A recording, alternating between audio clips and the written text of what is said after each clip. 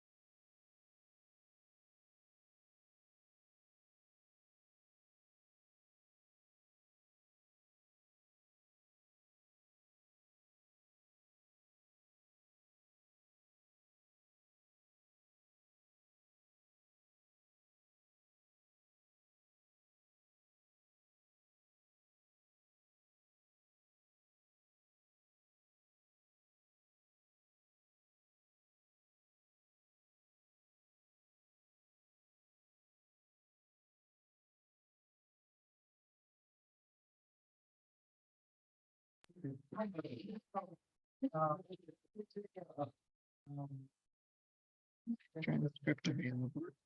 So,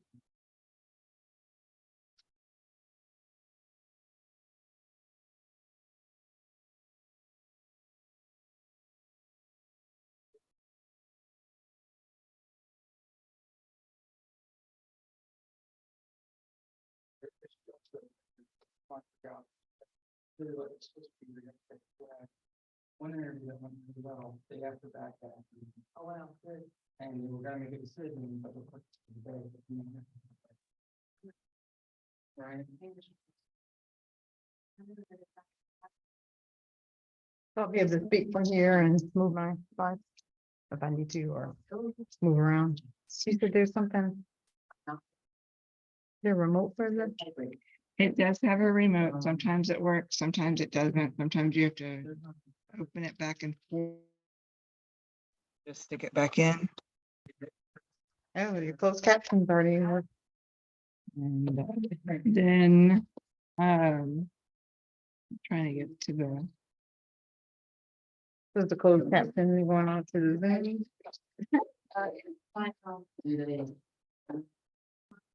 Zoom. still thinking to get to that level.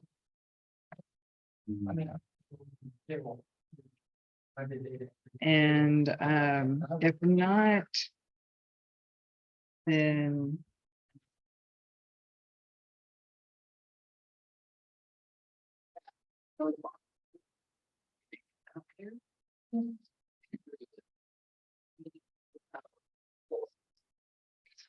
you can do the, if you'll come over here, you can do the right click this way. This works, or if it's up there, you can screen it back and forth. Okay, do you want to pull it up?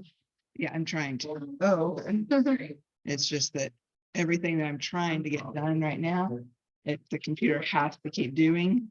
Oh, okay. It's Oh, great. downloading.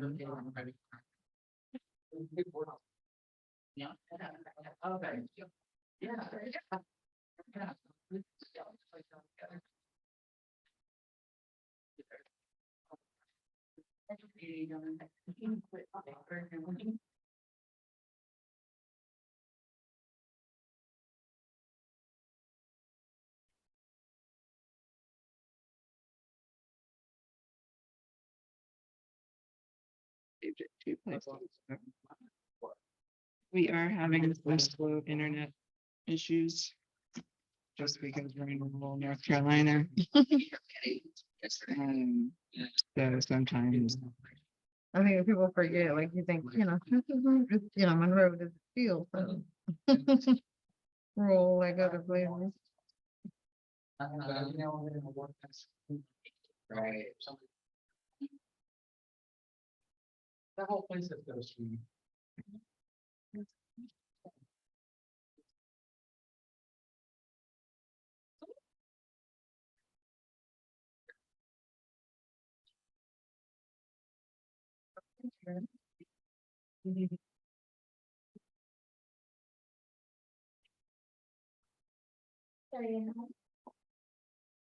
that's why I actually put it in 2 different places. Just in case. So they're gonna open it the power. As a Google file. I'm just gonna download it since. I have it in PowerPoint on my computer. But somehow that computer. If it's supposed to just open, so it's thinking right now. So To think about. whichever one opens first. See, now it's just fine, but it had to do all that tech stuff. I'd rather it do it from here. How's it going?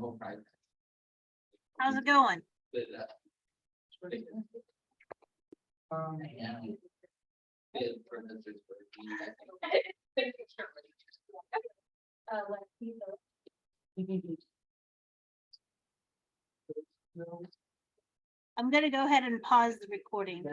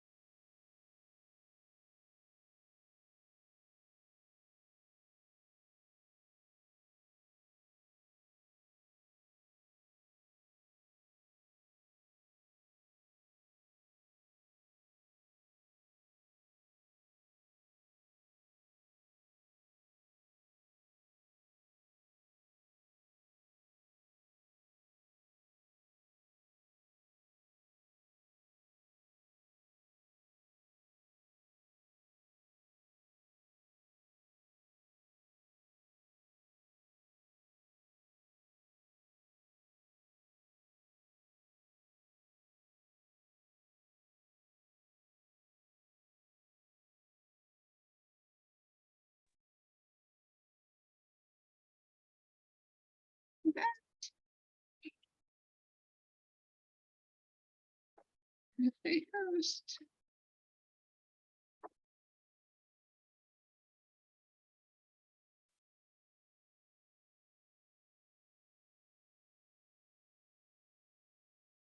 Good morning.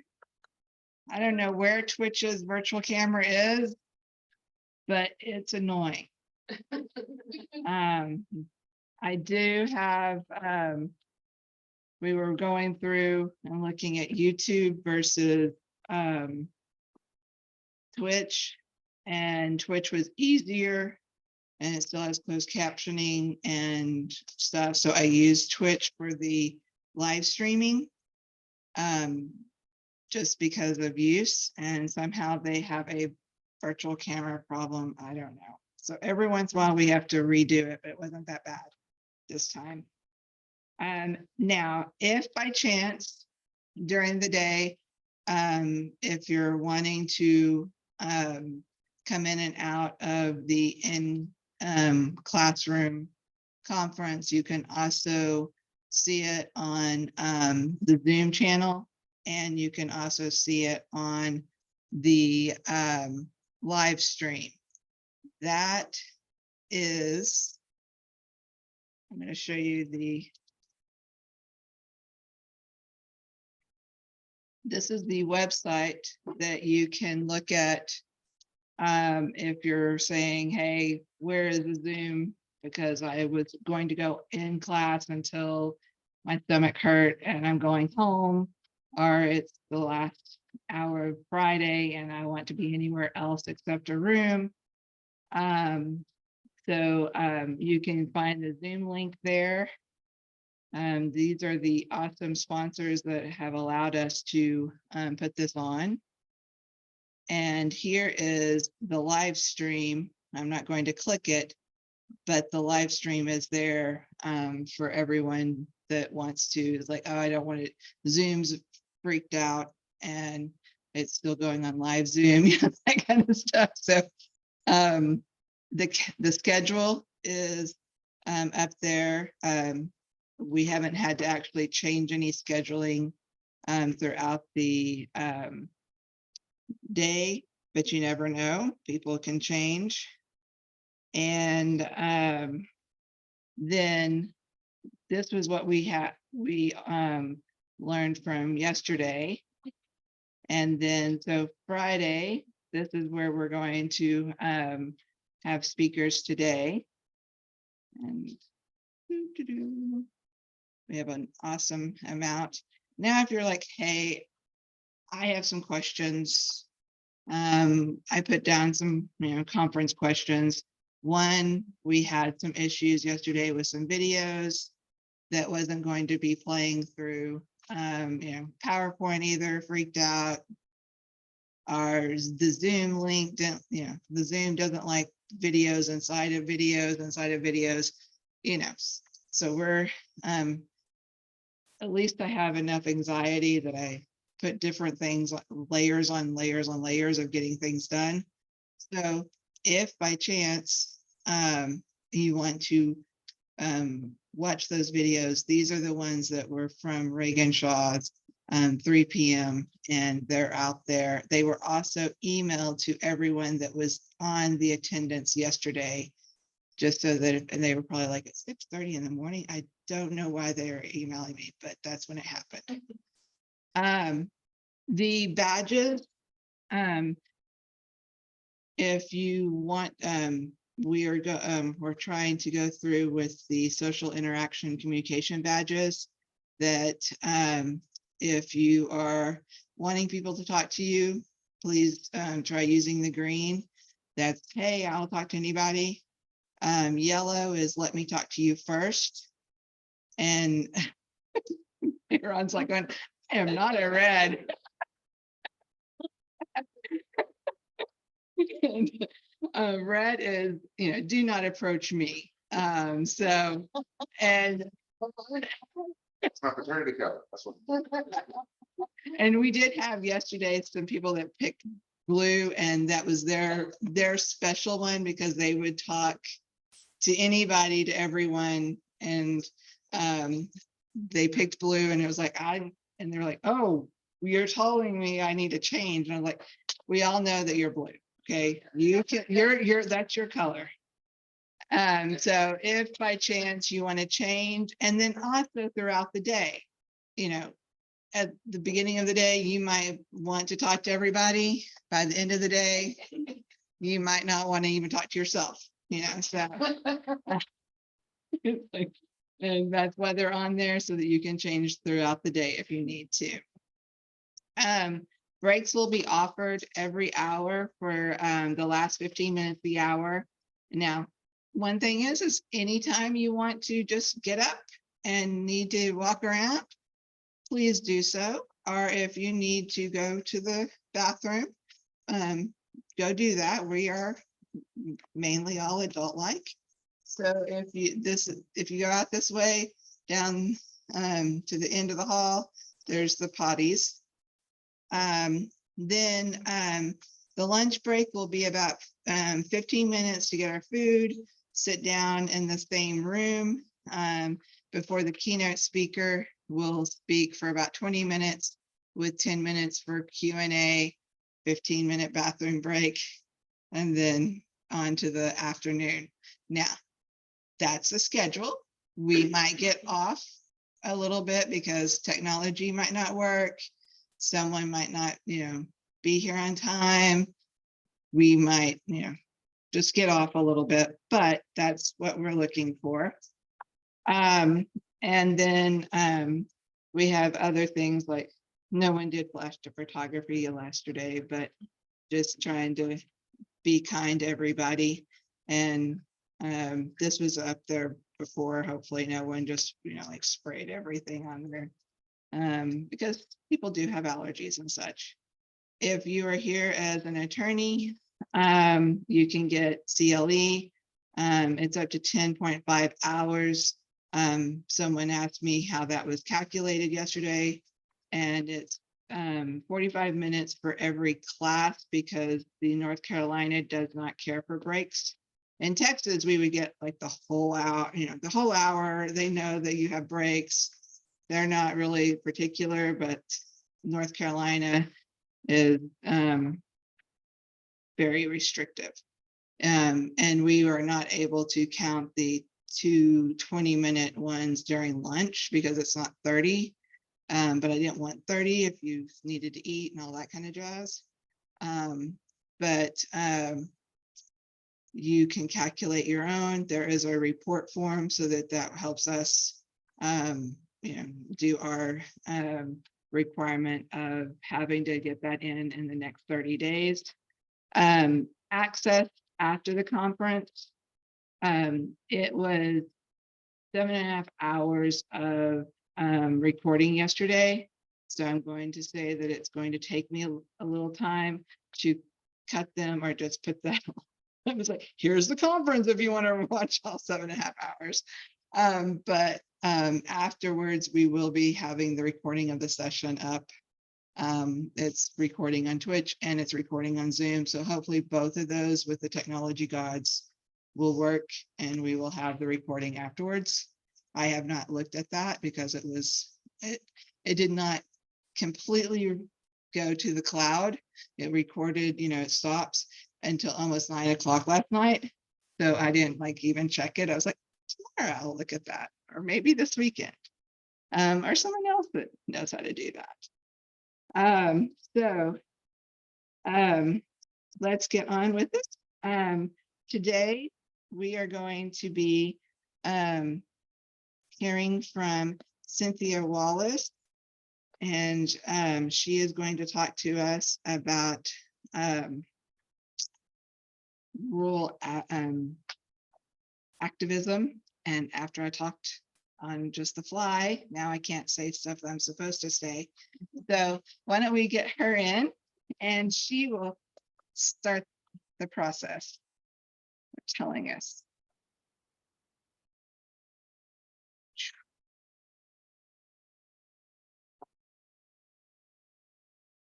Here, Crystal.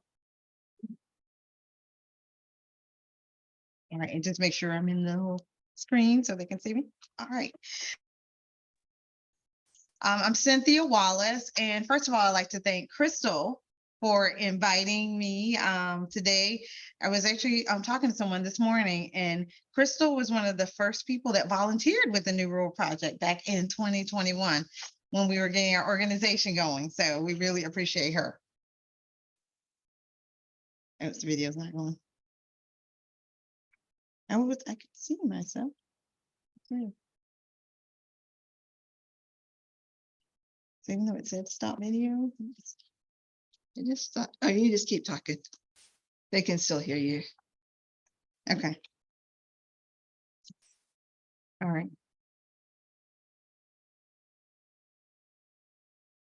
See, No, wait.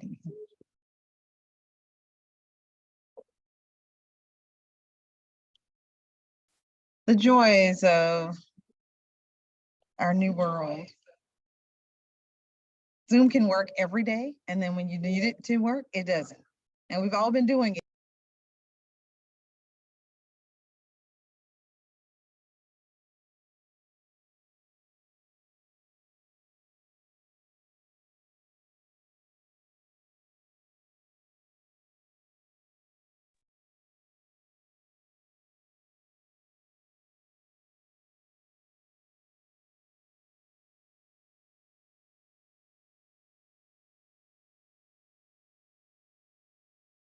I'm gonna learn where that is.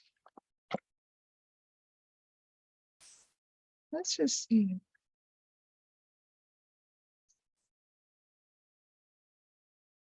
I could actually see myself, even though it said it was muted.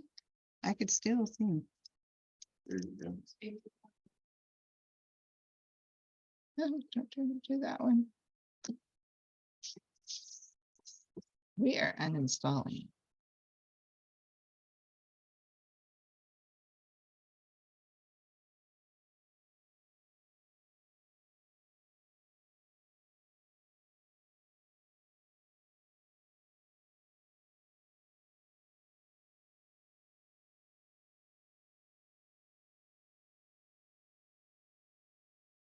There.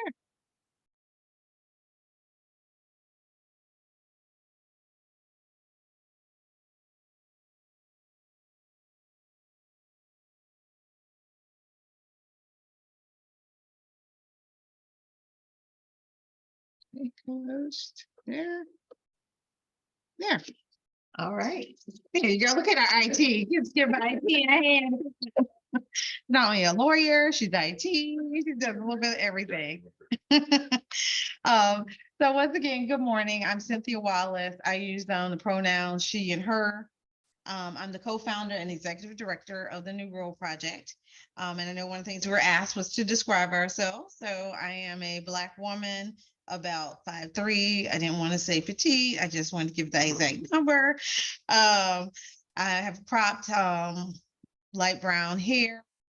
I am wearing a green shirt with New Rural Project on one side and then my name badge on the other, a green polo. I'm wearing black pants and I have on some black heels. I don't normally wear heels because I work at home, but I'm working on it today. So that is who I am. And I am really honored to be with you all today. And as you can see on that front screen, New Rural Project, we're on all or most of the social media platforms, not on Twitter, not on TikTok just yet, but hopefully we'll get there. So if you're not following us and you've got your phones, go ahead and give us a follow. We'd love it. And New Rural Project, as mentioned, is a a rule-based organization focused on civic engagement, and we are based in the 7 counties you see on your left side of the screen. Basically, I describe it as kind of you leave Charlotte, so that's obviously not rural. Start in Union County, stay on 74 for through several counties, and you're in the counties that New Rural Project supports, as well as Hoke and Moore County. So a little bit about me. I was born and raised in rural southeastern Georgia, the granddaughter of farmers on both sides of my family. My dad was a civil rights activist who went on to become the first county commissioner first African-American county commissioner in the history of our little small rural county. My mom made her career in factories. She was an activist in her own right, something that we only learned very recently. In her very first job at a sewing factory, she worked for workers' rights. So come from that proud history and tradition, was honored to attend an HBCU in Atlanta. So that's when I left my rural roots, so to speak, and actually had a long career in finance, which brought me to Charlotte about 17 years ago in 2006. And that's where I started getting politically involved, and ultimately what has led to starting the New Rural Project. I was the 2020 Democratic nominee for the 9th Congressional District. I ran for Congress a couple years ago. Long way from that, but I spent time in this room also with some of the folks here in Union. So with that, what I'm going to talk about in the next few pages is a little about how the organization got started, what influenced us to start it. I'm a co-founder, and our theory of change, what we think can increase the engagement of the folks that we're kind of concerned about. And then, how we've always centered diversity at the heart of our work. Diversity of location, diversity of race, diversity of gender, LGBTQIA plus, also making sure that all those things are centered in what we do. And then finally highlight some pending litigation that has an opportunity to impact and will impact disabled folks and LGBT plus folks. Let's see if I can switch the page. Did that work? All right, so that one didn't work. All right, so what are my other options here? No. It's not. Oh, so this doesn't work. The mouse doesn't work. Mouse girl. Okay. There we go. Here. There. Okay. Awesome. So NRP was started in 2021. Shortly after Helen Probst Mills, who you see on I guess the left of me on your screen. She ran for North Carolina Senate 25, which covered Moore County, Richmond, Scotland, and Anson County. And then I had run for the 9th Congressional District. We weren't successful in those races, but we were still hoping to impact the people and the issues that we were running to support. And so I always say that, if you really care about issues and concerns, it doesn't matter if you're in an elected office or not, there's still ways you can do it. And so we kept talking about what could we do? How could we still impact the people and the issues we were concerned about? And so what we did was start looking at the numbers and looking at who was engaged and who wasn't. And from that, we realized that there was a missed opportunity to engage rural voters of color. And so about 5 months after that 2020 election, we started the New Rural Project. So I already mentioned we're focused on those 7 counties and the high opportunity voters that are infrequently vote and are marginalized in those places. We also know that the heart of real organizing is relationships, something that we both had in those 7 counties where we had an opportunity to potentially support if we were elected and we ran in. And so we started our work there. We could have started our work trying to tackle all of North Carolina's rural folks, people who didn't know us, but we wanted to start in places like Union County, where we had some really good relationships. And we also know that those counties were economically distressed, that we were running in. These are those 7, 5 of them are in the bottom 15 in terms of economic prosperity and mobility in North Carolina. And so Robinson County, which was on that right, is actually, I think, number 2 out of 100 counties in terms of distressed nature. And so we knew that that's where there was opportunity to make change, where there was an opportunity to, make a difference. And so with that, our mission, as you can see there, is, working to engage young people. And young for us is 18 to 40. Could be a different number for anyone else. And, and I'm actually not in that range. As well as historically marginalized folks, which for us are Black, Hispanic, Native American, and AAPI, to amplify their voices. A lot of these folks feel unheard and unseen in places like Marshville, where we spend a lot of time, or Morven in Anson County.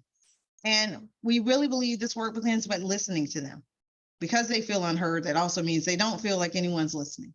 And so we start our work with listening to them, and then working alongside them and other stakeholders to come up with those solutions that have caused the barriers that have impacted their ability to be civically engaged. That means voting, but that doesn't only mean voting. That means getting involved in your community. That means we're getting on boards and commissions, those boards that make the decisions about how your county runs. And so that's kind of the mission we're on, to make that change, starting in those 7 counties. And so with that, I will go to my next here to talk a little bit about the numbers behind our organization. All right, so one of the things, as I mentioned, I spent 20 years in finance, so I'm a numbers person. So in January 2021, I started looking at the numbers and looking at not only the 2020 election, and so these may be new numbers for you, and your eyes gloss over, sorry, I'm a numbers girl, but just looking at, what happened in 2020, but knowing that that didn't happen in a vacuum. So just to, I know the caption kind of covers up the bottom box here, so you can't see the labels, but wait a minute. Okay, perfect, thank you. So this is the voter turnout, and it looks like I skipped a page. All right, by at the bottom, you'll see it by racial demographics. And then I have 2 pages, one for folks over 41 and those for under 40, which, like I said, is our young people. But just to ground you on what you're looking at, just starting on the left with the white voters, this is the last 4 presidential elections, so 2008, 12, 16, and 20. And then the registered voter turnout. So that means the percent of folks who voted divided, the number of folks who voted divided by the number of registered voters. And so, as you can see, that first number on the left, 76.5% voter turnout of over 41-year-old persons that were white in 2008. And directionally, that number skyrocketed in 2020. And so we always hear that 2020 was a historic turnout. It was historic, but not for everyone. If you see our Black and Hispanic voters, which is your second grouping and your fourth, their history was mostly made in 2008 when they were at or near the leadership of the pack. But we did see a dip across almost every group in 2016. And then a slight rebound, which was good news in the over 40 African-American folks, but still no rebound in our Hispanic population. Now, where this number gets a lot more interesting is really on the next page, our 18 to 40-year-olds. As you can see, similar from 08 to 20, African-Americans, and these are, and this also the other thing, this data is specifically those 7 counties. So Union through Robinson and Hoke and Moore counties. African-Americans in 2008, actually under 40, were the leaders in voter turnout. Black women were the leaders across all populations. And as you can see, we've seen kind of Houston, we've got a problem. Going from 65% to 48% in the space of those 3 elections. Same pattern for our Hispanic younger voters. And so that really for us cemented that, we've got to focus on how do we increase that engagement. And one of the things that we do not any blaming of voters. And I think that's sometimes what folks say, well, why don't they vote? Why aren't they concerned about their issues? They are concerned about their issues. They're concerned about paying their bills. They're concerned about putting food on the table. They're concerned about where they're going to live. And so how do we understand those issues and figure out how we remove the barriers that are causing them not to be engaged, not the blame game, which is what we don't do. And one of the things about this low engagement, what it does, it impacts elections. It impacts all of us in this room because it impacts who actually gets elected. Even if we vote, but our neighbors don't, that impacts the outcome. So if folks remember in 2020, there was the North Carolina Supreme Court justice race was decided by a very small number of voters, vote difference out of 5 million. Does anybody know that number? Little bit high, 401 votes separated the winner and from the loser in the 2020 North Carolina Supreme Court race. 5 million voters, 401 vote difference. And so also that was one of the impetus for us of this organization is, a lot of times rural places, Union County included, another part close to Charlotte is a little more suburban, but once you get from Monroe through, you're in rural North Carolina and even other parts that are closer to Charlotte. A lot of times folks discard, rural places. Oh, they're too small. It's not enough people. What's their influence? That 401 votes shows you their influence. In these 7 counties that we work in, there was about 60,000 only Black, Hispanic, and Native American and AAPI folks that didn't vote. 60,000, and a race was decided by 401 votes. So that's what we're trying to do, trying to activate and engage those 60,000 and others to continue to keep their engagement. And so we knew working class, and most of these folks are working class folks, like all of us right here. So that's kind of the numbers and our, why we're doing this work. And here's how we're doing the work. We knew, you look at numbers and, we know that there's stories and people behind those numbers. And so that's why we talked about the fact that our work begins and ends with listening. And then working with others to connect the dots between what your issues are and how being civically or electorally engaged can actually change those issues and make them better and improve them for you. So, we knew the first thing also that we knew is that rural working class voters weren't like going to be, receptive to folks just walking up to their door and saying, here's a voter registration form, go vote next week or whatever, which is what their history is of people coming to them wanting things. And so instead of, starting with, political things, we actually started with getting out the GOTV, but our V was get out the vaccine. This was in 2021 when, the vaccine was pretty new.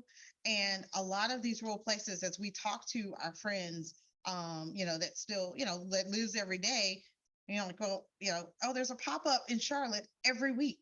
I mean, I was getting text messages. Remember, it was a Hunger Games if you wanted it to try to find a location. Every day I would get text, hey, they're doing it here, they're doing it there. I'm talking to my friends in Anson, I'm talking to my friends in Richmond, and they're like, oh no, there's one place that you can get it. No pop-up events, no access. And so we decided to start there. And starting there as well for us was building relationships as well as community. We both run for office, but we still cared about issues. And so we partnered with other groups like right here. Our very first one was in Marshville in June of 2021. And we partnered with Common Heart and some other organizations to not only do a pop-up vaccine event, but add community resources, bring in those essential goods and services that people really needed. And so we we worked with Bundle of His, we had food, we had clothes, and we also obviously had the vaccine. And we had an amazing turnout. We had folks that the first gentleman, we had a line. The first gentleman that was in line said, he lived in Marshville, he could walk to the location. And he said, I wouldn't have gotten this if it hadn't been right in my community. He said, I wouldn't even driven to Wingate because I think there was a location in Wingate, but there was nothing in Marshville. And he said, thank you so much. We've got him on video. Check out our Facebook. We got a recording of him and his story. And so that's how we started our work. So we were able to bring essential goods and services to folks, but we also brought partners along. And we took our GOTV model, get out the vote, and turned it into get out the vaccine, which meant not only just having an event, but bringing people to it, letting people know, knocking on doors in advance. So we knocked on doors with a lot of folks from Union County, right in Marshville. We phone banked, So we did those traditional tactics of get out the vote, but turned it into bringing something to the community. And so along the way, we got these partners. We also helped train some folks to know how to knock doors and how to do those traditional techniques. And, in rural places, there's not a lot of organizations that are out there doing that work. And so there's not a lot of experience in organizing. A lot of people don't even know what that means. And so that's what we were doing. And, the other thing that was very exciting for us, I have a good friend in Charlotte who is from Anson County, Jamie Hildreth, and we happened to chat, and he was working for Equality NC. And he was doing vaccine work and trying to do things in his hometown of Anson. I said, well, we've got to partner. So we did an event in Morven, partnering with Equality NC back in 2021. So bringing that intersectionality, which is critical to us making change. And so that was at the very beginning of how we started our organization. So the other thing is we knew that professional outreach was important. So professional research. So not, just doing a poll, like we had done polls, I ran for office and, do you feel like this? Say check A, B, C, or D. We wanted to hear what people actually had to say. And so we were able to get a great donor that provided the support for us to work with a national company to do focus groups. So we did focus groups of folks in these counties from Union. We had some people from Union and Anson and Richmond to talk about their issues and talk about what they care about. We had a group of Black women, a group of Black men. We talked to Lumbee voters. We talked to Hispanic folks to kind of really understand, what were the barriers that kept you from voting? Because these were mostly infrequent voters, as well as, what issues do you care about? And so between that and then launching our Front Porch Conversations in 2022, where we also went door to door, talking to those folks who didn't vote in 2020, listening to them, asking the same kind of questions we asked in the focus groups. Based on that, we came up with the issues that our organization is focusing on. And as you'll see, the things that, folks care about or that are impactful to all of our lives: voting rights, healthcare, public safety, and education. And to solve and focus on those issues, we work on promoting advocacy, engagement, and ultimately helping folks understand that with those 10 things, your advocacy, your engagement, you have the power to make those change. So making that empowerment case. And so that's kind of what we're doing, what we're working on, what we focus on all the time. Every Thursday, we're actually, from a voting rights perspective, we do a phone bank. We did one last night where we're calling folks that have been purged from the voter rolls. And that's something I could see impacting disabled folks as well. When we were canvassing actually in March of last year, March 2022, I knocked on a door and a lady said, "Oh, I didn't vote because it's hard for me to walk. I can't, And I said, "Well, you can drive up and they should be able to come out." She didn't even know that. Or the absentee ballot process, which is another thing that can be helpful for folks who may not have mobility issues and things like that. And so some of this is us just bringing information, educating folks. And so after that conversation, she said, "Oh, now that I know that there's a way for me to vote without having to get out of my car, walk in the building, I'm going to do it next time." And so that's what talking to our neighbors, getting out on the doors actually will help. We've gotten into these computers and this technology is allowing me to talk to some other folks and some other folks to see it. But we also have to kind of get back out in the community. Because, in rural places, you're not going to reach them on Zoom. You've got to go talk to them on their front porches, as we talked about. So lastly, I hope I'm not going too long on here, Crystal, for you. So I'm going to just talk about a little bit about some of the legislative things that are happening. And I will now move this. Let's see. Did I get it? All right, I'll move this up. So in Raleigh, folks have been pretty busy passing or looking at passing a lot of laws. And so we want to tell you a little bit about what's happening as it relates to LGBT folks. There's several bills that are working their way through committee. These haven't been passed, but they are definitely moving. HB 808, it basically, restricts gender affirming healthcare for young people. So kind of our issues are healthcare. And this is obviously one that would impact folks.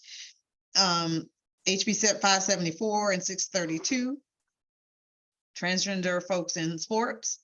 And I think, I don't know the number, and somebody probably could help me. I know someone in this room knows the number, but it's, what, less than 5% of folks. And what is the number of? 15 total trans students, but it targets trans girls, and there are 3 trans. Right, and then what percent of folks even identify as transgender in general? Oh, that's like 2%. Right, so we're working, our elected officials are spending all of this time on 2% of the population to target them. That's literally what's happening. I mean, help me make that make sense, right? And then there's a broad curriculum censorship bill that's out there. Yeah, so it's our own version of kind of the don't say gay bill, honestly. And having people out folks, which is just endangering folks, as we all know here, left and right. And then lastly, one of the things that it's a newer bill within the last 2 weeks is Senate Bill 747, and it is targeting voting changes quite a bit. A lot of different things. I have one here that talks about disabled folks, but it is doing some things that impact some things that are significant to us. So some of the changes not listed here include gutting our popular same-day registration process. And so if you are not aware, earlier this year, voter ID, earlier last month, not this year, about a month ago, voter ID law that has been working its way to be implemented for years, been challenged in the courts. The court struck that down last year. And then the General Assembly asked for that to be reheard this year. Asked the courts, take another look at it. This is why elections have impacts. The makeup of the courts, the Supreme Court changed after November. And the new justices said, oh, that's okay. That doesn't adversely impact Black voters, which is why it had been struck down in the first place. So when they're changing the same day voter registration processes, what it also will impact are college students. If you're from another state and you don't have an ID that matches your dorm, your college address, can you register to vote? Or if you don't have that, there may be multiple pieces of identification you'll need to register. And so the impacts of these are far reaching. And then also if you register and vote on the same day, they're looking at making those provisional ballots, which is a whole other topic. So it won't count immediately. So there are lots of changes. They also, one of the other big ones is reducing the time on absentee ballots. I don't know how many of you have sent a piece of mail or been waiting on something and it's taken a little while. Well, because of that, we've always had a 3-day grace period of after the election. As long as it was postmarked by the date of the election, there was a couple days for it to actually reach the Board of Elections. Well, they're going to make those have to be there by like 7:30, the day of election. So, and we know what happened with the pandemic. The Postal Service really did get off, and I don't think it's recovered. And then lastly, just looking here, as you can see, one of the things they also are going to be mandating, at least the bill, if it gets passed, it's not passed yet. So we have and one of the things we talk about on that first page, like advocacy, talk to your representatives. If anything on this page you are concerned about, they need to hear from you. They need to hear from you. And so, like I said, these haven't been passed. So there's an opportunity. And lastly, one that will, has an opportunity to impact our disabled voters is these voter assistant logs. So someone has to record every person that helps. So if you're someone that helps disabled people, like lots of them, not one or two, now your name is on a log. And that could encourage or discourage people from doing that, because now am I going to be targeted? So that's kind of the fun, but look, the Supreme Court last week, though, on a national level, upheld the Alabama, gerrymandering case and said that it was indeed not legal how they drew congressional maps to only give, Black voters the potential for one congressional district. So there is some good news happening everywhere and not some places. So I want to conclude, by reminding you that North Carolina's rural population is higher than almost any other state in this country. And so while I'm from Georgia, like I said, I grew up in rural southeastern Georgia, Atlanta is much more dominant in terms of the population and the voting population in Georgia than even if you add Charlotte, Raleigh, the metro places. And so for us to, impact who's elected, we have to focus on rural folks. They can't be an afterthought. They've got to be at the forefront of our mind. And, we've got to have adequate follow-up, talking to these high opportunity, we don't call them just infrequent voters, they're high opportunity voters. And, last thing I'll say is just like in a relationship, you have to spend quality time. And that's what New Rural Project tries to do. It's spend quality time in rural places, in relationship, in community, so that we can enact change that impacts all of them and all of us in this room. You have a couple of questions are you done? I'm so sorry. Yeah. No, that's it. Thank you. And I might need to get my notes because I got some legislative notes over there in case I don't know. I asked the ones from the chat. Okay. What is the Rural Project doing to inform voters about ID requirements for the next election? And Yes. if you'll repeat that question. Okay. The question is, what is the New Rural Project doing to update or inform folks on the ID requirement? So that is something that we've actually been thinking about from day one of our organization. We knew eventually voter ID was going to pass. And so there is an organization called Vote Riders that we are working with. They actually are already working here in Union County. Actually, I was at a meeting a couple of days ago, and a lady who works for them, volunteers here in Union, had gone to I think one of the shelters and helped folks with some of the processes to get a voter ID. And so what Vote Riders with an S.org, go to their website. You can volunteer. They need volunteers. But what they do, which is incredible, is they help people get IDs. And they help them not only with just, go to the DMV and, get something. If you need a birth certificate, if you need a copy of your social security card, they actually pay for you to get those resources and actually help do the legwork to get it done. And so we're looking to partner with them. I know they're going to get a list.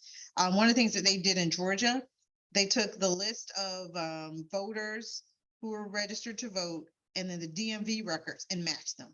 Because the one thing with voter ID, this ID might work and this one might not. Well, DMV ID is always going to work. And so then they identify how many folks don't have both pieces, registered, but they don't have a North Carolina DMV issued ID. And then taking that list, we hope to do what we're doing with these purge voters. So we've been calling folks who've been purged from the voter rolls. We're going to do the same thing with the voter ID list once we get it from them. And like tomorrow, we'll be in Marshville at the Juneteenth event. So we're going to have vote rider information so that folks can, we wanted to have someone from there with us, but that's not going to happen. But we'll have the information of how people can contact them. So we're definitely deep in thinking about this and knowing that the rural places are not going to be places people think. They're probably going to think about Charlotte and Mecklenburg, but who's going to be thinking about Anson? We're going to be thinking about Anson. I'm not very interested. That record being able to get your hands on and what's been like your success rate on getting? Okay, so we there's lots of we're a new organization, 2 years, but there are lots of other organizations like us in this system that we've actually learned about and are partnering with. And so there is an organization called Blueprint. It works with a collective of 501c3 organizations. And so they actually got the list by county of all the purge voters. That is public. It's a public list. And then we actually took that list for our county. There's the 7. And then our focus population is Black and brown, so we took that and we could match against a voter file and identify who those folks were to start doing our calls. So we started those calls in March, and we are, kind of working our way through our counties, making phone calls. What you find a lot of times, so the numbers, but we have created a way, and I haven't made the last couple of phone banks, but we actually have, can get multiple numbers. So we've actually had a better hit rate by not having only one number. And a lot of the folks didn't know. So you can be purged for a variety of reasons. That means, and purged means removed from the voter roll because you didn't vote in the last so many elections previously. And so some of it can be mismatched names. They could be purging the wrong person, or folks just didn't. And so folks haven't known. And I believe we've had a few. We're still working on like that back end, but we're definitely getting the information out. And folks have been very appreciative when we've been able to connect with them, because some people could have passed away. And so that's why their name, they got purged. So they're, the legitimate reasons. But there are also a lot of folks that just would have no idea. They send a postcard to your house. And let's say you moved, right? And you don't have a forwarding address anymore. So yeah, we're still working through it, and we're working on how we can kind of on the back end go back. But we're a very small staff of 3 full-time people. And a third of those folks are sitting here right in this room with you. They have to re-register. Yep. So once they will have to go back through and re-register. Yep. One of the other things that piece of information has got to get out as well is last year there was a decision that allowed felons to register and vote. Well, that also got reversed this year. A decision that was made less than a year ago. And a lot of those folks who are registered to vote may not know that they now no longer have the ability to vote. So things are happening fast and furious. And that's why I did want to spend some time, because everybody that gets knowledgeable about it, then it's our kind of responsibility to tell all your friends who are busy, who might be, doing, very well educated, but they're not paying attention to this. They're getting kids to soccer practice, and now they're in camps. And so we've got to make sure that everyone knows this information, because we really should be riled up. That felon thing, sorry. So. There's like 55,000 that got I'm their just rights thinking about restored. if somebody doesn't know and they go vote, do they get in trouble? Because I swear I saw an article in the news a few years ago of another election where lady went to jail or something because she didn't know she wasn't supposed to vote for whatever reason. And I just thought, it's terrible if you think, oh yeah, I can vote, and you vote. You're like, actually, we're supposed to, so now. So, right. And some of this, because it's happening so fast, one would hope they would go to vote and they're removed from the rolls. Yeah. And so, right. But that is definitely, a concern. Like if someone votes, innocently because they were given their rights back a year ago. Like Florida. Right. In Florida, I mean, and in Florida, they had a very aggressive program. I've not heard that North Carolina has an aggressive of a program to go to people's homes, but one never knows. Florida. So, and the question, if I didn't get it, was about what if someone voted and they didn't know that they could no longer vote because of their felony. This is another question based on the disenfranchisement of individuals with felonies. So is there any advocacy around restoring voting rights through the governor? So like, for example, in Virginia, felons are automatically disenfranchised permanently. However, the governor in the past has set up a program to restore voting rights. And so I didn't know if there was anything similar that has been advocated for in North Carolina. So in North Carolina, if you have already, kind of in language and like basic language, done your time, paid your fines, you actually automatically get your right to vote restored. This was allowing folks that hadn't gone through the whole process to have the ability to vote. I'm not sure if the governor can do anything. One of the things that is also happening with a lot of this legislation, it is the end result, I won't say the goal is, but the end result will be removing powers from the governor. So a lot of these things that you see on that page, particularly on that Bill 747, as well as some Board of Elections that dropped in the week, I think, some Board of Election changes that are being proposed. And those things, basically, the end result will be taking powers away from the governor, whoever it is after 2024. So we've got a big governor race next year. We've got municipal elections this year in all of the, I think all of the towns here in Union County, Monroe, Marshville, all how many seats? 48. There are 48 seats open for election in 2023. People think, oh, you just vote in the presidential years. There's an election every year in North Carolina, and every single one of them is important.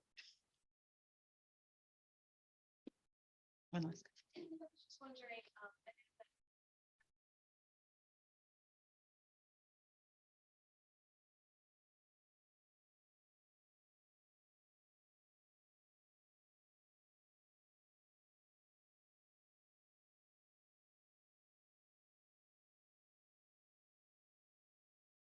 That is definitely something that's also on our list. We have a long list.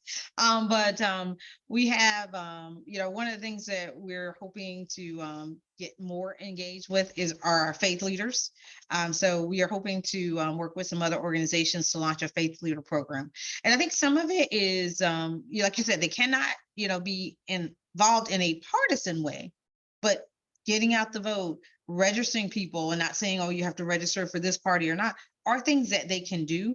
So just like a lot of these things, we think part of it is education, making sure that these faith leaders understand what they can do and not run afoul of any IRS, rules or laws.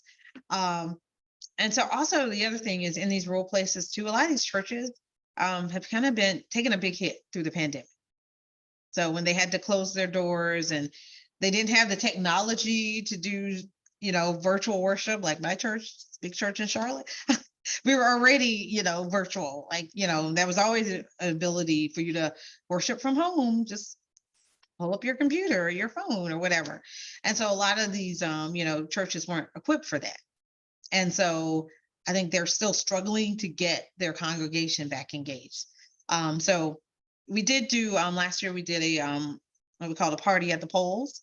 And so we actually had a church van that was there and ready to go pick up people. So they did get, an opportunity to pick up some folks and bring them to the polls. So that's part of what my goal is to get some of these church vans who are just sitting in these parking lots, moving like they used to, like when my dad was in the 60s and the 70s and 80s running.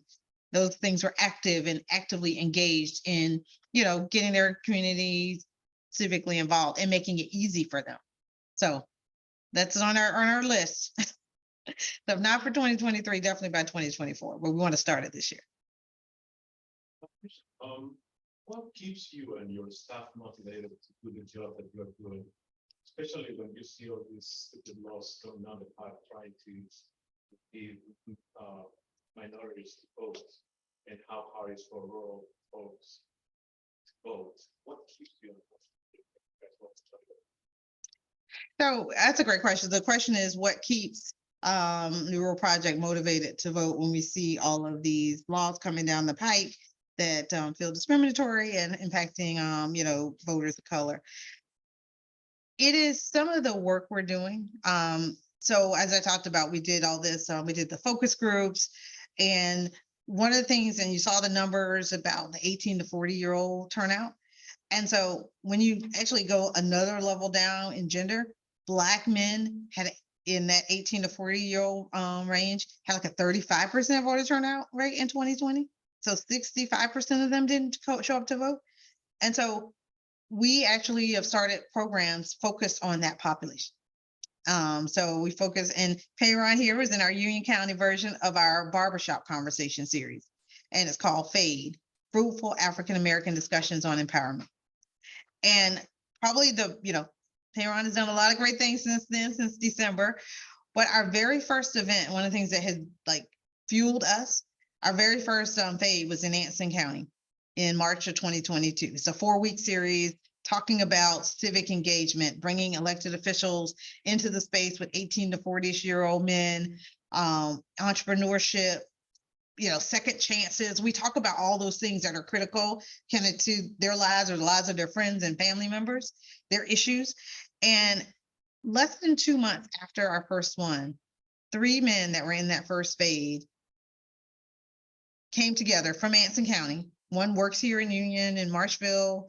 Another lives in Union, but works on the 4-H in Anson. They started their own civic engagement organization called the Sand Hills Voter Initiative. And they were inspired by like, okay, what can we do to try to impact our community? And by last September, they had done their first alumni basketball tournament, which brought fun to the community and all these former great players from the Anson High School. And then in the lobby, we were doing voter registration with You Can Vote. We were talking about the upcoming election, hiring canvassers, talking about it at halftime. And they touched almost 1,000 people. So seeing the power of that was never an idea when we started it, like that it could magnify and that another group might come out of it. There's another group in Anson that started since the barbershop.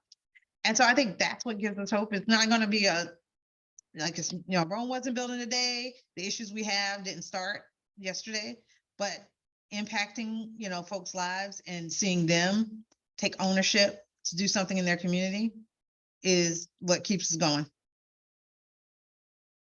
One person at a time.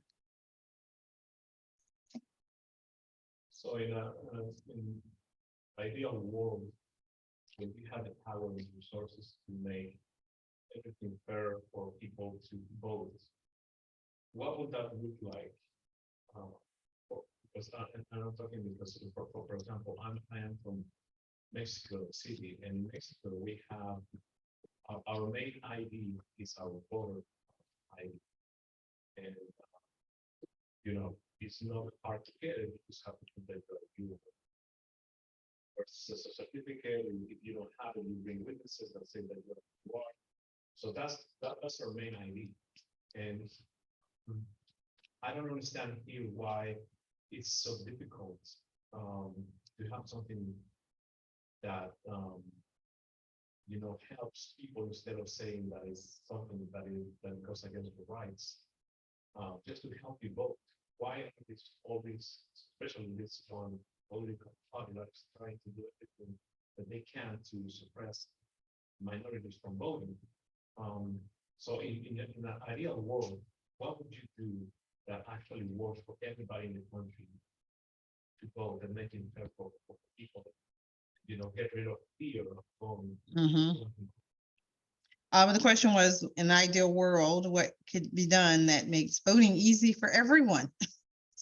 Well, I think look, there's a history in this country, right, of suppressing votes and suppressing controlling who can vote, right? Up until 1865, only white men could vote, or, and then free Black men could vote. And then eventually, white women could vote. And then the Black men's vote got dialed back. And so there was someone that, recently just said, a lawmaker here in North Carolina, that more people voting doesn't help a particular party. So with that in mind, I mean, there's legislation. I know, the current administration, Biden-Harris, did introduce and we're trying to get a full suite of voting rights changes that could impact the entire country from a federal level, that would make these things kind of standard, make it easier. And so honestly, the only way to get those things in is probably change who's in office. Elect people, for the folks who can vote, exercise that right. I mean, I think there's so many things, right? Like making voting a holiday. I think that's in that bill. That's a day off. So I mean, at this point, it's going to be advocating as well, like calling these elected officials. I mean, you never know You know, I mean, that Supreme Court decision last week for Alabama, took a lot of folks by surprise, like folks had kind of given up of what could happen even in our judicial system at the federal level, but we can't give up. But it really is going to be advocating and then changing who's in those positions.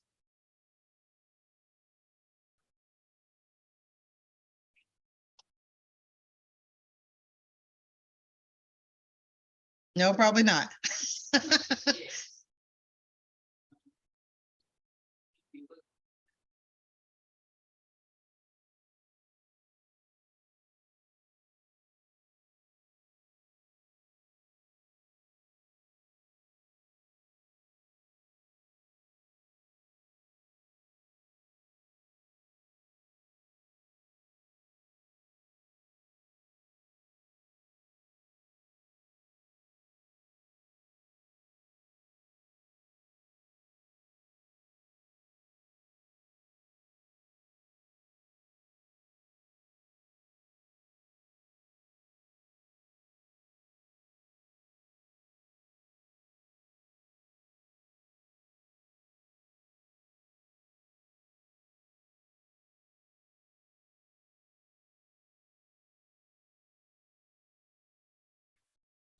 Mhm. What's the impact? What's the point?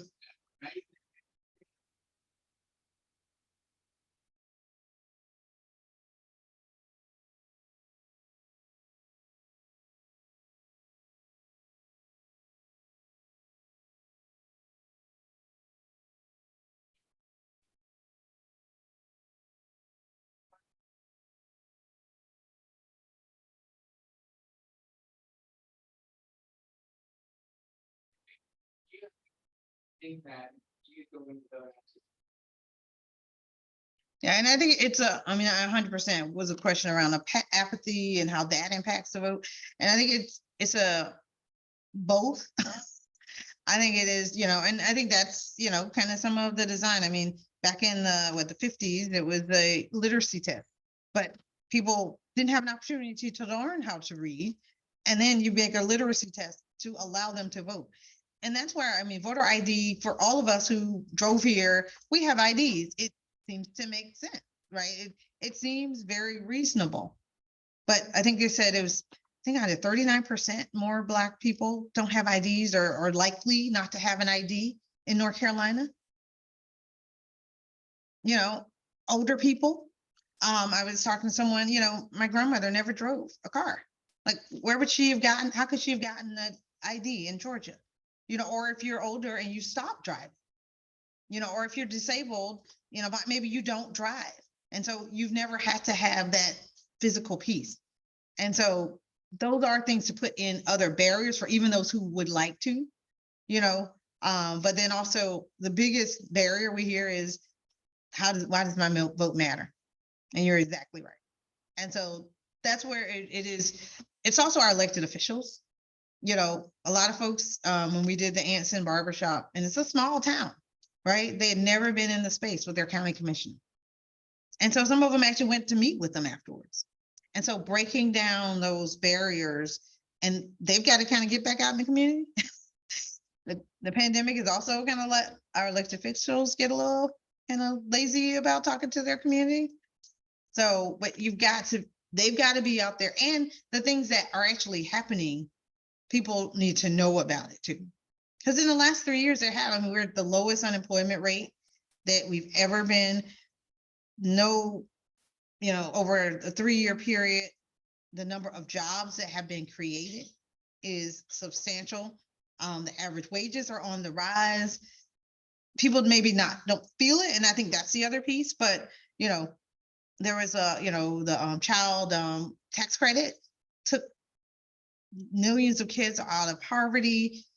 It wasn't extended after 2021.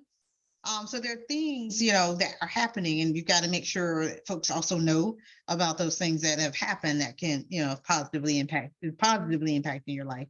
But also our elected officials have got to be out with the people.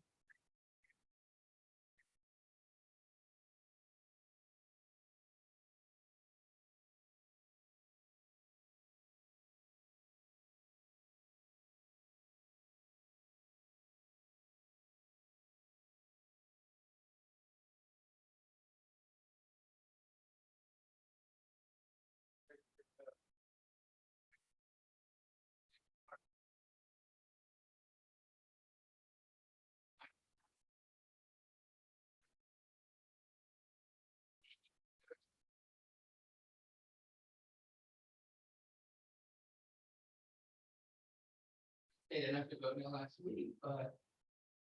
40% if actually voted for it.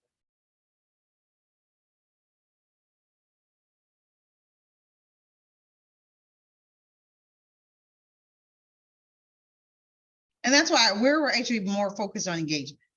And that's why a lot of our work is exactly what you saw. There are a lot of people that actually have already gone through the process and they are registered to vote, but they've been disengaged. And so that's what we're trying to change.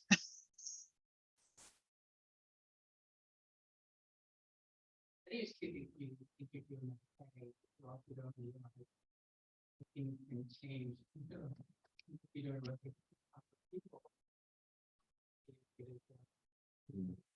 That becomes a happy.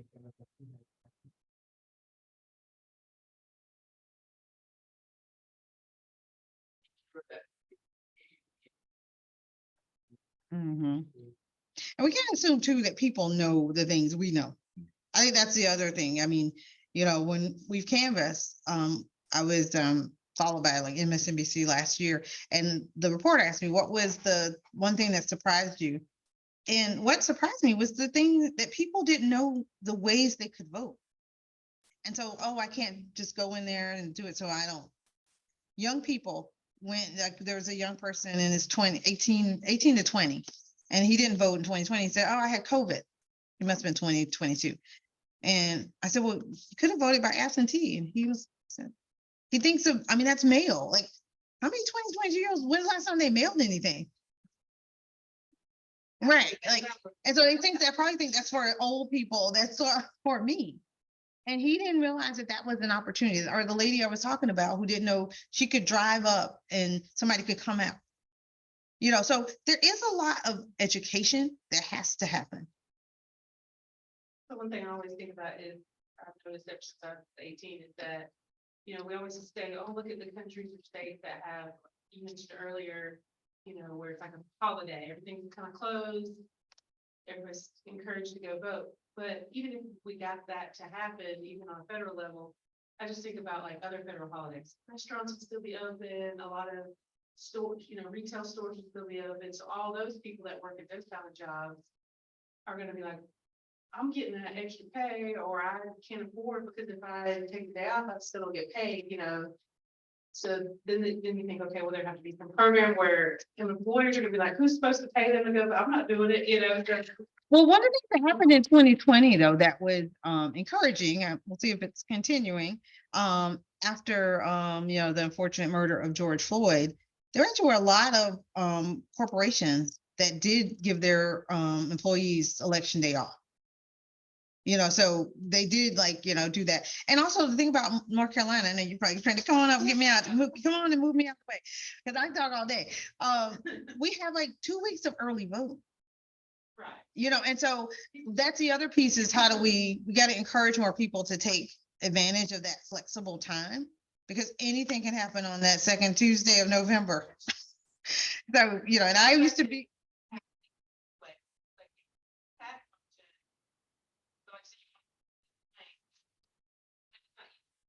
But it's not in Anson County, they have one location to vote early.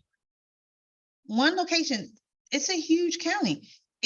There's no public transportation, there's no Uber, there's not just some Uber driver just can take you there. And if it is, if you're struggling with money, how can you afford to get an Uber ride just to go vote, right?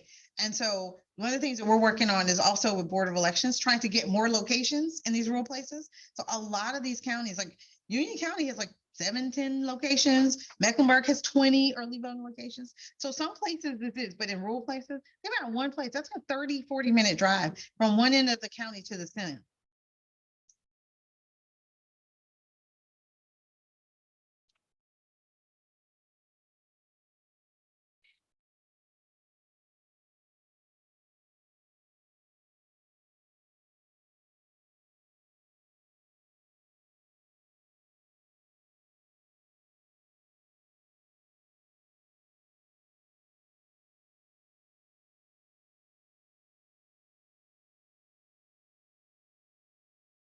Yeah, you have to vote in your own county.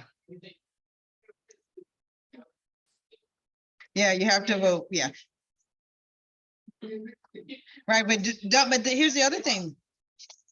Right, but if you wait till election day, you have to go to your own precinct, like you can't vote anywhere in the county.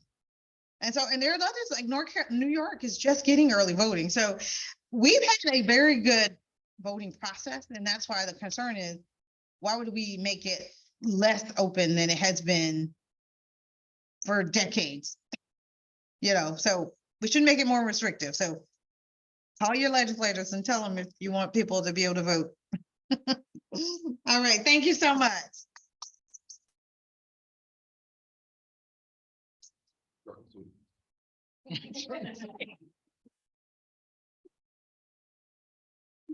That was very informative. Thank you so much.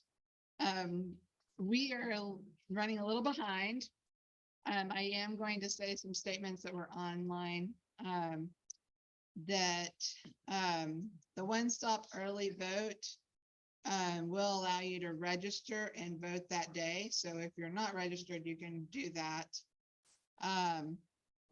We have to remind these corporations that George Floyd is still dead, and that many people might not have their birth certificates, especially if you live here but another state.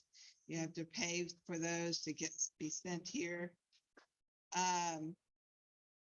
The law that was overturned on the felonies was that people who have been convicted of a felony who couldn't legally vote were the ones who were currently incarcerated. Right. And then I know like Vermont, they allow everyone to vote. It's an awesome, like, I don't know, other than having mud season. Yeah, And- yeah. I was in Vermont. Believe about Vermont, yeah. I don't like mud season. Let's see.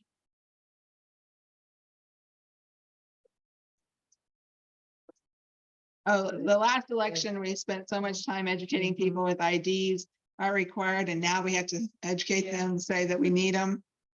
And then all the way back to earlier is Katie Jennifer stated that only one trans girl has currently gone through the process to apply to play sports in North Carolina through the NCHSAA procedure, which is the school procedure that currently plays. There were 3, one of whom had her application denied, one who no longer plays sports. So we're practically targeting one kid. And what we do in my family is that we have lunch on voting day, not the actual voting day. We just pick one like Friday. And we go as a couple, usually a family. I even have Selden's picture in his little carrier, and he was like, "We're voting, kid." And we had to vote in Florida. I thought it was like, it was a swing state at that time.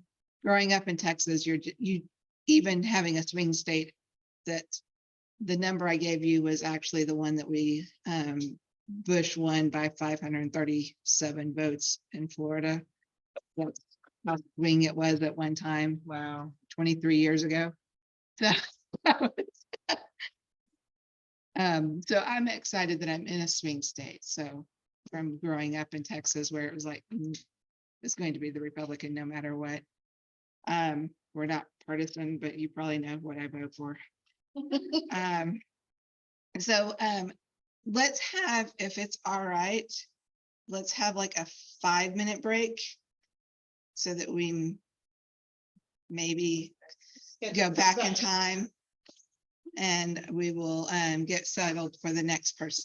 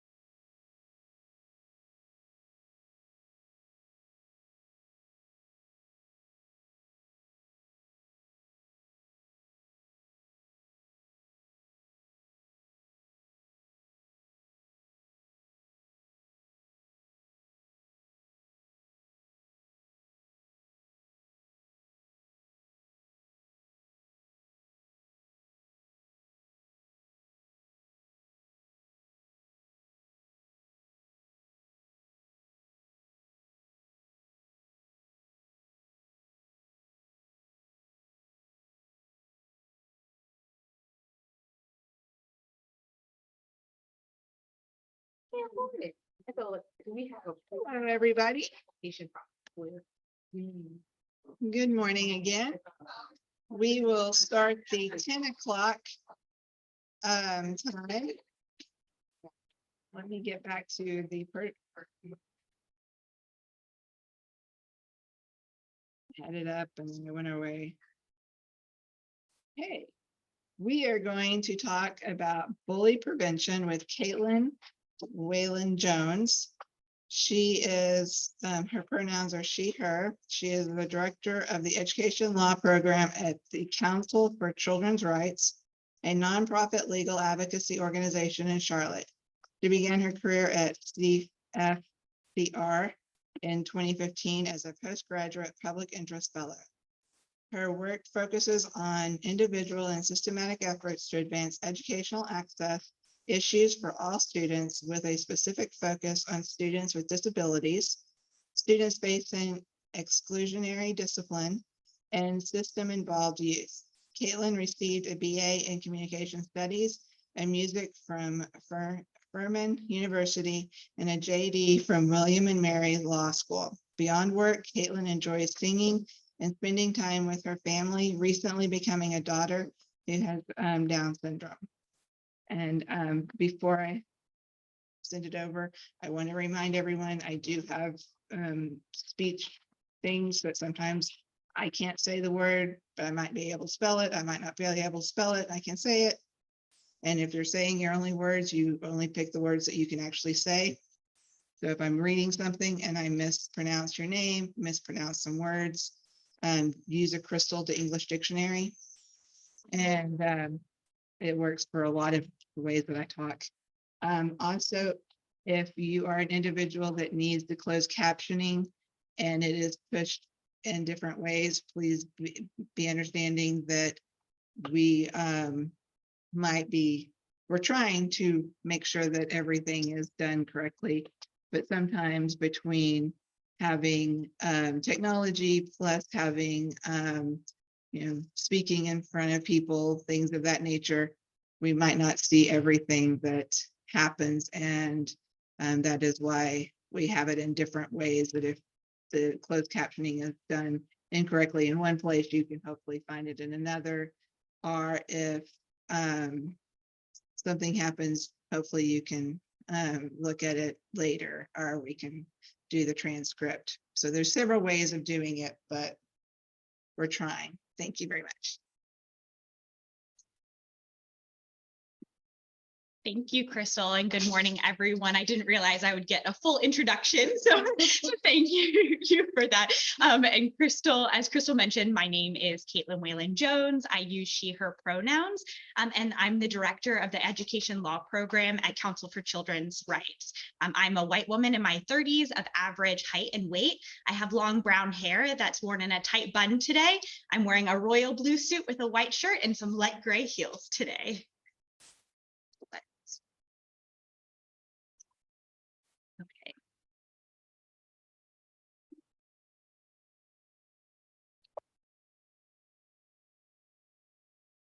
It's a touch screen. Sorry, I was trying to click the button. So as an attorney, I just have to provide a note that today is just for educational purposes and is not legal advice. As Crystal mentioned, I've been at Council for Children's Rights since 2015, and I stepped into the role of director in 2018. Our work at the Education Law Program is primarily focused in Mecklenburg County, but we also work in the immediate surrounding county. So we do some work in Union County as well. Our team has four main focuses. The first two include direct advocacy, meaning one-on-one advice, support, or legal representation. The first being our community representation, and the second focusing on our students who are either involved in the child welfare system or the juvenile delinquency system. Next, we focus on systemic advocacy. Right now, we are primarily focused on a project that involves foster youth and educational outcomes for foster youth. And then lastly, we provide community education like our training today.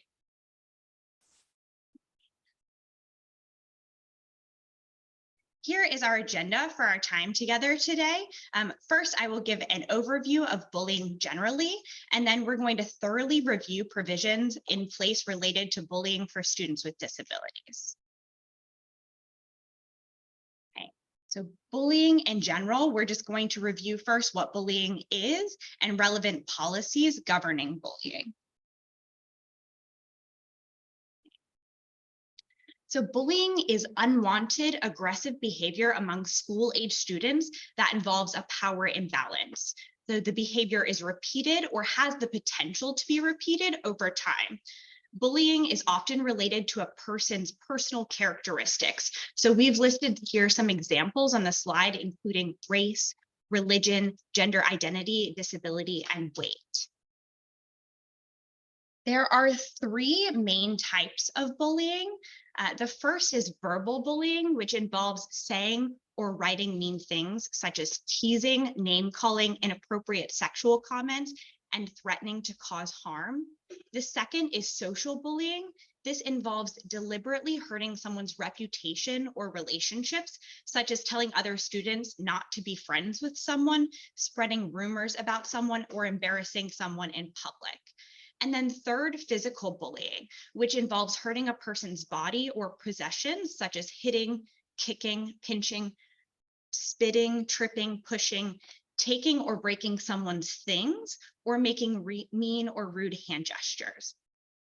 The first two types of bullying may involve cyberbullying. And as we know in the world of technology that we live in, cyberbullying can be and is prevalent. So we're going to discuss cyberbullying policies, and some school districts have specific cyberbullying policies in a few minutes, but cyberbullying is bullying that takes place using electronic technology, such as cell phones, computers, or tablets. And this can include things like mean text messages or emails, rumors on social media, and embarrassing pictures or videos posted online. So some bullying warning signs. Students who are bullied may experience negative physical, school, and mental health issues. They are more likely to experience depression, anxiety, increased feelings of sadness and loneliness, changes in sleep and eating patterns, health complaints, and a decrease in academic achievement and school participation. Students may be reluctant to share that they're being bullied or may not be able to do so. Therefore, we've listed some of these warning signs that may indicate that a student's being bullied, such as unexplained injuries, frequent headaches or stomach aches, decrease in grades, and low self-esteem. So in North Carolina, our state law requires that each school district and charter school have a policy against bullying. The policy must include the following: consequences and remedial action for a person who bullies, procedures for reporting bullying, including a provision that allows the report to be anonymous, and procedures for prompt investigation of reports of bullying. Something that's not listed on this slide, but also included in the state law, is that there is consequences for any reprisal or any retaliation against someone who reports bullying. Importantly, there is a broad reporting obligation when someone witnesses bullying. So any school employee, student, or volunteer who has witnessed bullying or has reliable information that a student or school employee has been subject to bullying is required to report it to an appropriate school official. In your handouts, I've included the policies related to bullying in Union County Public Schools, just to illustrate how the state law can be laid out in practice. Each school district and charter school, their policies look a little bit different. And so it's important to find the policy that's relevant to your specific school. I also want to mention that in addition to the state law requiring each school district and charter school to have a policy against bullying, the North Carolina Supreme Court decided a case involving bullying in 2021. The case is called Dominski, and the court ruled that when a student is unable to access classroom instruction due to ongoing harassment and the school district is deliberately indifferent, the student has a viable claim under the state constitution. So as we know, the state constitution guarantees a right to a sound basic education for every student. And the court in Deminsky stated the government must provide a safe environment where learning can take place. And so this is the first time we've heard the court really weigh in on bullying and the interaction between Leandro and an individual student's right to a sound basic education, specifically when it comes to bullying. So I want to briefly mention the federal law Title IX, which covers sex-based harassment. It's beyond the scope of today's work, but I just want to mention it. It comes from Title IX from the Education Amendments of 1972 and covers institutions that receive federal funding. So for our purposes, it protects students from discrimination based on sex. So including discrimination in the form of sexual harassment and discrimination based on sexual orientation or gender identity. As I mentioned, it's beyond the scope of today's training, but I wanted to mention it because if a student's bullying qualifies as sex-based harassment, it should be reported both as bullying and also as a Title IX incident. And so all school systems should have a process for reporting Title IX incidents. I also want to mention that school districts are required to offer supportive measures when it comes to Title IX, and these measures ensure equal access to education and protect the complainant. So some examples include measures like counseling, classroom reassignment, restorative conferences, peer mediation, and extensions of deadlines on assignments. Also, another note about Title IX is that the Biden-Harris administration released Title IX proposed regulations in July of 2022. The regulations would strengthen protections for students who experience sexual harassment and assault at school, and they would help protect LGBTQI+ students from discrimination. The U.S. Department of Education received more than 240,000 public comments on the proposed rule. And so the U.S. Department of Education has been reviewing those public comments, and they are anticipated to release the final rule in October of 2023. Okay, so we will now transition into information about bullying specifically for students with disabilities protected under Section 504 of the Rehabilitation Act of 1973. So this covers students with both individualized education programs, IEPs, and our students who have Section 504 plans or who are eligible and covered under Section 504. So students with disabilities are 2 to 3 times more likely to be bullied than their peers without disabilities. The negative effects of bullying are not unique to students with disabilities, but we're going to highlight them here due to the increased prevalence of bullying for this group of students. They include effects such as higher rates of absenteeism and dropping out of school, decreased academic performance, an inability to concentrate, increased frequency and intensity of behavioral interruptions or outbursts. So students with disabilities have additional protections when it comes to bullying. These protections are in place even if the bullying the student endures is not related to the student's disability. As I mentioned, these protections come from Section 504 of the Rehabilitation Act of 1973 and Title II of the Americans with Disabilities Act of 1990. They protect students with IEPs and Section 504 plans, and the protections afforded by these laws are for situations when the bullying causes a student with a disability to be denied equal opportunity to an education.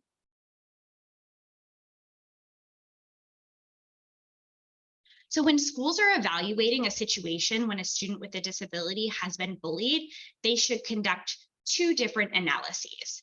First, they should determine whether the bullying was based on the student's disability. This is called disability-based harassment by the Office for Civil Rights. So we are going to use that term when discussing this inquiry. Second, the school should determine whether the bullying resulted in the denial of a free, appropriate public education, referred to as a FAPE. We're going to review these analyses in turn. So the first analysis, as I mentioned, is whether the bullying is based on the student's disability. When bullying is based on a student's disability, as I mentioned, this is called disability-based harassment. The Office for Civil Rights states that when a school knows or should know about this kind of bullying, it must take immediate and appropriate action to investigate. When investigating, the school should determine if the bullying caused something that's called a hostile environment. We've included the Office for Civil Rights definition of hostile environment, which is sufficiently serious to interfere with or limit a student's ability to participate in or benefit from the services, activities, opportunities provided by the school. So while the term hostile environment is legal jargon, it's important for everyone to get a sense of the meaning behind the term. It really means that not only is it important to, when we are reporting bullying, provide information about the bullying actions themselves, it's also important to report how the bullying is impacting the student. So does the student not feel comfortable participating in class? Is the student avoiding certain classes or extracurricular activities due to certain concerns about being bullying? Is the student avoiding the cafeteria or unable to enjoy unstructured time during the school day? So if families have details about how the student is being impacted by the bullying, they should share those in writing as well. The school's investigation has to encompass looking at these types of impacts. If the school finds that the bullying has caused a hostile environment, it must take prompt and effective steps to do 4 very important things. The first is end the bullying. Second, eliminate that hostile environment. Third, prevent it from reoccurring. And then fourth, remedy the effects of the bullying. I really appreciate that OCR's guidance is very clear about the school's responsibilities in these types of situations, because it's not enough that the bullying ends, right? The school simply can't respond by punishing the student doing the bullying and think they're finished with what they're responsible for doing. Instead, they must comprehensively address the situation so that the hostile environment is removed and remedy the effects of the bullying. And then also engage in the prevention work so that the bullying doesn't occur again.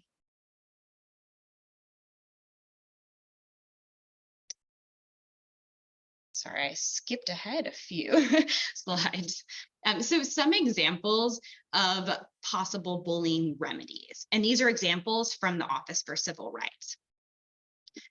Like I mentioned, the school is obligated to remedy the effects of the bullying, and I find that it's powerful when families have some suggestions that they can bring to the table in terms of remedies.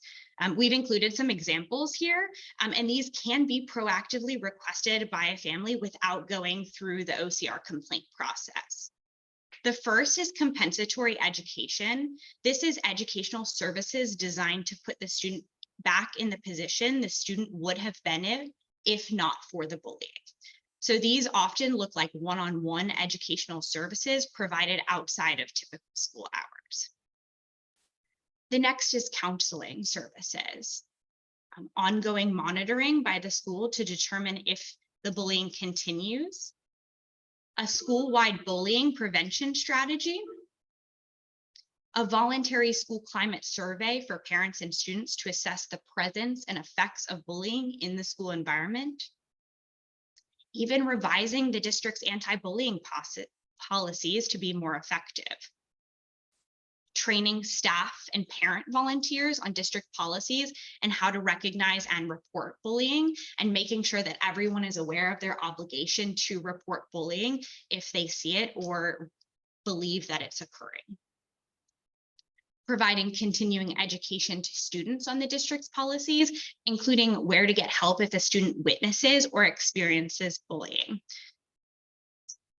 And then lastly, this is not an exhaustive list, and remedies really need to be tailored to the individual student. I just wanted to provide some examples of what these remedies could look like.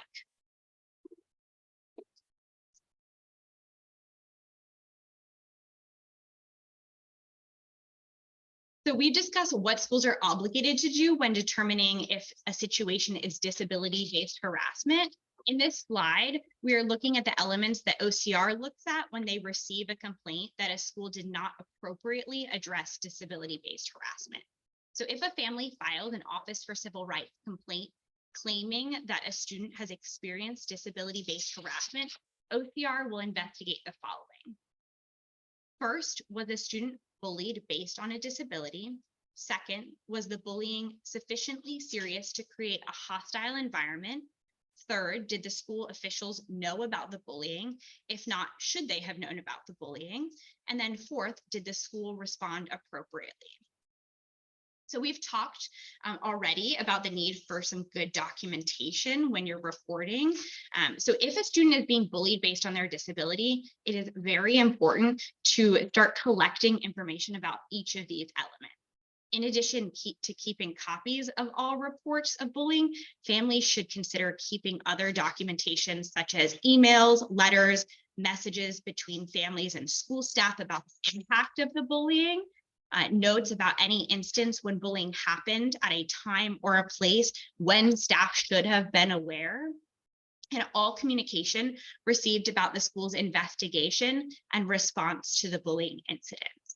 I do want to note here that basically all of our school districts at this point have an anonymous reporting system. At least in Charlotte-Mecklenburg schools, when you submit a report in that system, you don't automatically get a copy of the report you made. So we always want to make sure that our parents also email it in addition, so they have that document and written trail. So just kind of a tip. So the second analysis is that schools should conduct for any student with a disability, whether or not the bullying is disability-based harassment. So this analysis is whether the bullying resulted in the denial of a free, appropriate public education. So students with IEPs and Section 504 plans are entitled to a FAPE, which stands for, as I mentioned, free, appropriate public education. We love our acronyms in education world, so I apologize. Section 504 states that a FAPE is the provision of services designed to meet the student's individual educational needs as adequately as the needs of their non-disabled students. So under the Individuals with Disabilities Education Act, the law that governs special education, a FAPE means special education and related services that allow the student to make reasonable educational progress. And that's not only reasonable educational progress on their IEP goals, but also in the general education curriculum. So this second analysis looks at whether bullying impacted the student's ability to receive a FAPE. So an important note in this analysis here is that it does not matter if the bullying was related to the student's disability. If a student with a disability was bullied for any reason and the bullying resulted in denial of FAPE, that denial must be remedied. So whenever a student is being bullied, the student's IEP or Section 504 team should meet. The team should discuss whether the bullying has resulted in the student's needs changing, such as the current IEP or Section 504 plan no longer providing the student with a meaningful educational benefit. I will note that most school districts' policies don't explicitly make the connection between their general obligation to investigate bullying and students with disabilities. And so we often find that automatically school districts are not having an IEP meeting or Section 504 meeting when bullying reports are made and it's impacting the student. So unfortunately, a lot of the times it is the families having to request that meeting to say, we need to talk about bullying and how it's impacting the student's education. Because in the school's mind, a lot of time they're like, bullying isn't their services. And so there isn't that connection and it has to be explicitly made. The team should discuss whether new or different services are necessary to address the student's change needs. And if so, those changes have to be made promptly. It's critical that the student not bear the burden of avoiding or handling the bullying. this responsibility should not fall on the student. And along those lines, the solution to the bullying should not be that the student who's experienced the bullying has to change classrooms or school, unless the school, the team, which includes the parent and the student, agrees that the change is necessary for the student to receive a FAPE. So in essence, this prevents the school or the student from being punished because they are being bullied. If a student with an IEP or Section 504 plan is being bullied, as I mentioned, families should go ahead and request an IEP or Section 504 meeting right away.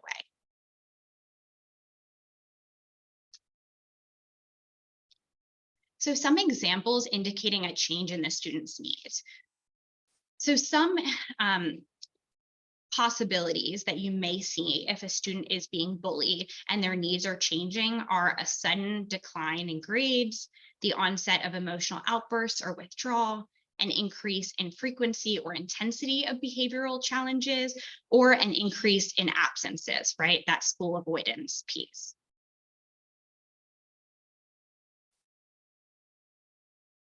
And supports for the students included on their IEP or Section 504 plan are individualized, but we like to give some examples just to see what could possibly be added. So the team could identify a trusted adult in the school for the student, and the student could rely on that individual to do things like reporting the bullying, seeking assistance and assurance, and helping them feel safe. The team could also create a plan for how the school will specifically document and report incidents of bullying for the student. The team could request trainings for school staff and even classroom peers to help them better understand a student's disability. And this is something that would need to be done judiciously, but can be effective when done, especially for younger students. Student education about school district policies on bullying behavior, and then students' transitions during the day can be a prime time for bullying, that unstructured time. And so IEP and Section 504 teams can carefully talk about how to create safe transitions for the student. Is that they have someone shadowing or watching them transition in the hallway. And obviously this needs to be individualized for the student and their needs, but there are lots of different options that can be implemented. And then lastly, the team can also discuss the need for compensatory education, that one-on-one service and remedy that I discussed earlier. So just to review, we want families of students who are being bullied to do the following: report every incident of suspected bullying in writing and keep a copy.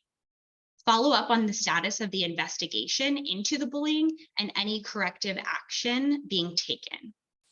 The school should gather and keep any documentation of the investigation and corrective action. Families should brainstorm and suggest possible remedies. And lastly, if a student has a Section 504 plan or an IEP, families should request a meeting to discuss the bullying and the impact on the student.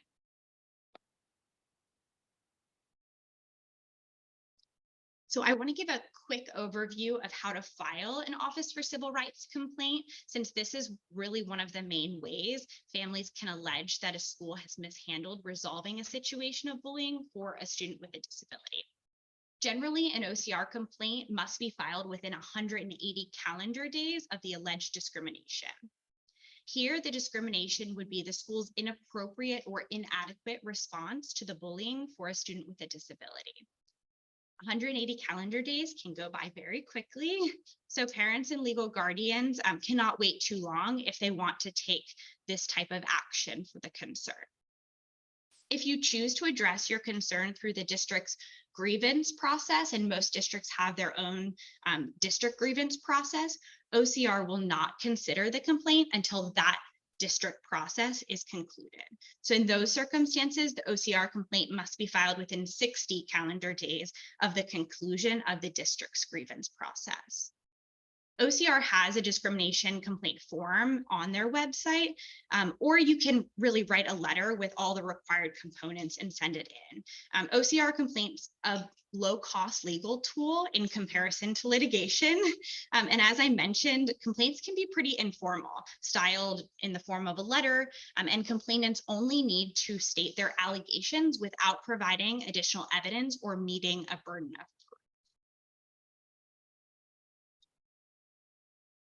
So I've included OCR's website here.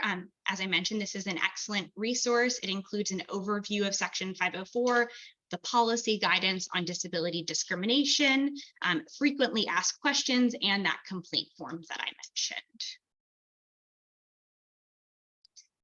And then lastly, I have just some resources. These are some great online resources about bullying, but there are lots and lots out there. Is the end of my presentation. We have questions. Yeah. Do you have the ability to stay for questions if other people have questions? Yep. And we can have them Yep. because they have a strict That is time frame. absolutely. Okay, Yes, thank you. because I know she's gonna have some. Okay, perfect. Oh, great. I will be available for questions at a later time.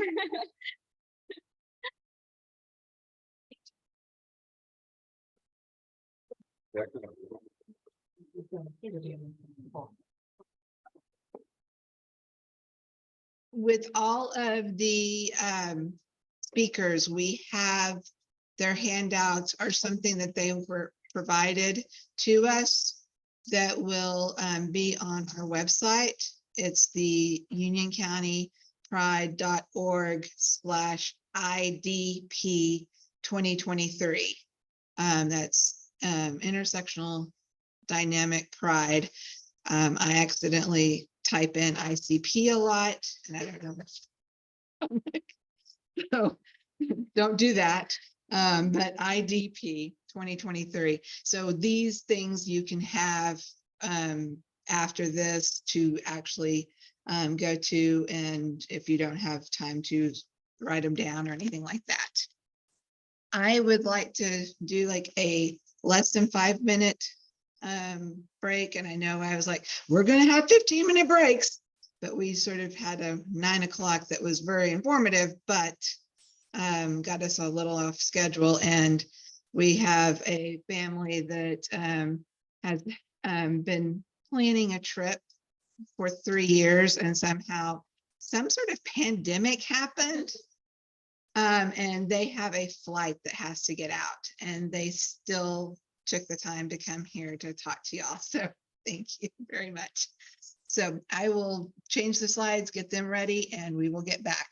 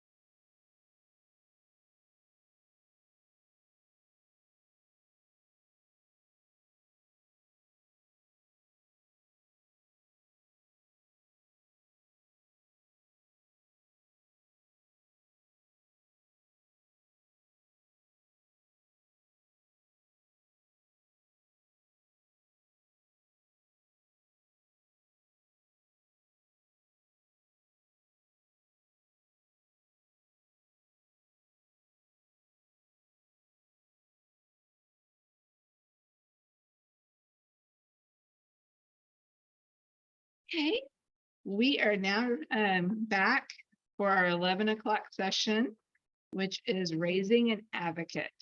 We will be hearing from Jessica Aslander and Lily Aslander. Thank you very much. Good morning. I'm Dr. Jessica Auslander. I have long, medium brown hair, pale skin. I'm wearing a heathered blue and black top. This is my daughter, Lily. She would love for me to mention she is 4 inches taller than me. Pale skin, buzzed brown hair, wearing a rainbow ombre sweater. We are joined by her service dog, Shadow, a male golden retriever, about 90 pounds with, I guess, medium blonde fur, wearing a blue service dog vest.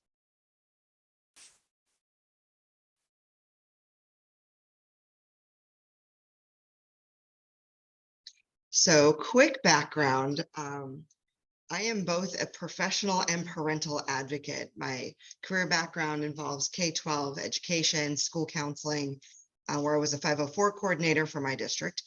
I'm currently I'm a clinical mental health counselor in private practice in Weddington, but I also take 1 day a week to volunteer or substitute in the Cuthbertson cluster for the band program. So it's kind of my mental health day to go back to my roots and teach the kids because I get to leave it to the band directors. But it's a lot of fun. And I'm also a subject matter expert on mental health for the Arthritis Foundation. So in my clinical work, I do a lot of work with people with varying disabilities, as well as chronic pain, particularly intersects with addiction. I'm Lily. I'm going into 10th grade. I'm twice exceptional and I have disability accommodations. Oh, hello, sir. That include a 504 IEP health plan and my service dog. Under her down over there. She moves, he moves. So he is thinking he's doing his job, but he doesn't really think it's take a nap right now. So kind of the background of what we're working with. Lily developed migraines and epilepsy when she was in the 1st grade. We'd already had some suspicion of the giftedness because she started reading at a really early age.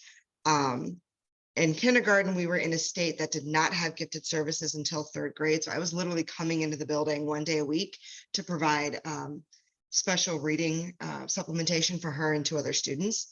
But then we moved to Florida, and the pro in that school, and I box isn't moving. The pro in that setting, and that said Zoom isn't responding. Would you like me to pause?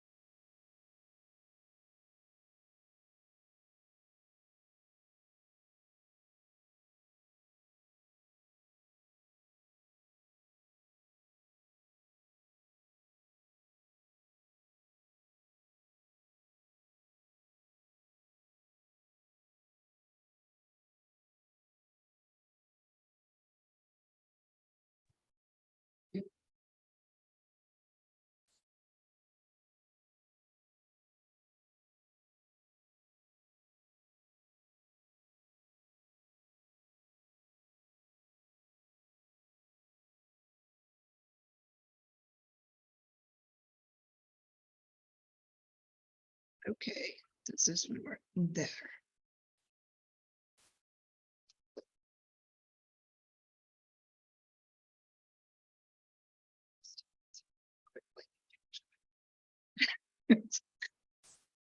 And we're back. We're good. Okay.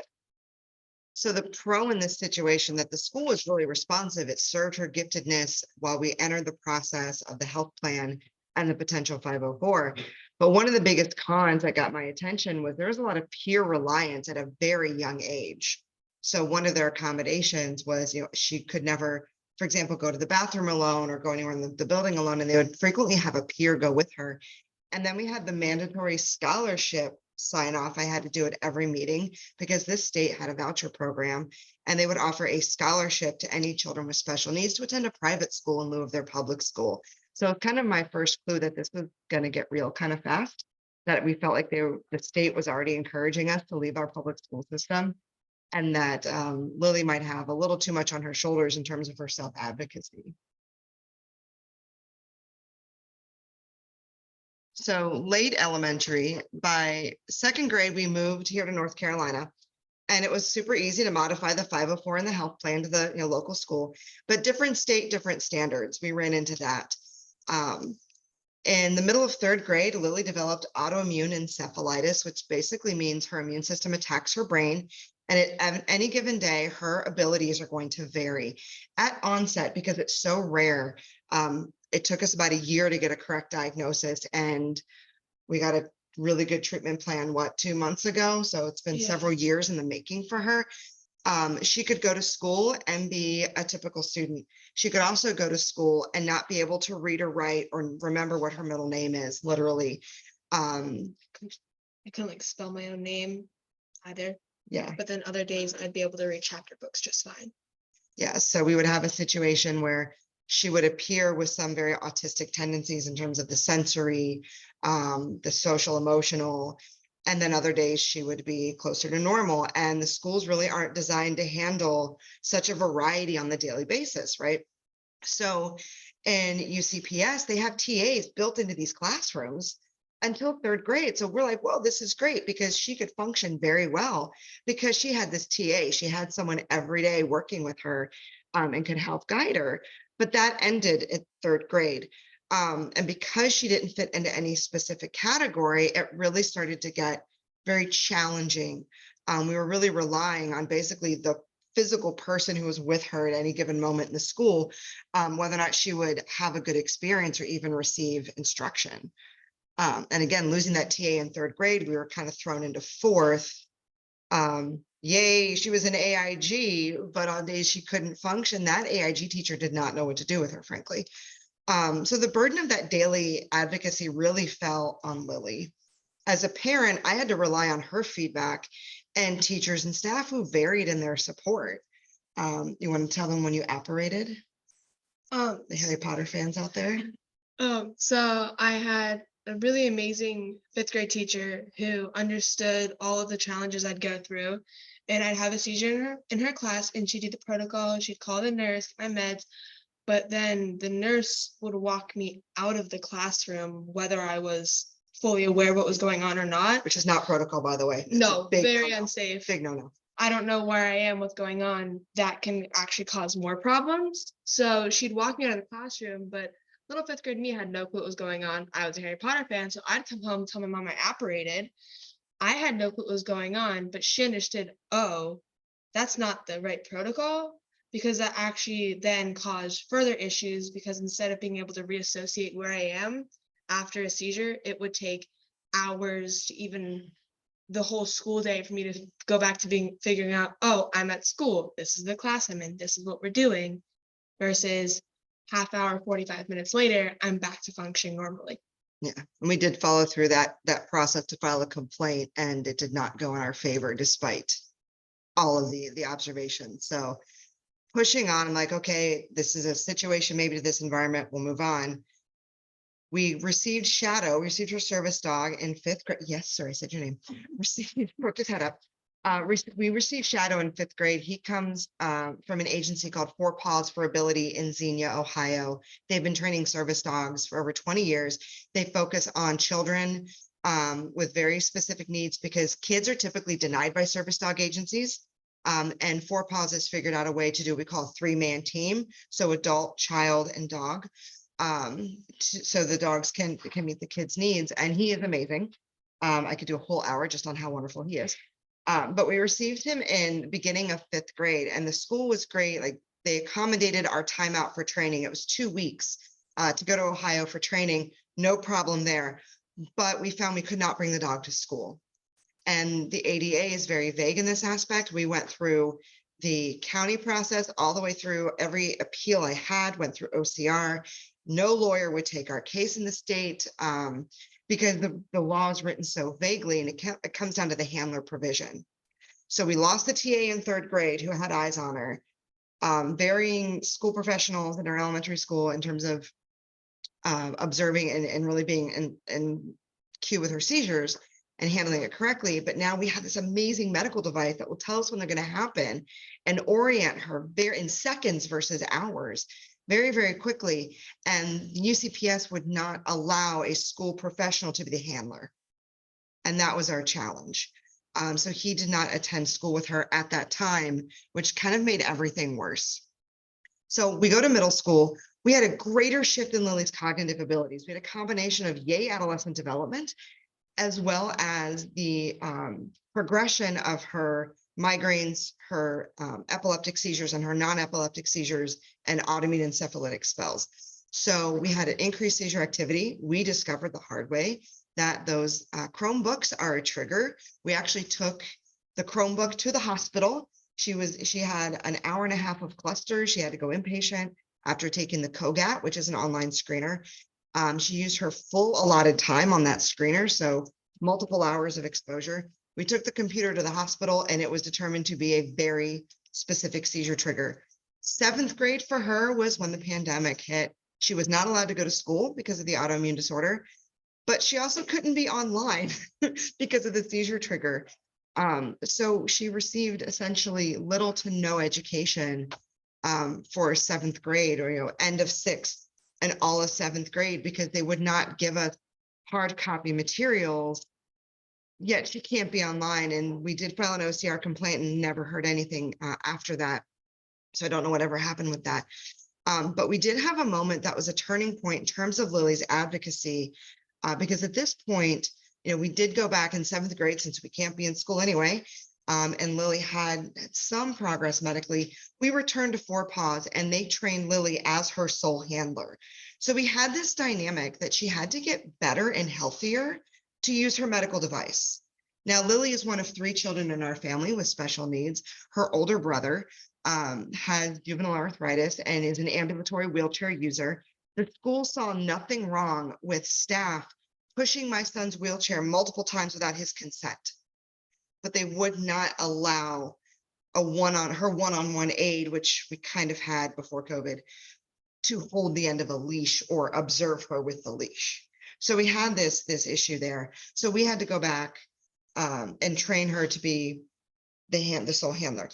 But the EOG, we got a phone call from our assistant principal, who we had a fantastic relationship with. And she was reading this script that was basically, basically giving us permission as a special needs student to not take the EOG. And Lily immediately saw this for what it was. Some profanity was yelled. It was kind of entertaining. Yeah. F this, I'm doing it anyway. She was in 7th grade. And she immediately read the situation for what it was and said, no, I am taking those EOGs. And she masked up, went into that trailer with the other students, took that EOG, I believe did not pass one. Didn't pass math. But I Didn't passed pass math, passed English. And that's when she, I think, got that fire under her that she was not going to let the system determine her experience. If it was anyone other than Miss Culberson, I would have been horrified, but we had a good relationship with her at that point. So in middle school, we had this constant advocacy burden for Lily, medically, academically, and emotionally, socially. We did quite a bit of bullying, especially when you have the dog come into play. They kind of draw attention. The school did what it could, but we still had some issues. Yeah. And that intersectionality of the LGBTQ and the fact that we're Jewish. So Lily, I think day to day was fighting some type of battle.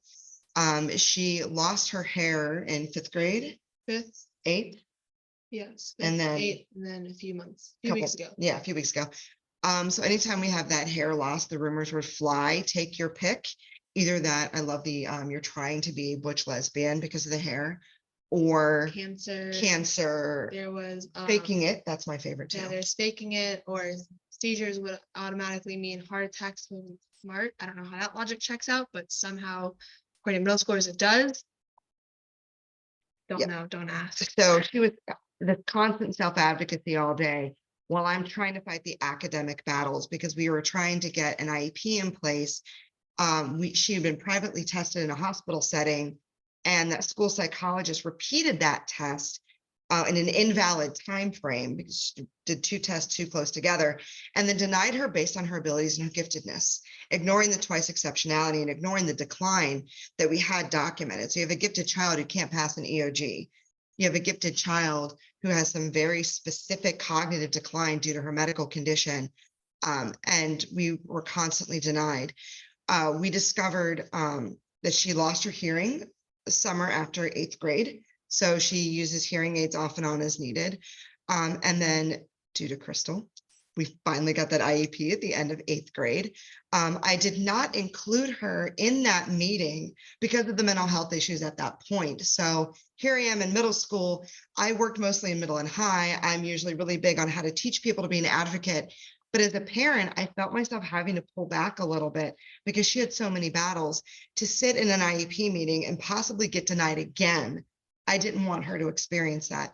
My emotions were already pretty high because what I'd gone through. And when you're a professional who can't help your own child, man, that doubles down, on that caregiver burden.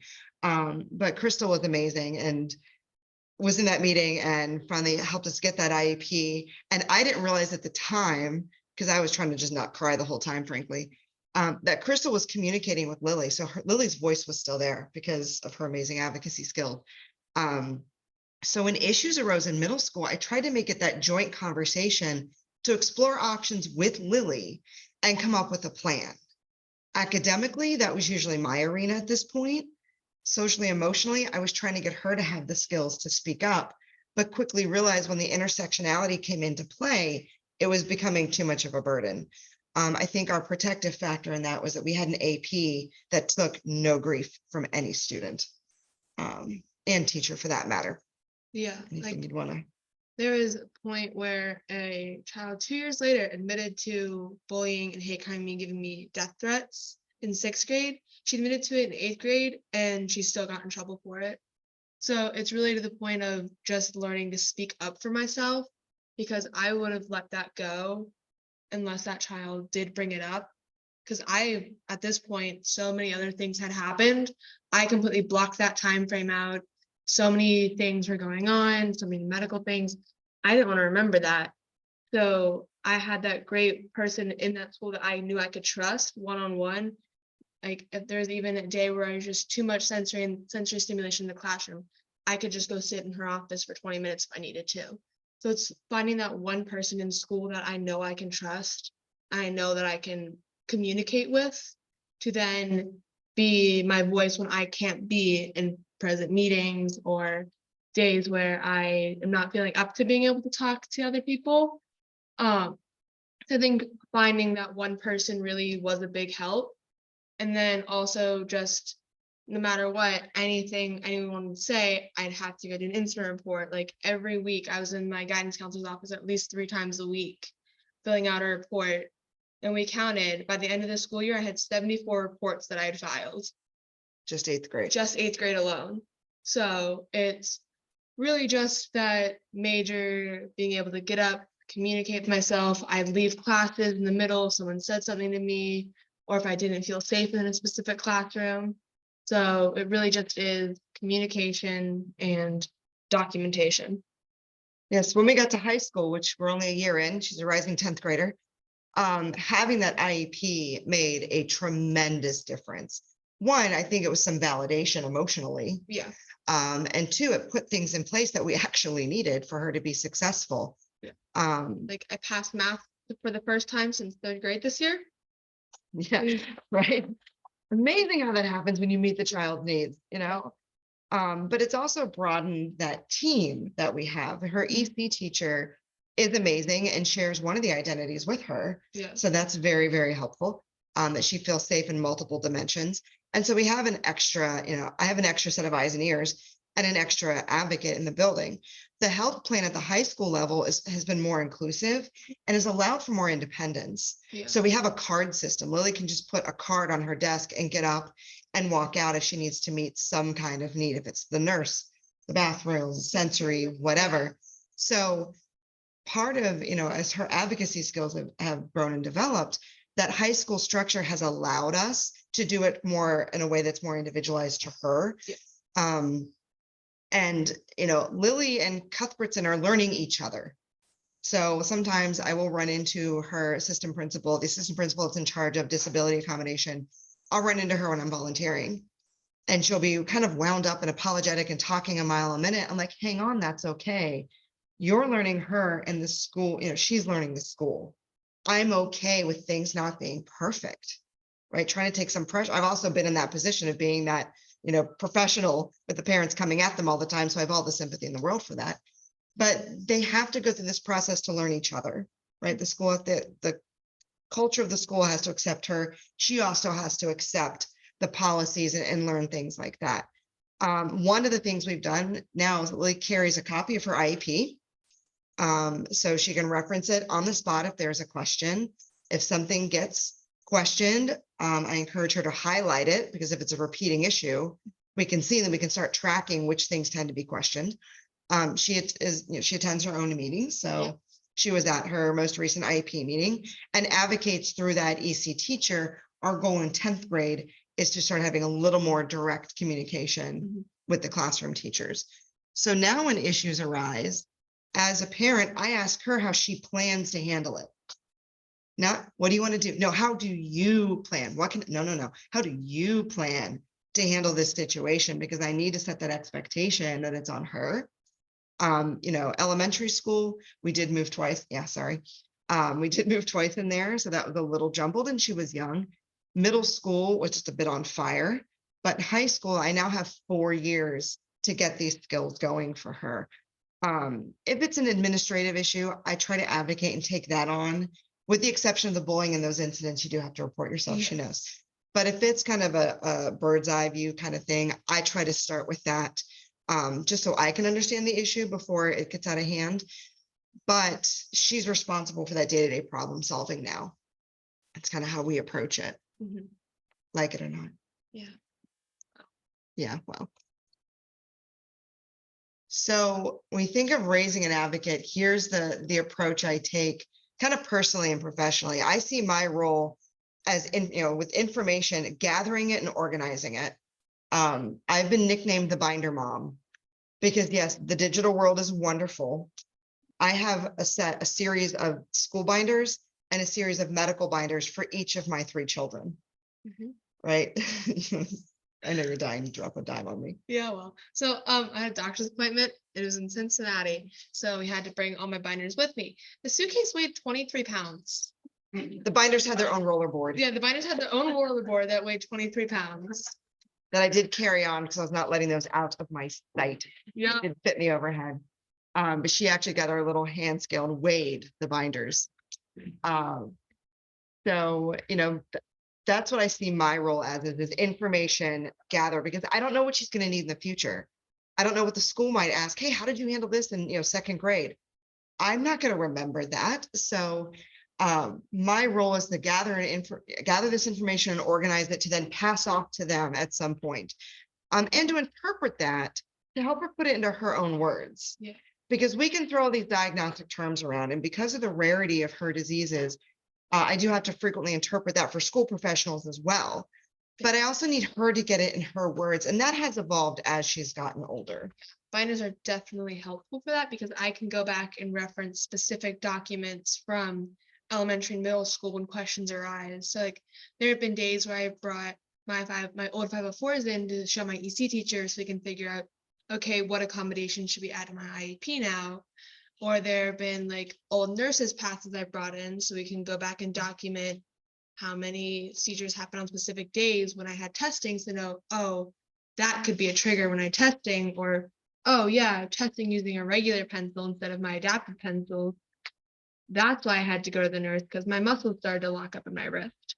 So it's little things like that, just keeping them do make that much of a difference, because it's a lot easier instead of me having to go back and remember from 5 years ago what I did when I can't remember that. That's too long.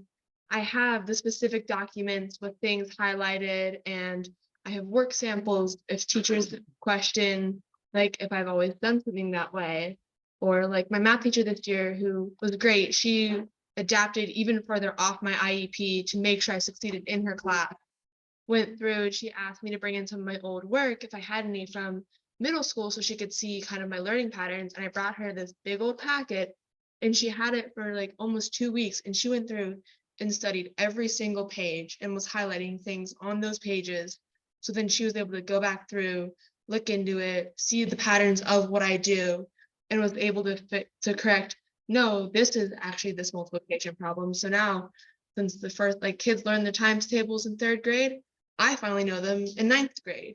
So she was able to go back and realize those small patterns and small details that really did make that much of a difference. And that teacher also recognized that since she had not passed math in so many years, but was continually placed in advanced classes, Yeah. but wasn't passing, she said, I'm going to do everything I can to stop this pattern. So she felt more efficacious, felt like she could do it and feel more empowered. Yeah. And then working on the communication skills, both verbal and written. And with Lily's unique diagnoses, it does affect those communication skills. Her neurologist, when she was in 1st and 2nd grade, told me / warned me that Lily's brain uses verbal skills to compensate. So she's always going to be a talker. She's always going to be expressive. So we did have the 6th grade AIG math teacher figured out if she put Lily's desk in a corner and let Lily talk to herself, she could do the problems more quickly and effectively than if she didn't. So we know those language skills are there. However, when it comes to insight, sometimes that gets a little affected by the symptoms, or word finding or language gets a little affected. Short-term memory sometimes is just not there. Yeah. So working on the communication skills constantly, especially when we're not having challenges. Yeah. So I might make her over explain something, or I might ask her a really off the wall question just to get her brain to keep working in that fashion to keep these skills up. Because the hardest thing to do is communicate something in the moment when we're upset, right? Your brain actually, when it releases adrenaline, cuts off the analytical part of your brain and keeps you in the feels, right? To keep fight or flight going to protect ourselves. Not great in the moment when you're having just an intense conversation. If you've ever walked away and 10 minutes later been like, I totally should have said that. I Yeah. forgot that detail. Thank your Yeah. brain. It's not best design feature. So trying to work on these communication skills. So taking this medical or the psychological report or academic information and helping her put it in her words and practice it. So in the moment, she has these scripts to pull from. Yeah. Like I have like an old notebook that I use, and whenever a problem arises in a specific class, I know I'm going to get emotional because I have a teacher that doesn't understand what I'm dealing with, but also does not want to look into my diagnoses or won't look into my IEP because she thinks that, yes, I am in an honors level. I'm a grade ahead in English and doing it at an honors level, so I must not need the accommodations that I have. Or she's docked points because we're doing a discussion or a debate, but I couldn't speak that day. I was like completely like verbally mute, or I was stuttering really badly, or I was on the verge of a flare and my words weren't working. So she's taken off points without going through and reading that, no, that is a symptom that I have. So I have a notebook that I kept that had this problem arise, this class, this time, this is what I was feeling, this is what she was saying. Or they'd go around me and go right to my mom with problems that I could have solved myself, like calling my mom and telling her that I had lied to my teacher, even though it was just a misunderstanding, kind of, sort of, not really. I did what she said, but apparently it's not what she wanted me to do. So it's little things like that, that's just writing them down. Or my most recent IEP meeting, for a couple weeks before that, I was writing down, this teacher's doing this is working, this isn't working. So when I came into the IEP meeting, I had all of the information I wanted already processed on a piece of paper. And I had sat down with my EP teacher beforehand, and we went through, looked at my IEP, looked at my notes from what I wanted to be added or to be changed. We were able to go through side by side, which is what she's observed for the past school year. And we were able to go through and compare and contrast. So days where my verbal communication, I can still write it out and show her what I want. You know, this is a lot of work, Process. a lot of work on top of just keeping her alive. Yeah. Right? So the special needs burden, the disability management burden on families is tremendous because I'll have an admin like these days where they, accuse her of or something like that. At first I'm like, I'm not there, talk to her. I don't know what you want me to do. I wasn't there to witness anything. But two, when they ask, why haven't you done this, this, and this? And I've had admins and teachers call me on days like we're literally in the hospital in another state. Like per my email, right? We're gonna be out. And then and with the communication, part of the expectation on me as a parent, excuse me, that I'm expected anytime there's a change of status, I have to email everybody. And for a child with such varying medical conditions, I'm constantly emailing. We had a situation where Shadow here got a little bit of acid reflux going on. And the last thing you want is a dog this size to have a GI issue in a school. Not It's like great, don't recommend. one of the handler's greatest fears right there. So, and if he's not feeling well, obviously we don't want to force him to work. So we had a couple weeks where he was out for a couple minor medical issues. And I sent her to school and I got kind of a panicked phone call. They wanted me to keep her home. Mhm. I'm like, wait a minute. They tried. For 3 years, I couldn't get the dog in the school. And now that the dog's in school, not in school, you don't want the kid in the school. Can we just take a step back here? Yeah. So the burden of communication on me gets pretty substantial. And I'm constantly sending these emails and documenting. And because I'm a mental health professional, I always have in the back of my mind, great, who's going to forward this? The privacy and, the confidentiality is not always there with email. So that's another concern, but the administrative burden on the parent. And sometimes I've been like, I need a minute because I'm literally trying to keep this kid alive. Like, forgive me. We had to call the ambulance for the 3rd time this month last night. We didn't get home from the ER till 2. Like, I need some space. So they're seeing the administrative side and the burden that the system and the process has puts on the parent is still pretty significant. And again, she's one of 3. But I could say this about any of my children in terms of their special needs. Yeah. So how do we do this? I take we go through this problem solving process, and this is based on a solution focused brief problem solving model that is taught to school and clinical counselors. So with my background in school counseling, I took SFBT and boil it down and go, okay, what's the problem?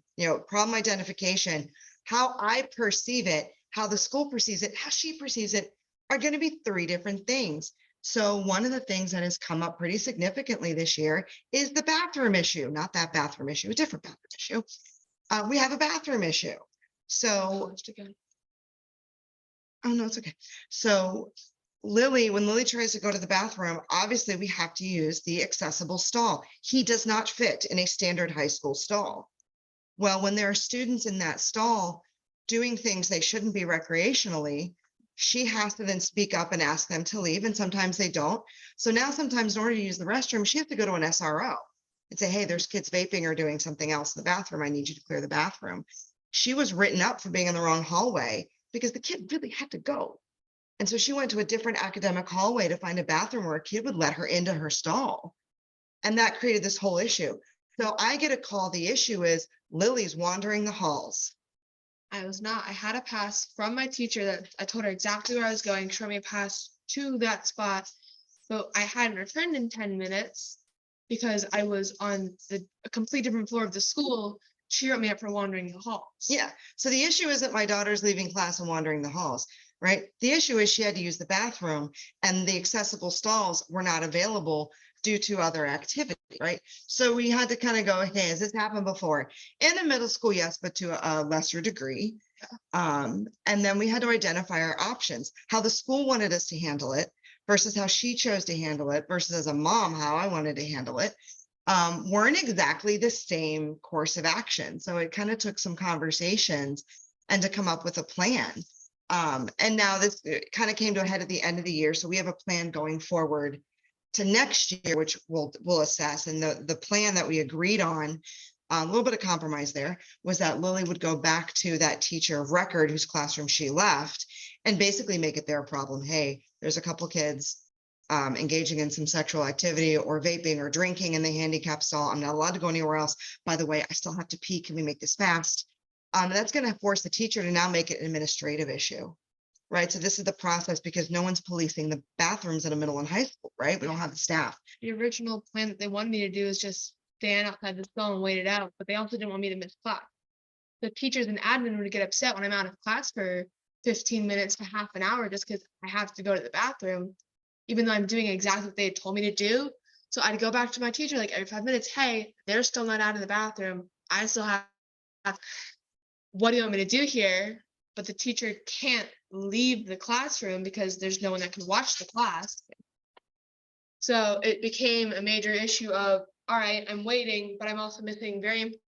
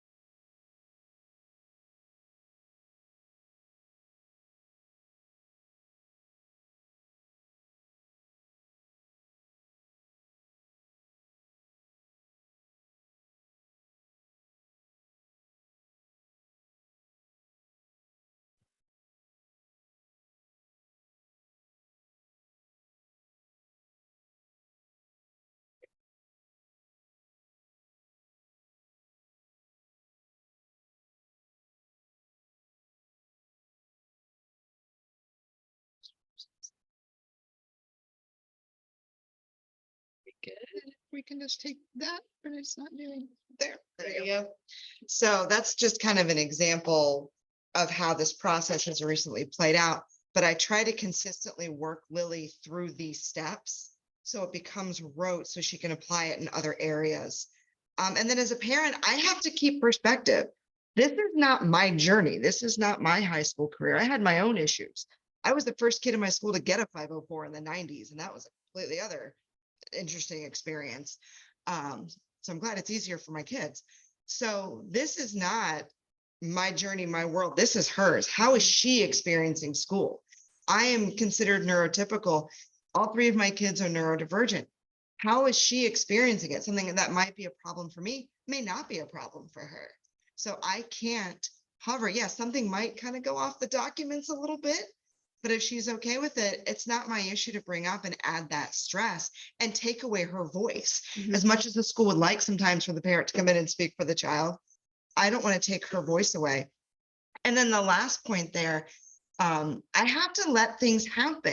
And as a parent, this is kind of challenging, but I have to let stuff go wrong. I have to let things go sideways because she's not going to learn if everything else goes smoothly. If my role as a parent is to prepare her to be an adult and not need me, if my role is to put myself out of a job, right? Never entirely, but you know, I have to let her have these experiences organically so she learns how does she respond in these situations? How does she cope in the moment?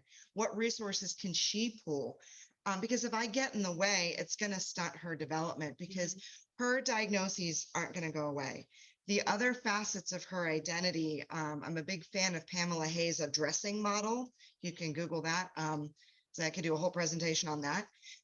Going down the addressing model, the other facets of her identity are always going to be hers. And some of them are similar, some of them are different. So I'm really preparing her to be an advocate in all things. And the one positive I will say about her middle school experience, no, don't take a swing, stand over here, is that as challenging and as painful as it was and how the other areas of her identity and experience were attacked, with the LGBTQ side and being Jewish, those experiences, I think, fueled some of her advocacy skills, and fuel, some of that to carry over into the academic and other areas. Because while she was a little shy academically because of her experiences, and either her needs being ignored or being silenced or being told what she needed, being Jewish wasn't changing, right? Being bi or gay or queer, it wasn't changing. So she did not accept challenges in those areas. And I think that kind of helped with the academic advocacy. But Yeah. The advocacy part of it, it's really hard. I mean, it's becoming a little bit easier as the school gets to know me and I get to know the school, but it was really hard, especially through like middle and not much middle and ninth grade, where the school would go around me. I am not perfectly, but mostly able to communicate and speak up for myself. And I prefer to speak up for myself because I'm in the classroom, not my mom. And I can go back and try and tell her what happened, but I'm not going to remember my day in detail. And frankly, at points, there are certain classes where I block out just because I've had really bad experiences with teachers telling me I don't need accommodations when I actively do need them, or teachers forcing me to do work on the computer, yet not responding to the seizures that it causes, or ignoring alerts from shadow, or I had a teacher stand behind me yelling at me, telling me that I don't need my accommodations, that I am faking it because I've not had the same illnesses as my brother, who his are physical. We don't have the same thing. So since I didn't have the same illnesses, I was faking mine. And of course, I also am very protective of my older brother too. I love him. He's amazing. But don't bring him into my stuff because we're two completely different humans. We may be related, but we are different. So her bringing that in while I'm also in the hardest class of the day, on the worst possible time of the day, triggered a panic attack. She did nothing about it. She ignored my service dog's alerts. When he would lay on me, he'd go get her to come to me. She completely ignored it. It took the class rotating, which blocks are an hour and a half, keep in mind. This has been going on for at least an hour. Took the class rotating and my assistant principal seeing my dog run out into the hallway because he heard her voice to go get her. So at this point, I was in a spiral. I had to get picked up from school, all because a teacher was yelling at me and ignored my service dog's alerts. So we have more time out of the classroom. So I have more time out of the Go back to that classroom. problem solving model. And then, of course, that took me away from the most important class of my day, which was, for me, well, not most important, my favorite class of the day, which was social studies for me, because I love history. I love social studies. That's a class I excel in. So it took more time out of the day.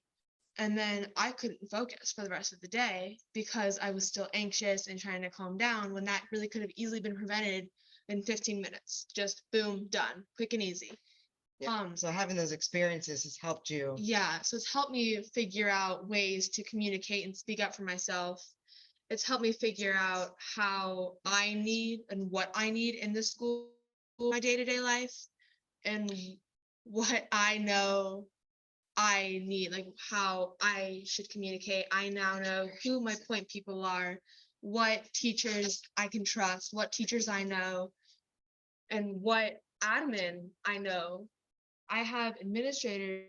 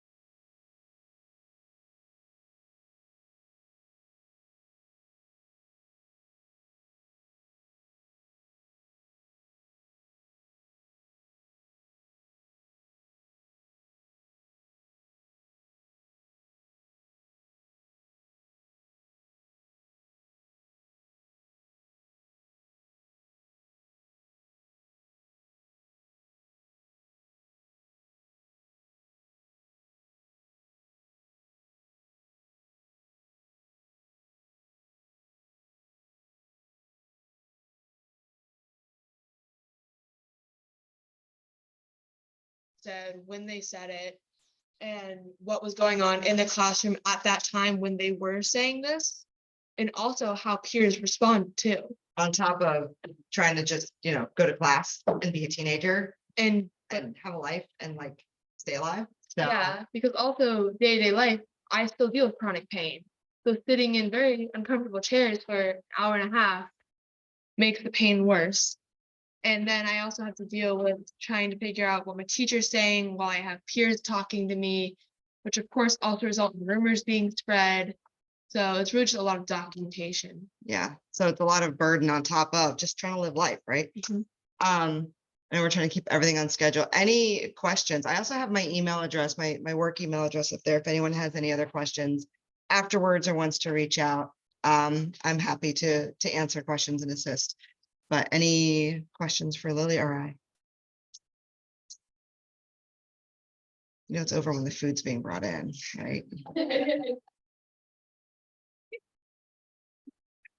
You guys are just. Good job. Wow. Thank you. Good job, kid. Your kids are your best friends.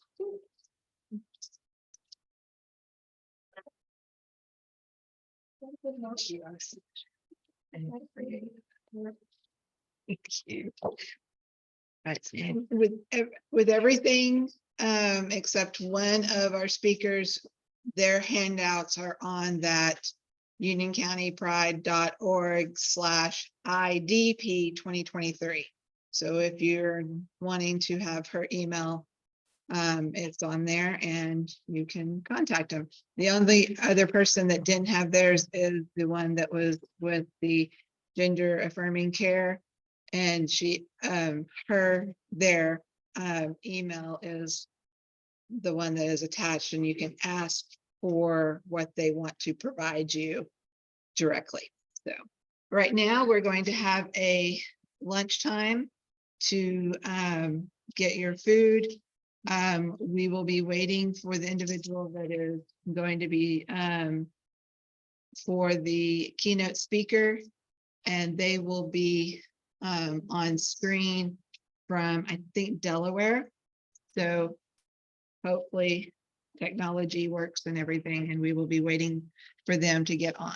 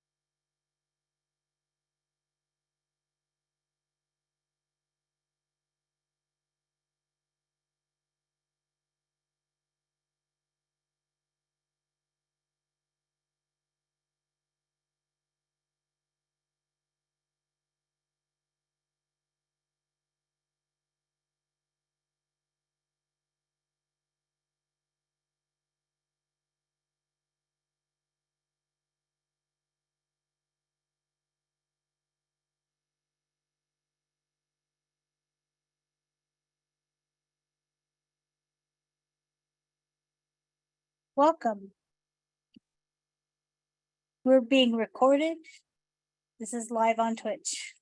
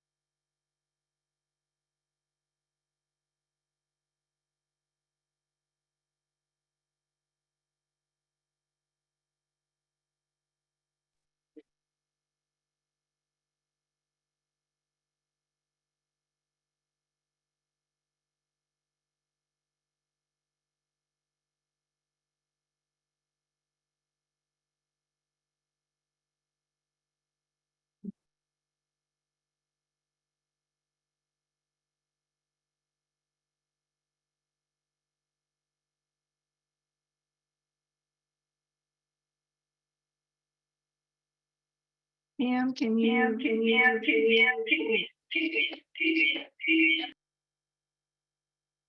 I can.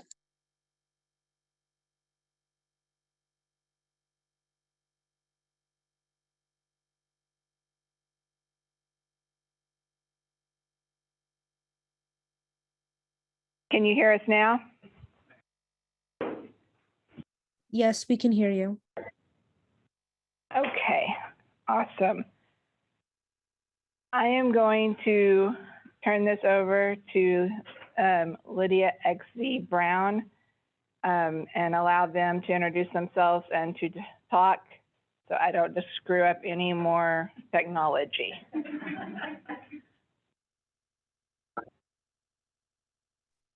Hello, everyone. This is Lydia XZ Brown. I'm a youngish East Asian person with short black hair and glasses. And I'm currently wearing a teal colored collared shirt. And behind me is a fake background of a gorgeous bookcase on the wall, which is something that I wish that I actually had, like an entire wall full of books like that would be one of my favorite things. I'm really glad to be joining you today, although this is a month that has been incredibly sobering for many in our communities. And at least in many communities in which I am a part, there's been much more mourning, much more strategizing, and much more organizing than perhaps in some recent years, as we've seen concerted and concentrated attacks, particularly on trans youth and many other multiply marginalized members of our queer and trans communities. And so here, as someone who is joining you from the front lines of organizing for disability justice and queer and trans liberation work, I want to take a moment to first pause and acknowledge the work that each of you are doing by being present in this space, by organizing this event together to learn, to strategize, and to build relationships, and to do so in an area where there have been much more highly publicized legislative and community-based attacks on queer and trans people than in some other areas within the country now. I have the privilege, however precarious it may be, of living in one of the handful of states which has declared itself a sanctuary state for trans people. And the fact that that has had to be stated and issued as a declaration is itself a sign of the increasingly dangerous times in which we live, times that have never been safe for those who are at the margins of the margins, but an experience which has been felt acutely even by those who have been able to hang on to some level of conditional or precarious privilege. What I mean by that is, as you may all well know by this point, that the original Pride celebrations began as acts of resistance, prolonged resistance, rioting, and subversion against criminalization and often brutality, targeting queer and trans people, largely impoverished Black and brown queer and trans people, and many of whom were engaged in doing criminalized work or being assumed to be engaged in criminalized work. Quick question, y'all can hear me, right? I feel like I'm seeing that. Okay, you're all nodding. Fantastic. I heard that there were a little bit of technical issues, so I just want to make sure that that is not posing a barrier to our ability to be able to speak today. So Pride celebrations over the last couple of decades have become increasingly large and increasingly corporatized. And as you know, I've had conversations with many of my friends and comrades over the last several weeks. One particularly chilling indicator of the particular type of dangerous fascism and fascist creep that we are now witnessing is the downplaying and the diminishing of corporate presence at Pride events. And here in this particular space where the Chamber of Commerce is supporting today's event, you know, there is a clear reminder that there very much is still business community and mainstream community support in many sectors for the LGBTQ community, at least to some aspects of our community and to some aspects of legalized rights and equality under law. At the same time, the decreased presence of corporate displays during Pride parades, of sponsorships of Pride Month themed displays and merchandise is an indicator that mainstream bastions of capitalism feel less comfortable and less confident with openly supporting the LGBTQ community, or again, at least some aspects of our community and aspects of equal rights protections than they might have in recent years. There have been reports documented in the news of employees at Target, for example, facing assault and threats because of the Pride merchandise displays that are usually put on every June in Target stores across the country. There are other individual people who I know who are visibly queer, trans, and gender nonconforming who are facing daily harassment on the job, everywhere from museums to universities to retail establishments and to our libraries, which are themselves one of the particular battlegrounds in the current fight against fascist control of, or fascist attempts to control, not just government functions, but also the ways in which we operate as a society.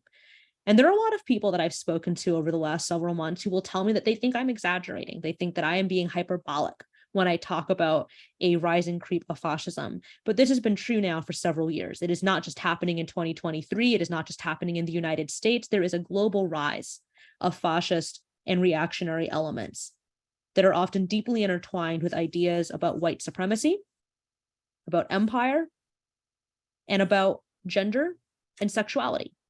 Ideas about gender and sexuality that are predicated upon assumptions about what families should look like, what relationships should look like, what kinds of people should be allowed to continue existing, should be allowed to exercise rights and freedoms, and what kinds of people are, as those who are fascist and openly embrace fascist ideologies will describe us, degenerate. This is a favorite word of fascists, degeneracy or degenerates.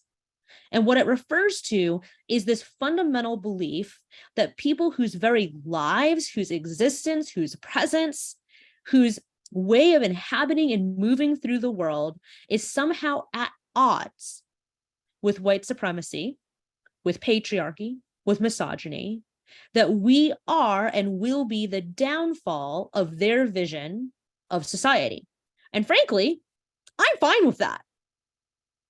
Like, I don't want to be part of a society in which we normalize that some people belong in institutions and other people belong dead, and some people belong in horrific conditions in jails and prisons, and some people deserve to be homeless, and some people deserve to be poor, and some people deserve to be left to wait to die.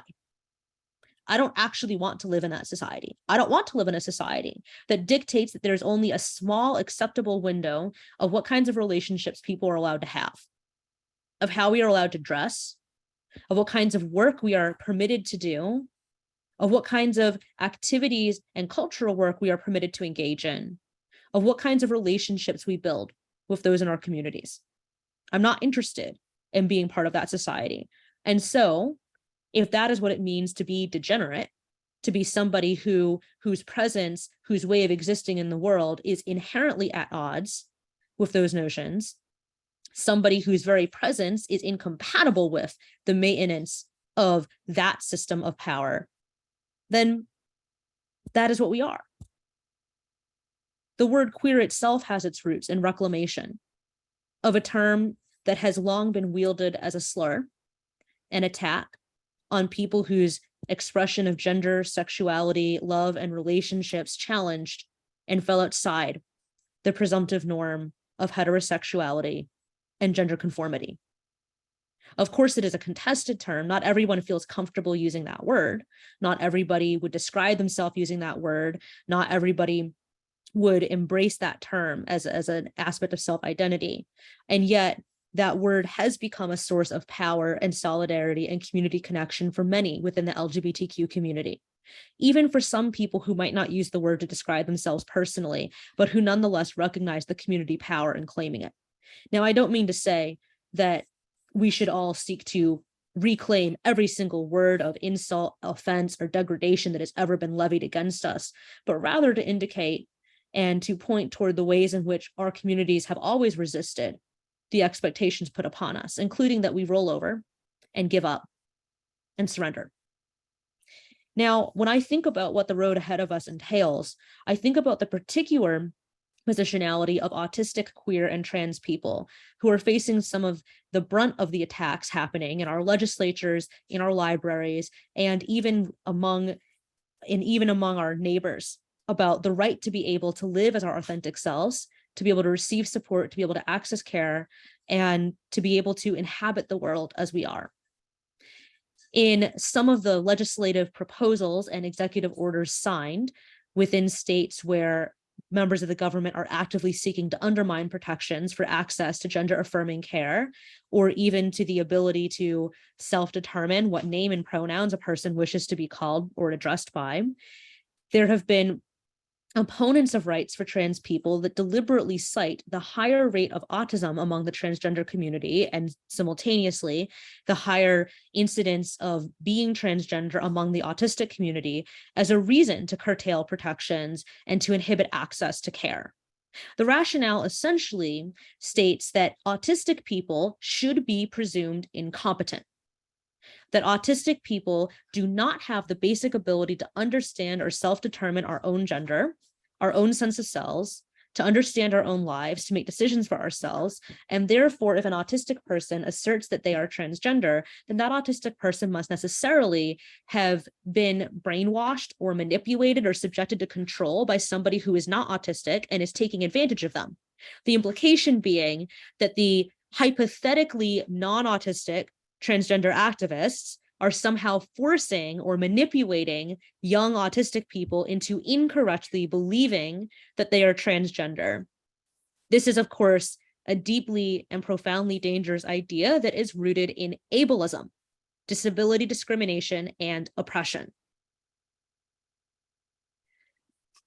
Ableist ideology would have us believe that not only should disabled people be deprived of making certain choices, but rather that disabled people also should be protected from the possible consequences of the choices we might make by the supposed well-meaning non-disabled people who are keeping us away from the dangerous people in the queer and trans community. That was sarcasm. Just in case that wasn't clear, that was sarcasm, right? And this is an ideology that has been embraced and widely publicized even by well-known anti-trans hateful figures such as the author of a famous children's wizard series, that autistic people are incapable of understanding our own lives, of having perceptions about our own lives, and therefore autistic people cannot and should not be allowed to live as their authentic selves. As an autistic person who is also trans myself, of course, I find this not only grossly insulting and offensive, but I see what it signals. It signals the next continuation in a long train of abuses, leveraging ableism as the means by which anti-queer and anti-trans violence can and will be enacted.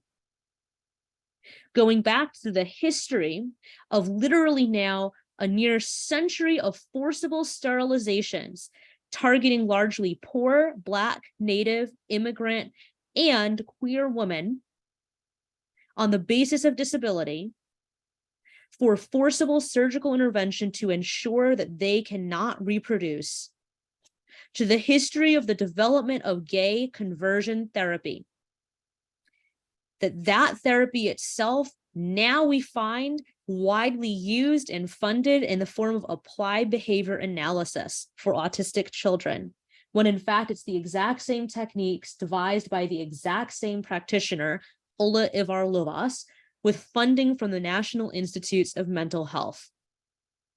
And now we see the specific knowledge that our community has collected and archived of the deep and resonant connections between living in the world as autistic and as many other forms of neurodivergent experience and living in the world as transgender, that too is being weaponized against our communities as a reason to deny access to care, as a reason to deny rights, as a reason to preemptively prevent autistic and other disabled people from being able to exercise self-determination and build community. The situation that we live in and contend with now, for me, also urges us and it compels us and it behooves us to think beyond our legislatures, beyond our governor's mansions and state houses. Why? Because in states where our legislators and governors are adamant on attempting to legislate against access to healthcare, against access to books, against access to community, we're going to have our biggest wins and the greatest chance for success by fighting outside of the state houses, by building libraries of our own, by building community spaces, by supporting one another in accessing the care that we know we need and that every medical professional association has underscored as medically advised, appropriate, and necessary for people who are experiencing any number of forms of dysphoria, that we are our own liberation. That has been the undercurrent of Pride going back now over 50 years. Regardless of what corporations host floats or not in Pride parades, regardless of what laws are passed at the state level or the municipal level or the county level, we know that we have to have each other's backs, that we have to be willing to sacrifice potentially, that we have to be willing to give up respect in the so-called mainstream community, to be willing to put it on the line. especially for those of you who are in the room coming from a position of relative privilege, which I don't know who you are. I do not know most of you. So I do not know which of you are coming to this room because you are a member of the community and which of you are in this room as someone who wants to engage in allyship. For those of you who are coming to the space who come from a position of greater access to privilege, then we're counting on you to be willing to leverage that privilege.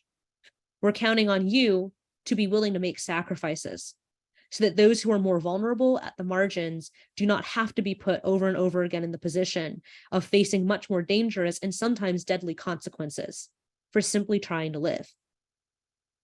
Pride is about celebrating community, but it is also about building and maintaining relationships of solidarity. And right now, with concerted attacks on literally every marginalized community, whether in or outside of our legislatures, we need that solidarity more than ever. So thank you for inviting me to join you today. I'm glad that I could spend a little bit of time speaking with you. And thank you again for spending part of your time at this workshop.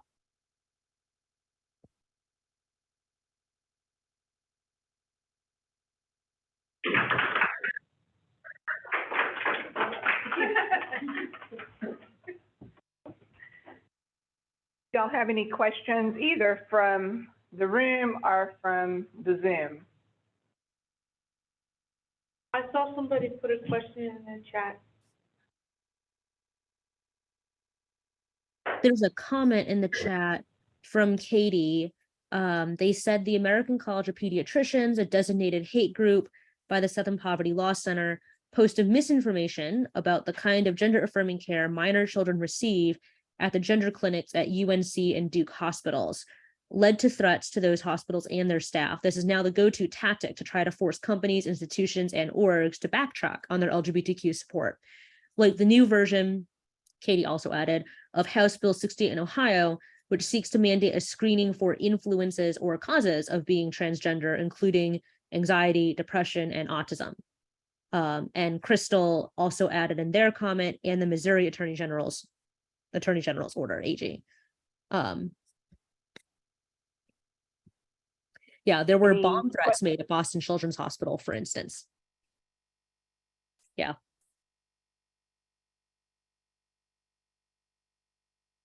Any questions?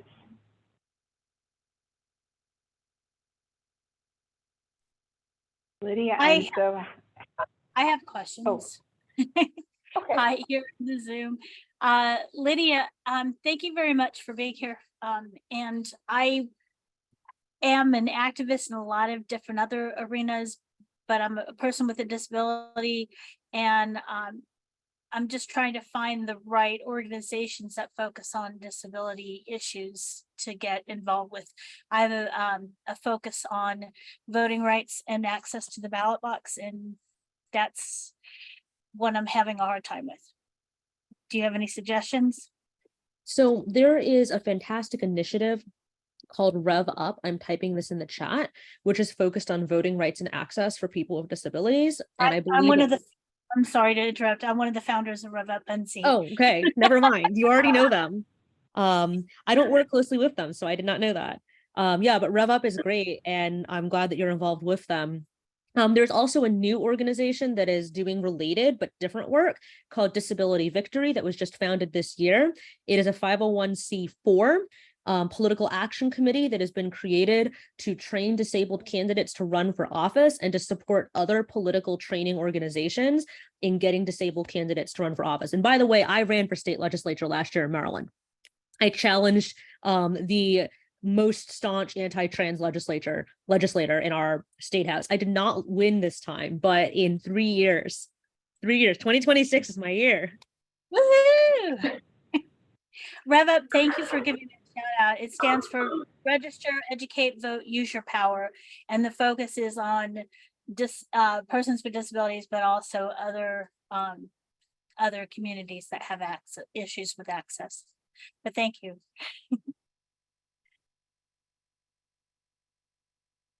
Any other questions? I have a question. There's a question from, oh, go ahead. There's someone in the room who's asking a question. You might need to come close to wherever the microphone is, because I can't hear you.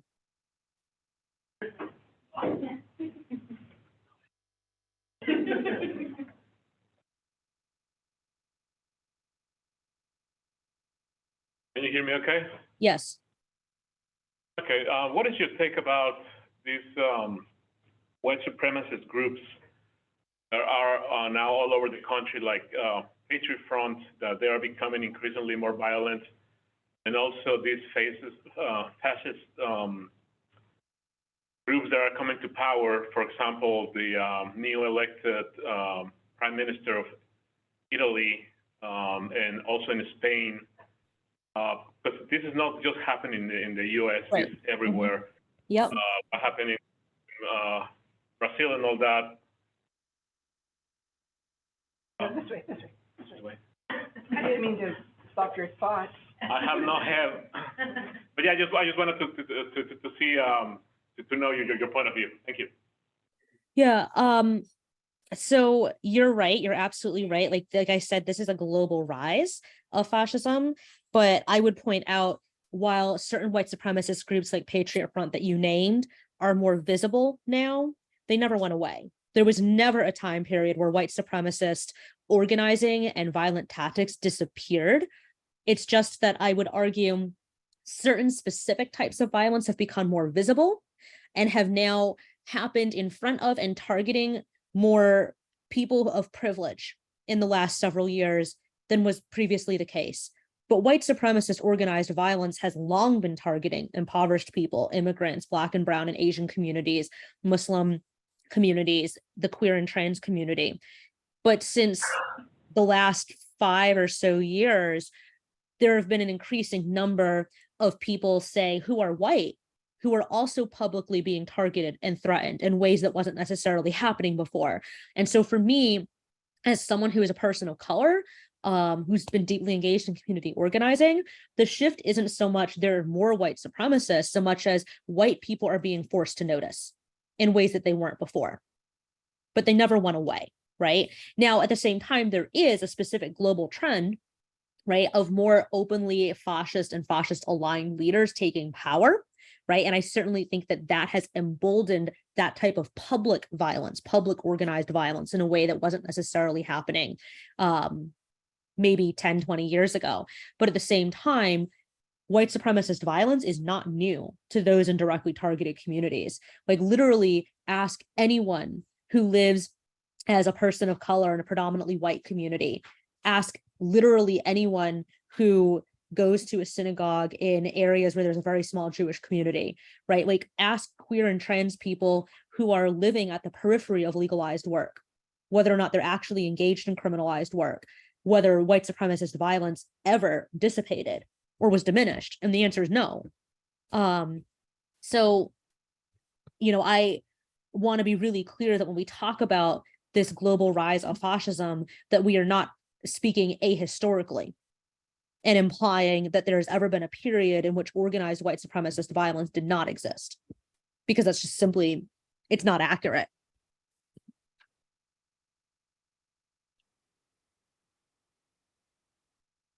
Katie Jennifer, that's on Zoom, states, Lydia, how much confidence do you have in the sanctuary cities and states that have starting coming into being since this rush of hateful legislation?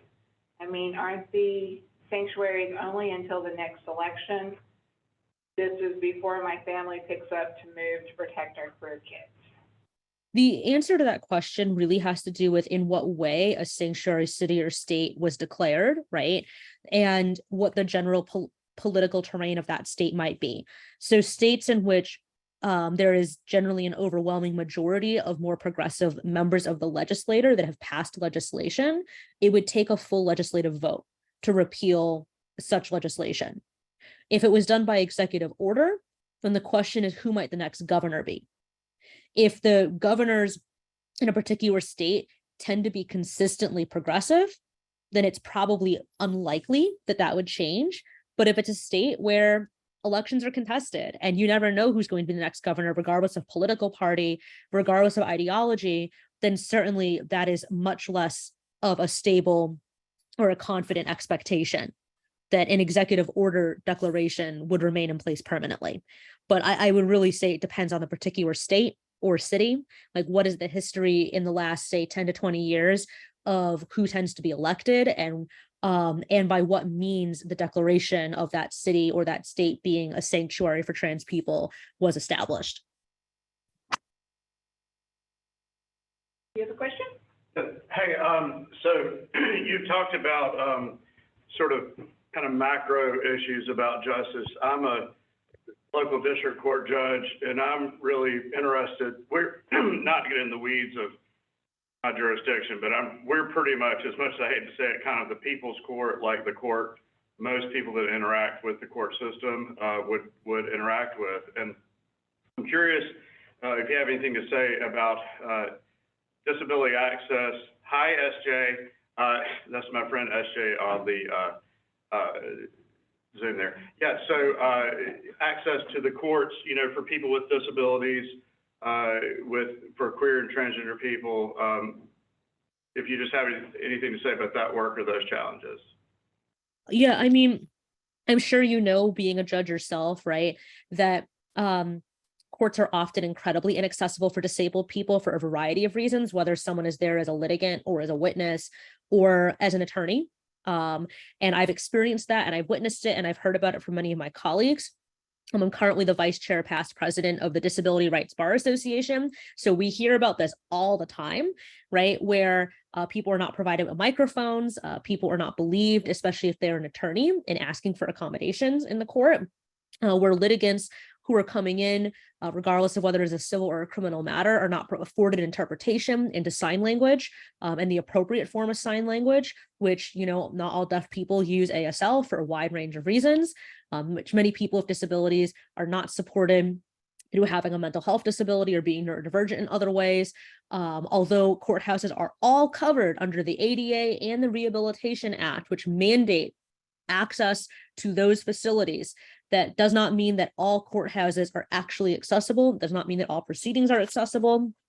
Even with the increasing use of hybrid and virtual proceedings coming out of the COVID-19 pandemic, court proceedings are not equally accessible to all people who need to be able to access them. And for many queer, trans, and disabled people, there's also this added layer of institutional trauma coming out of often a lifetime of discrimination, a lifetime of being disbelieved and supported, and a lifetime of being subjected to degrading and humiliating treatment. Like, I remember as a third-year law student, when I was a certified practitioner, as those of you who are attorneys in the room know, you can often practice under supervision in your second or at least definitely your third year.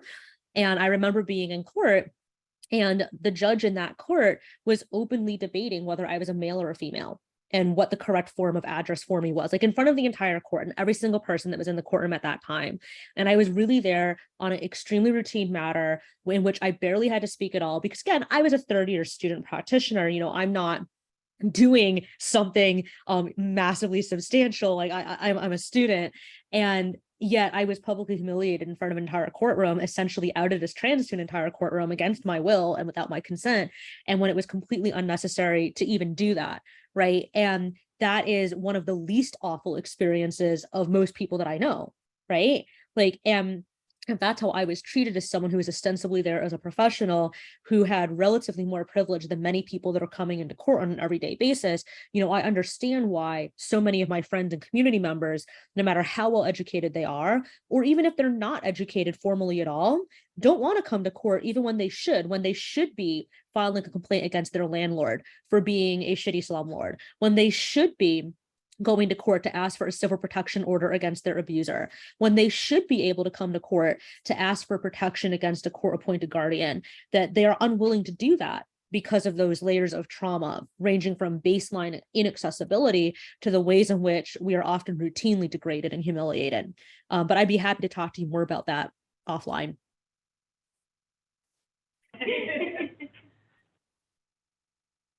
Anyone else? Any other questions?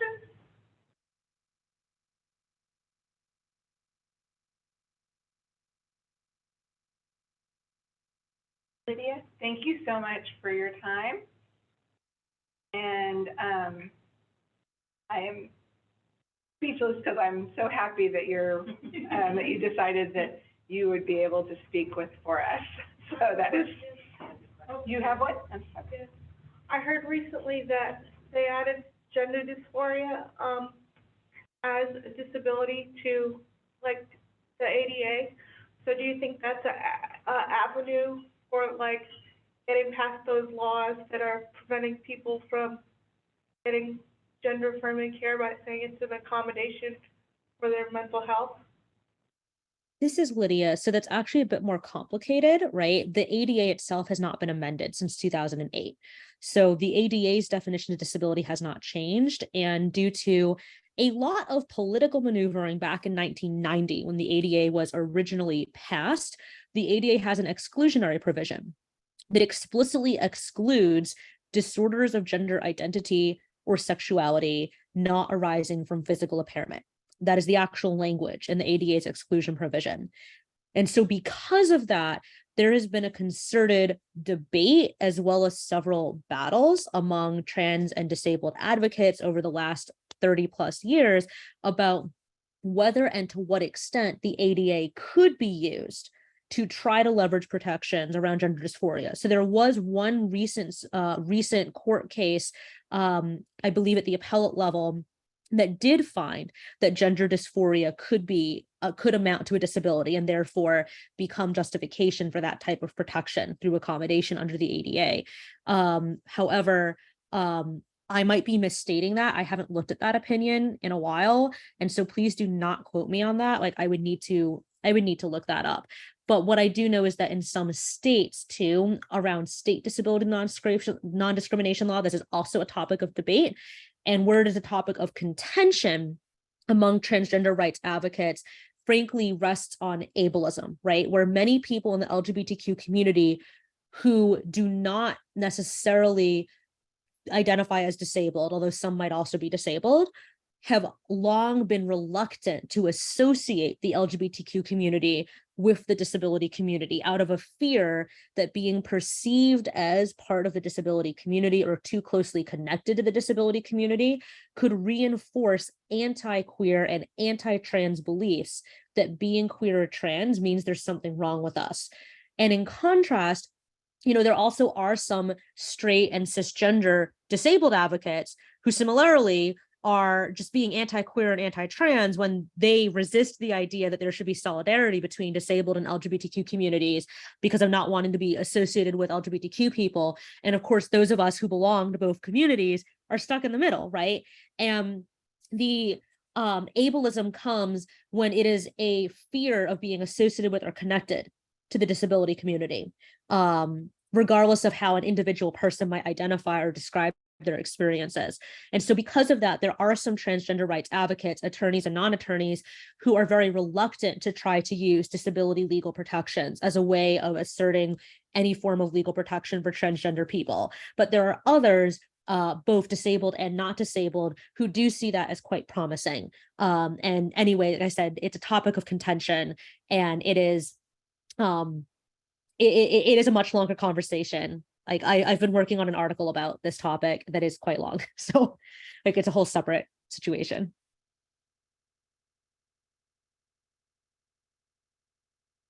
No, okay. Thank you very much. And you can stay on and listen to the rest of the conference or whatever your time allows. Thank you very much for coming. Thank you so much for hosting.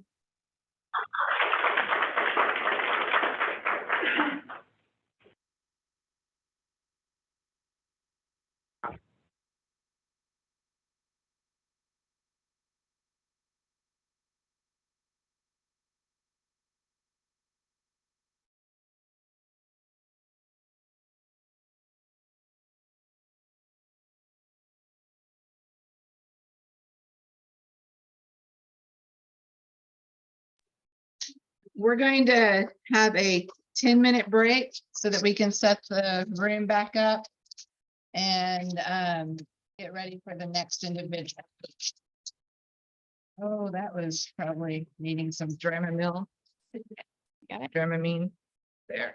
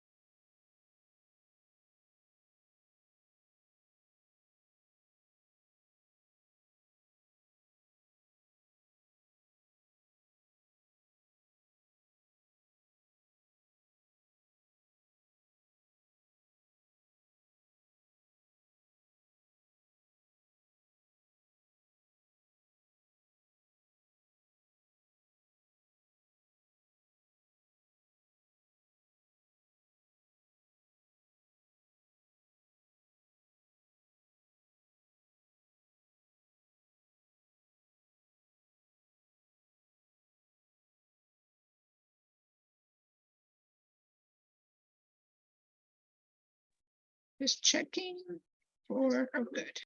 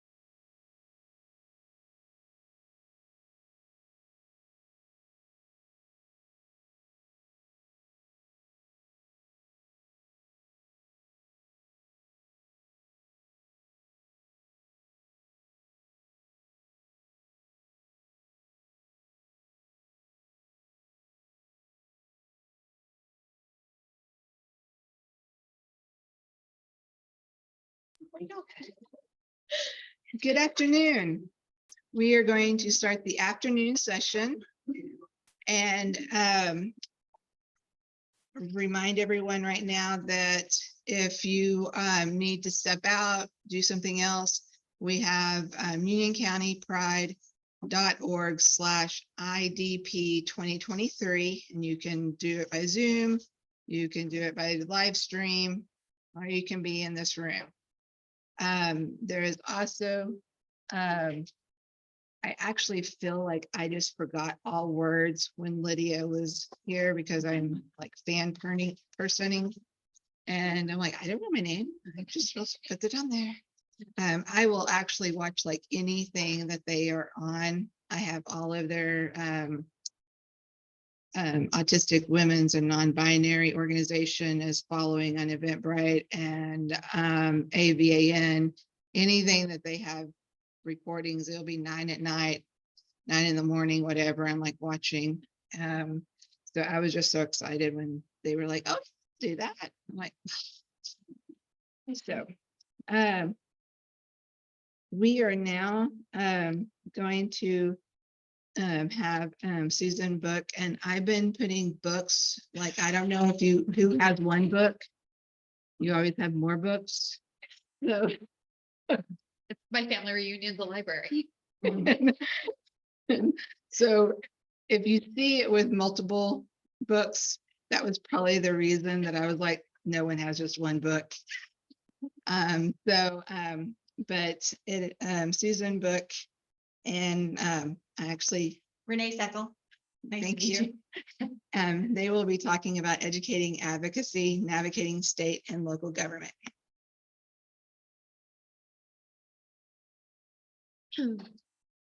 As Crystal already said, my name is Susan Book. I am, dare I say it, a middle-aged woman with brown hair. I am obviously, for those in the room, short. I wear glasses. Today I'm wearing a green blazer. I also have a t-shirt that says Autistic Pride. And I use she, her pronouns. Hi, I'm Renee Seckel. I also use she, her pronouns. I am a fat, redhead, middle-aged woman wearing a black t-shirt with certified troublemaker on the front. So in the words of Legends of Zelda, it's dangerous to go alone. So today we're going to arm you with information. Information that you can use when you want to do all this wonderful community organizing. You need information when you go to whatever level of government you're going to go to. Who does what and why? And that's important to know before you go. So let's get started. So to set the stage, Susan and I have been working together at Save Our Schools NC for about 5 years. This is the talk we give on specifically education focused, who does what at each level of the government. And Susan, I believe you are starting. Am I? Yes, your slide two. This is our first time, by the way, presenting live since 2019. Bear with us. Which one? There we go. Okay. Did you see which one? Okay. All right. So public school funding in North Carolina, the major funder in North Carolina is the state. They cover about 62% of all the school funding.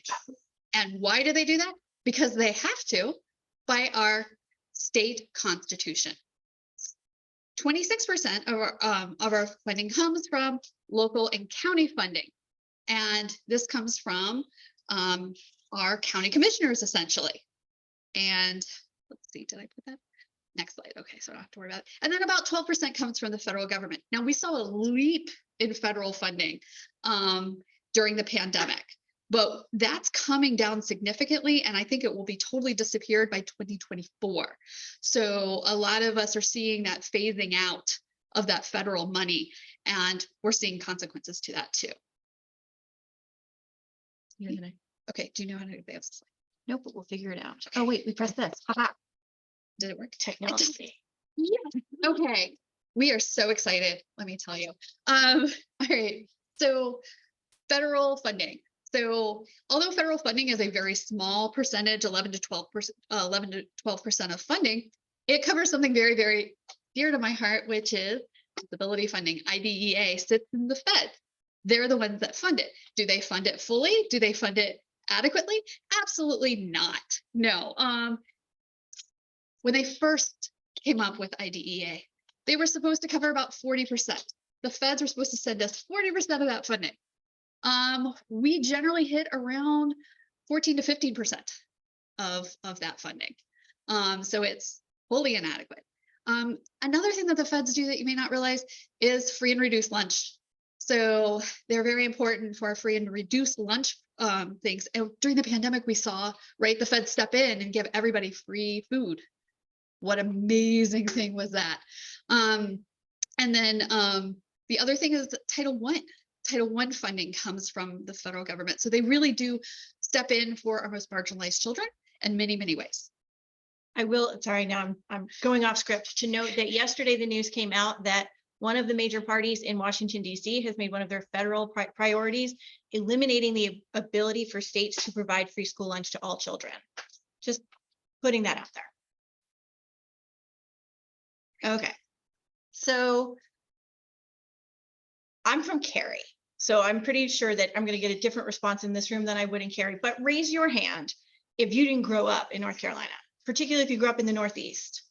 Okay, so some of you all know that in the Northeast, it's real different. Like your town has a school system and it is paid for by property taxes and you expect almost nothing from the state.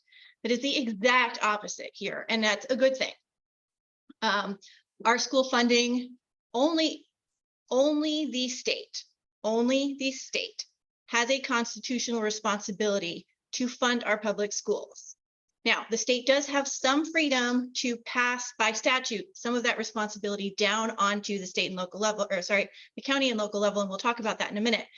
But in the end, the constitutional responsibility belongs to the state, and that buck cannot ultimately be passed. Property taxes are how local governments, and in this case, we're really talking county, because the locals don't in most cases pay much for schools, if anything at all.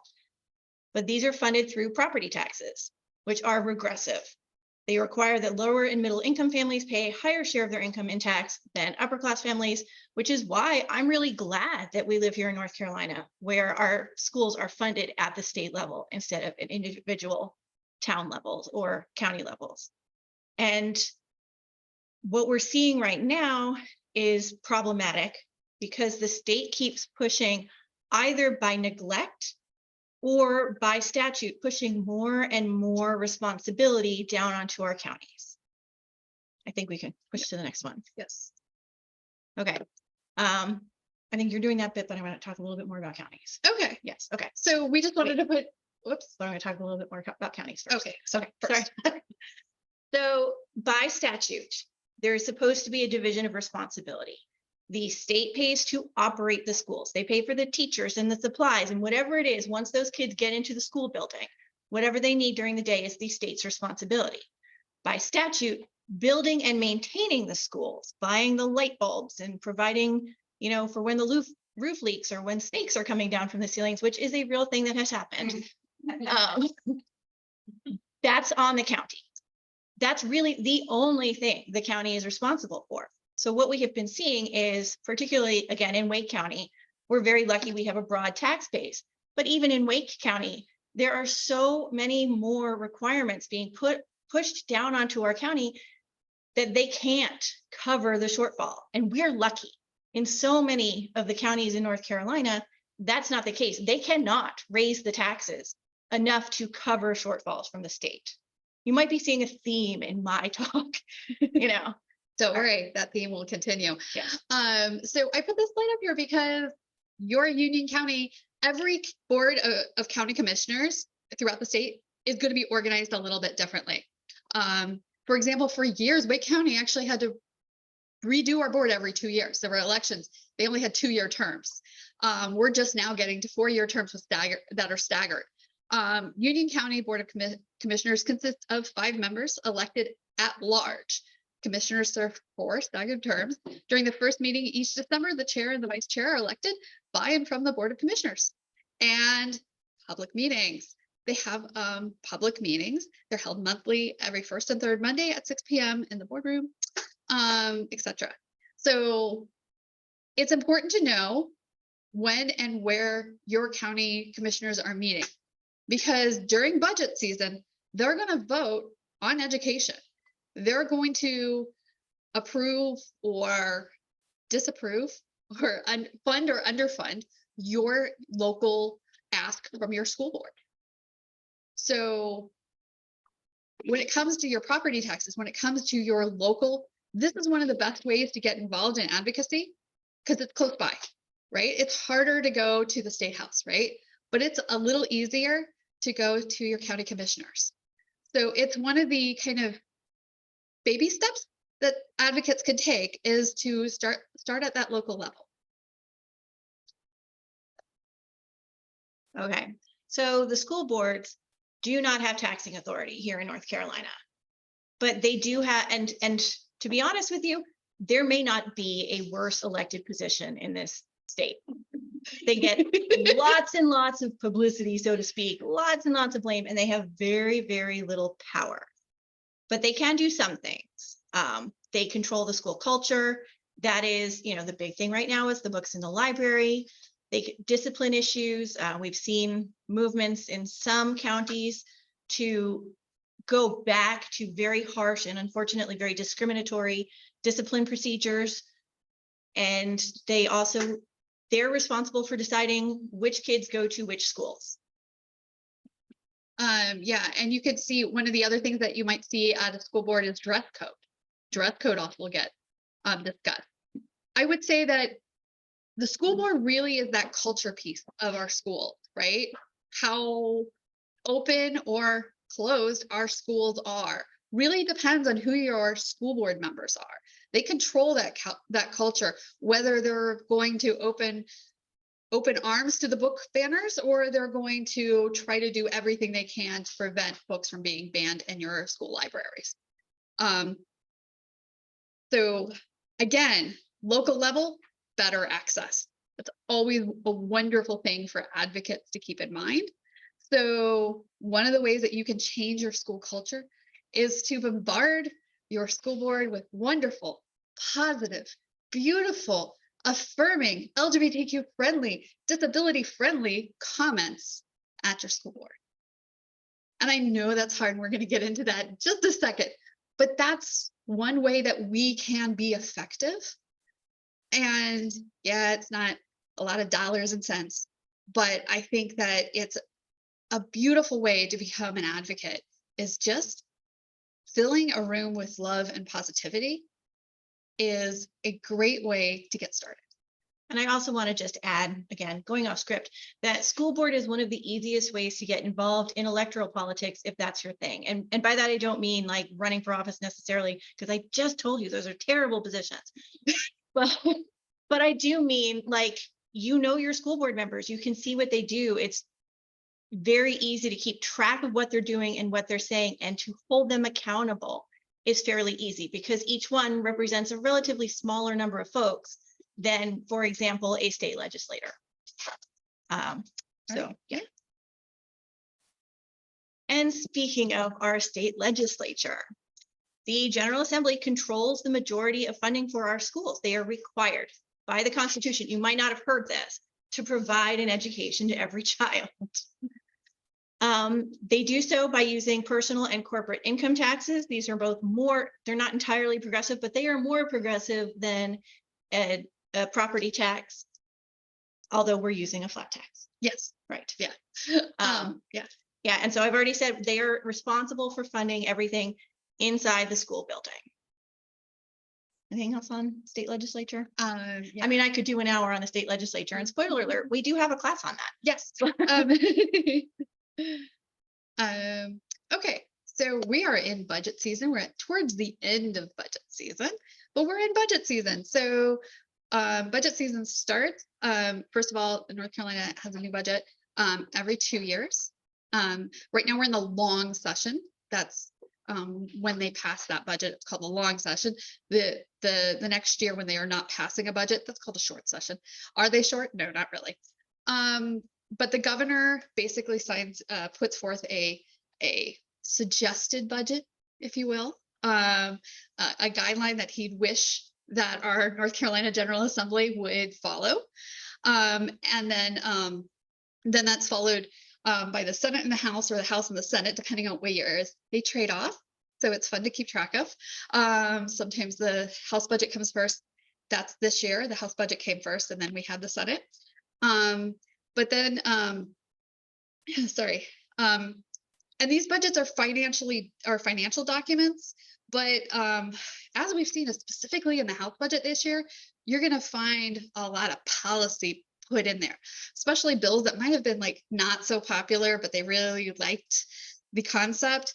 Those are put in there. That Parents' Bill of Rights stuff is basically popped into that House budget right now.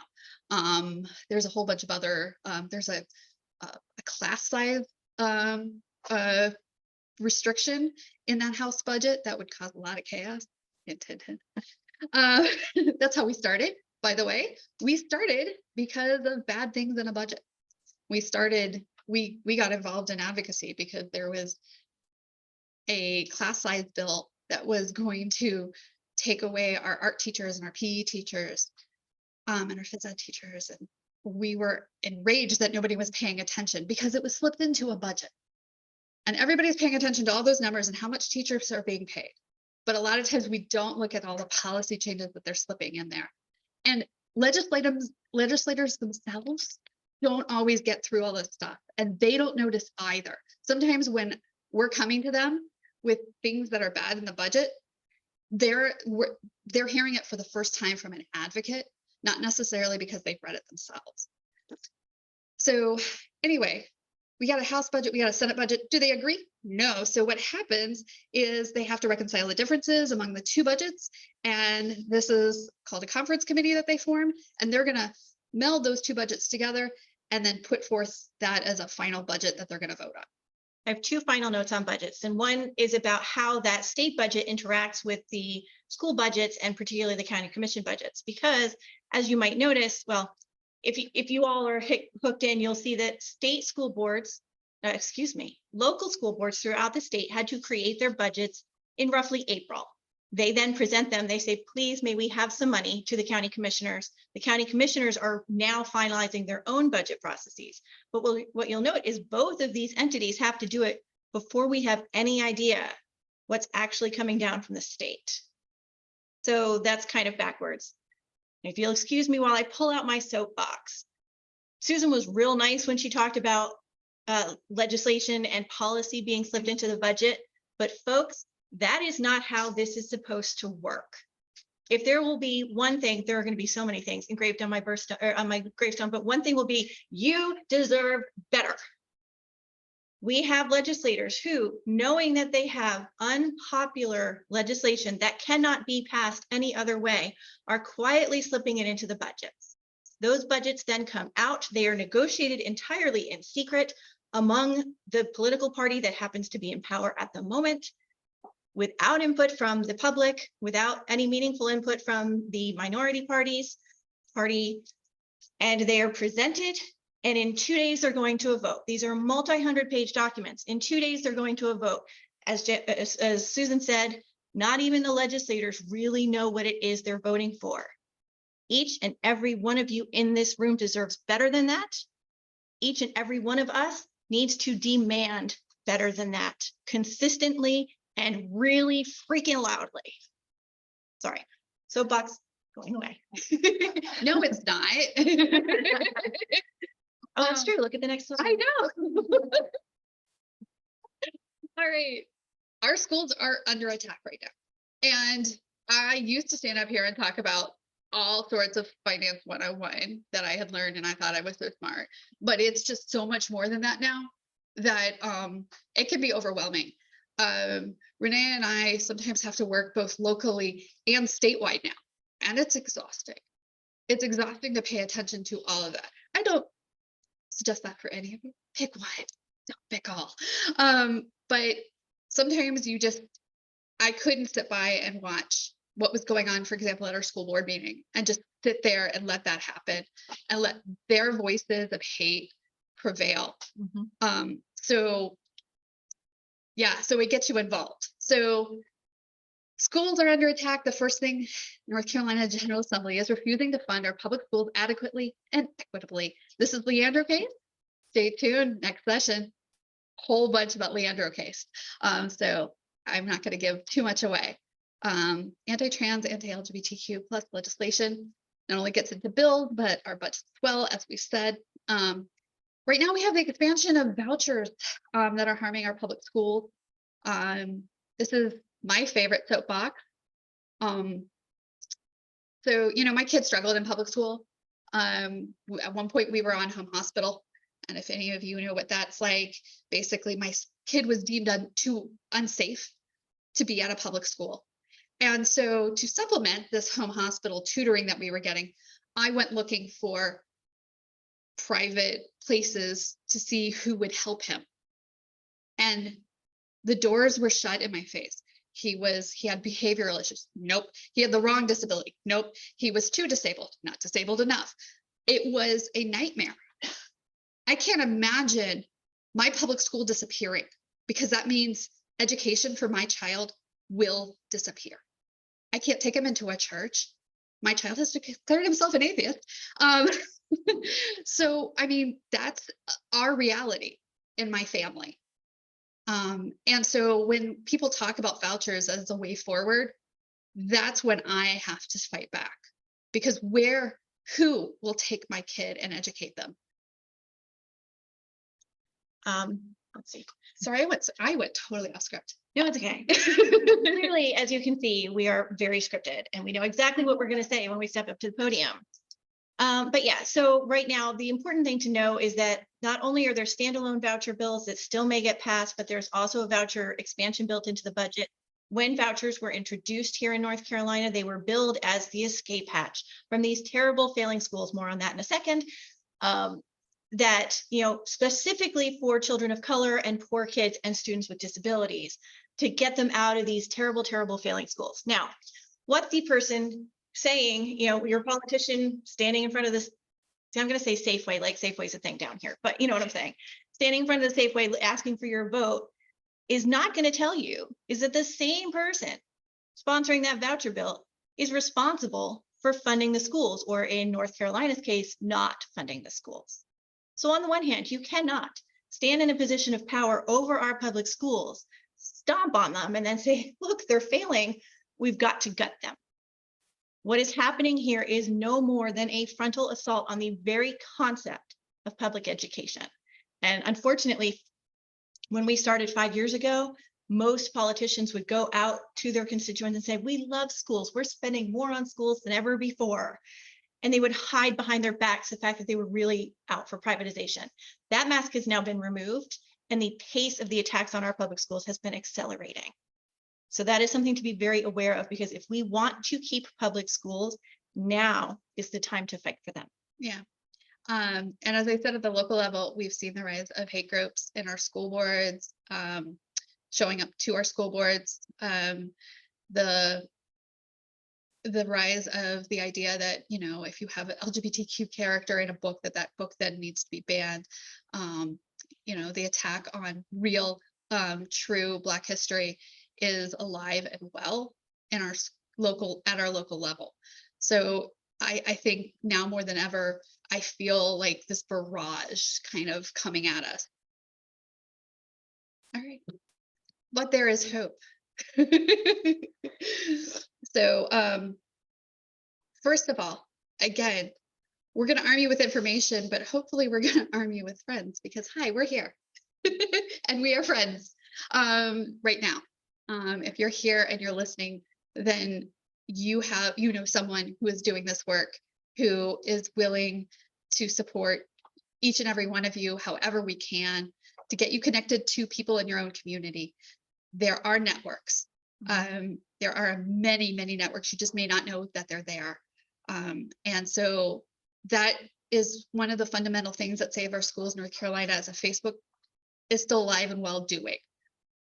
I'm actually reasonably certain that there is a Save Our Schools Union County. No relation. We just actually came up separate from each other, but they're doing really good work. So if you want to get hooked in with them, yeah, it's great. Anyway, let's see. Yeah, so a couple of things to know is, in order to be an advocate, you do not have to be an expert. Your story matters. Your authentic voice matters. Your opinion matters. You do not have to go in, although I tend to, with a folder with every particular fact and figure and an annotated copy of the Leandro decision. You just don't. You go in, you tell your story. Don't lie.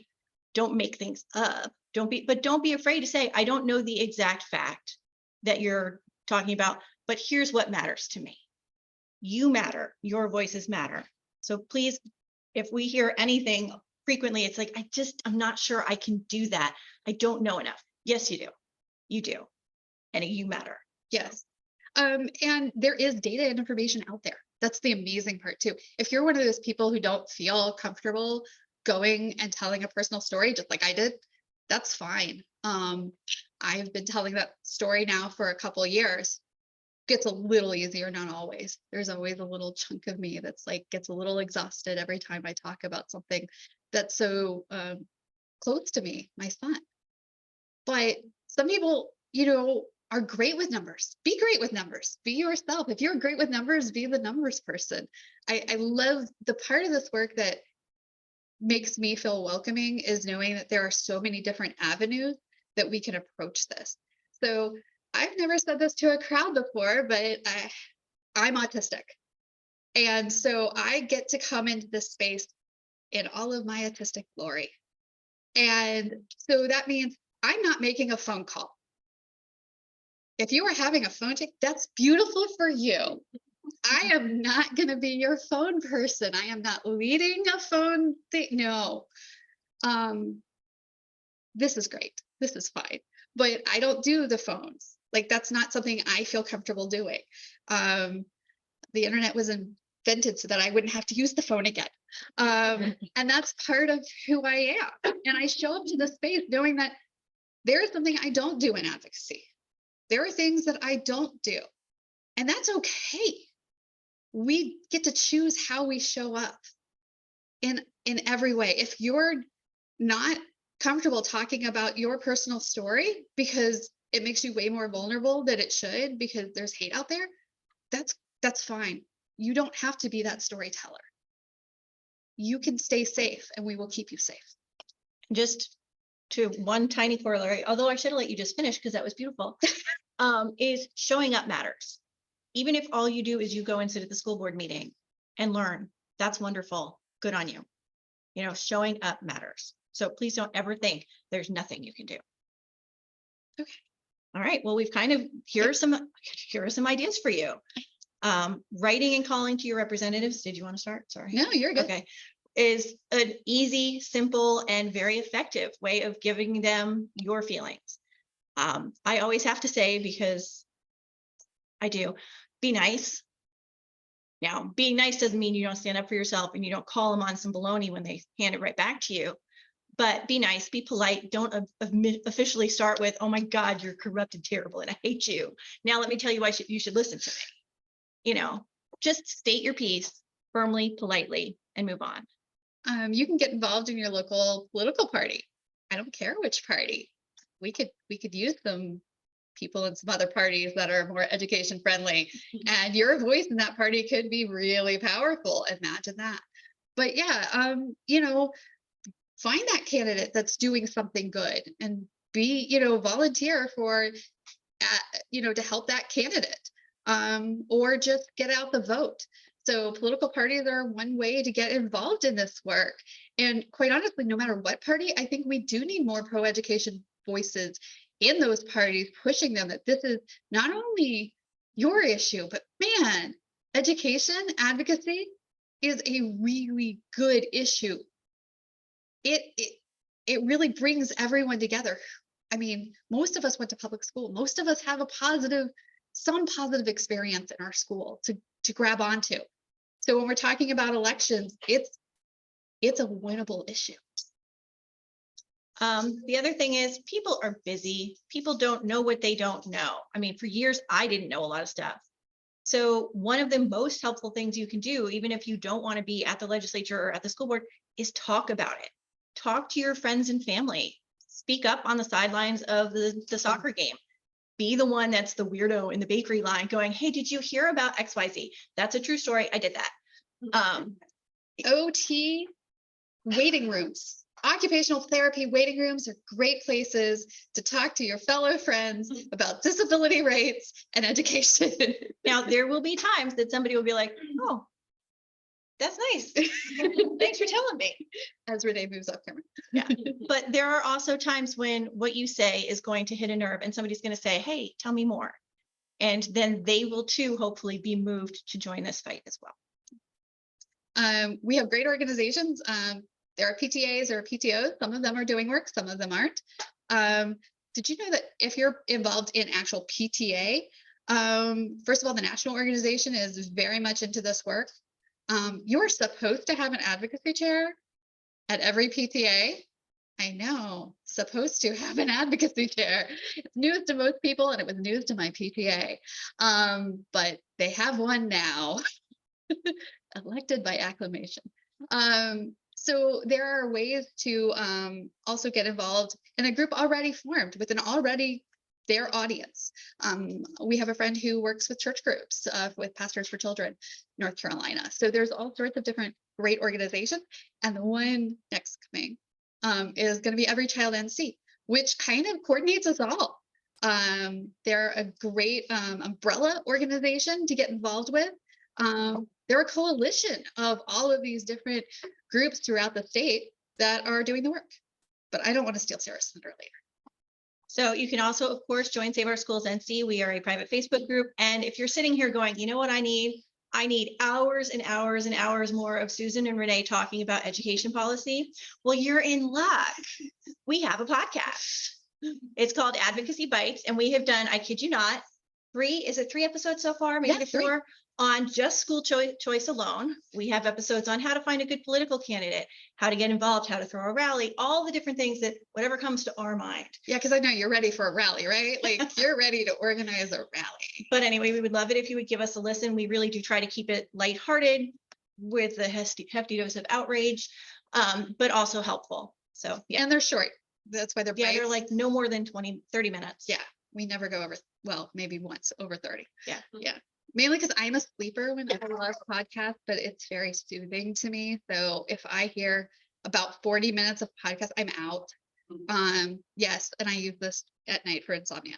Are you saying bites like BYTES? No, bites like reality bites, Oh, because we are nothing if not Gen Xers. So yes. So yeah, so this is how you find all of our stuff. Yes. And that's it. Are there any questions? Did we leave time for questions? We did. Okay. Yes. I don't know if it's a question, more, well, kind of like a more type thing. It's interesting to me, and I almost feel a little bit of twinge of guilt about it because when I'm listening to talk about, I've been vaguely aware of making that underlying shift to try to like push towards vouchers and private stuff. And my own son is autistic, and I don't know if I'm one of the, if you guys look down on people like me. No, absolutely not. ESA, Yeah, money, and I yeah, come from private yeah. school with that state money. And that's only because he's one of those where I quickly learned, and his wasn't a public charter school and they were great, but he just really needs like small, like he would probably thrive if it was him and a teacher, you know. So this school that I got him at, it's actually his therapy office for OT and all that. They have a little school in their office anyway. So so there's like 5 kids in the class, you know, and I'm like, that's exactly what he needs, you know. But I'm also, I definitely agree with all the like public school support and everyone should have access and the schools need to be able to do what they need to do and everything. So sometimes I feel a little like I'm one of the people that just kind of gave up and went, you know. No, you didn't give I up. could have been fighting for, but you know, but I also saw realistically, you can have the most amazing teacher and EC teacher and therapist in the world, but when there's 25 kids in the class, and that's a low number, you know. There's only, and even the EC teacher taking them out, there would be 4 or 5 kids that she was trying to help at once, you know, so. Yeah. I just, it's like, I want to fight for this stuff and help, but then at the same time, I'm like, oh, my kids could grow up in the meantime and miss out on better opportunities. You know what I mean? No, there's no absolutely zero judgment. I cannot tell you the amount of time that I have that I'm done.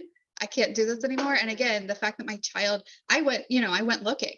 I just couldn't find anything. Right, yeah. So look, this isn't a fault on individual parents. This falls on our General Assembly who aren't providing that top-notch education and those opportunities within our public schools. Our public schools could do so much better for our disability children. There's so many different ways they could do better.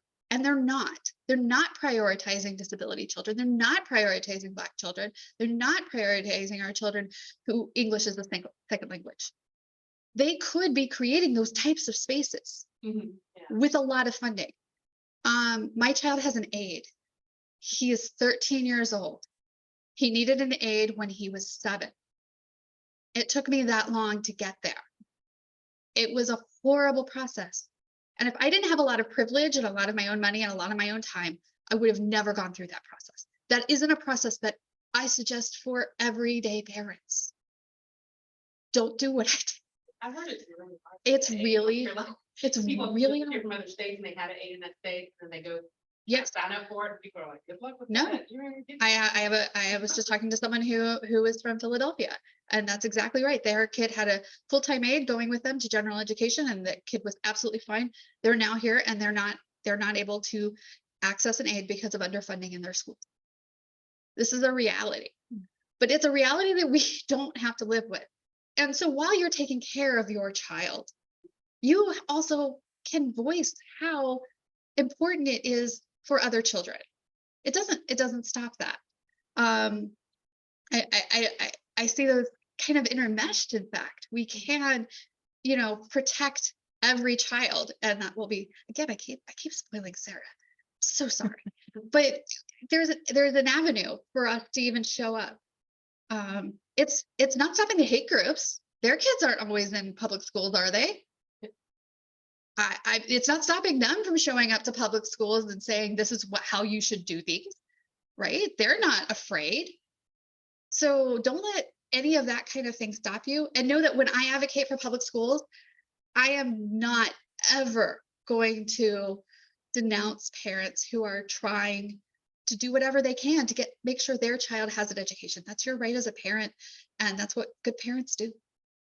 And you also, oh, I'm sorry, go on. Oh, I was just gonna say, and I also, you guys might know a little bit about this too. I also, in my work, I kind of work with families in the same boat, but I work with Medicaid. So the same exact, it's like such a parallel of what's happening with Yeah. education that's happening with Medicaid, that push to try and push it on corporations to manage it or whatever. So, Yes, and we're seeing how great that's working. right. Sarcasm here. So I don't know what they, what their end goal is. Have everything run by private companies, I guess. Yes. Tax money to go straight. to Yeah, those private actually, companies and let them figure it out. Yeah, so it's tinfoil hat time. Okay, so there's a book, an excellent book called Wolf at the There's an excellent book called A Wolf at the Schoolhouse Door by Jennifer Berkshire and Jack Schneider. And they lay it out right quick. And this has been happening, since I was a child, the Heritage Foundation. Yes, the ultimate goal is to eliminate public schooling, to make it an entirely privatized system where parents are cast out onto a market in order to get whatever education they can for their child with some basic level of, minor education available for the truly indigent. But then to start whittling and then what they'll start calling it is an entitlement. And you see what happens to entitlement programs here in the United States, right? That then it starts whittling down on the amount of the vouchers. They're at a nice high right now. They're not going to stay that way.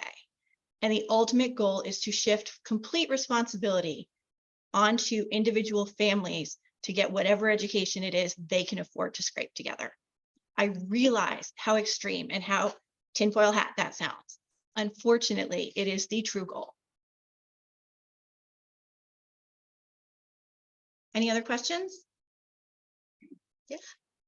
Thank you guys for coming out here. Great to meet you. We've been battling with the school board I've been battling them for most of the years. Probably saw my presentation yesterday. But we've had different waves of progressive activism in union. And the general prevailing consensus of people that dealt with them for a longer period of time is that particular board really only responds to two things: the threat of lawsuits and intense media scrutiny that happened that long. So I think for a lot of us, that drives, at least for me, drives a lot of the way that I handle them. But it makes, there are a lot of people that don't like to turn up to school board meetings because they're burnout and they feel like it's pointless to show up. They don't listen. Right. And so that's really what we battle in union right now, trying to build more of a progressive movement with a lot of people that don't. It's hard to get people to say it's not necessarily going to be fun. Yeah. And you can go and tell your story, and that's very important that everybody go do that. But it's not going to have results that, you know, it probably, and I would love to be proven wrong. I would love, to, you know, we start to see movement.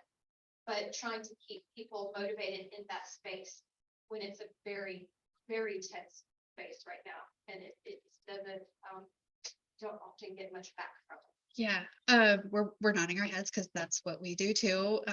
Although I will say we are privileged in Wake County. We have a very good school board. Yes, but we are constantly fighting the narrative that either we don't have a good school board or that the prevailing things that get in the news are all the hate.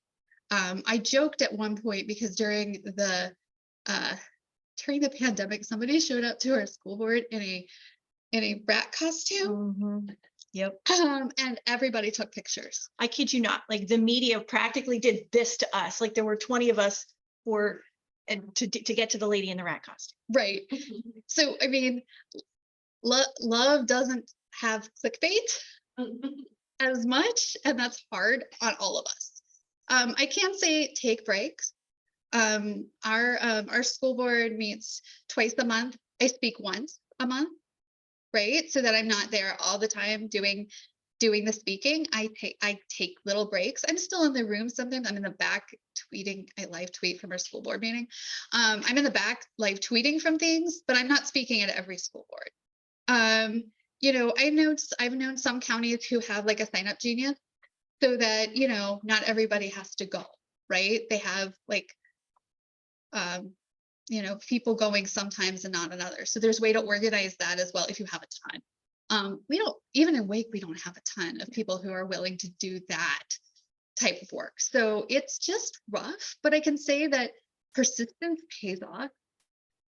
That horrible thing about, you know, losing or possibly using math or not math.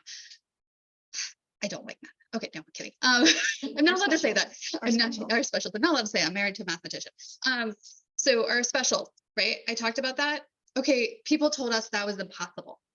Stop going to the General Assembly. You're wasting your time. Public shaming over a long set of time does work in elections and to move the needle.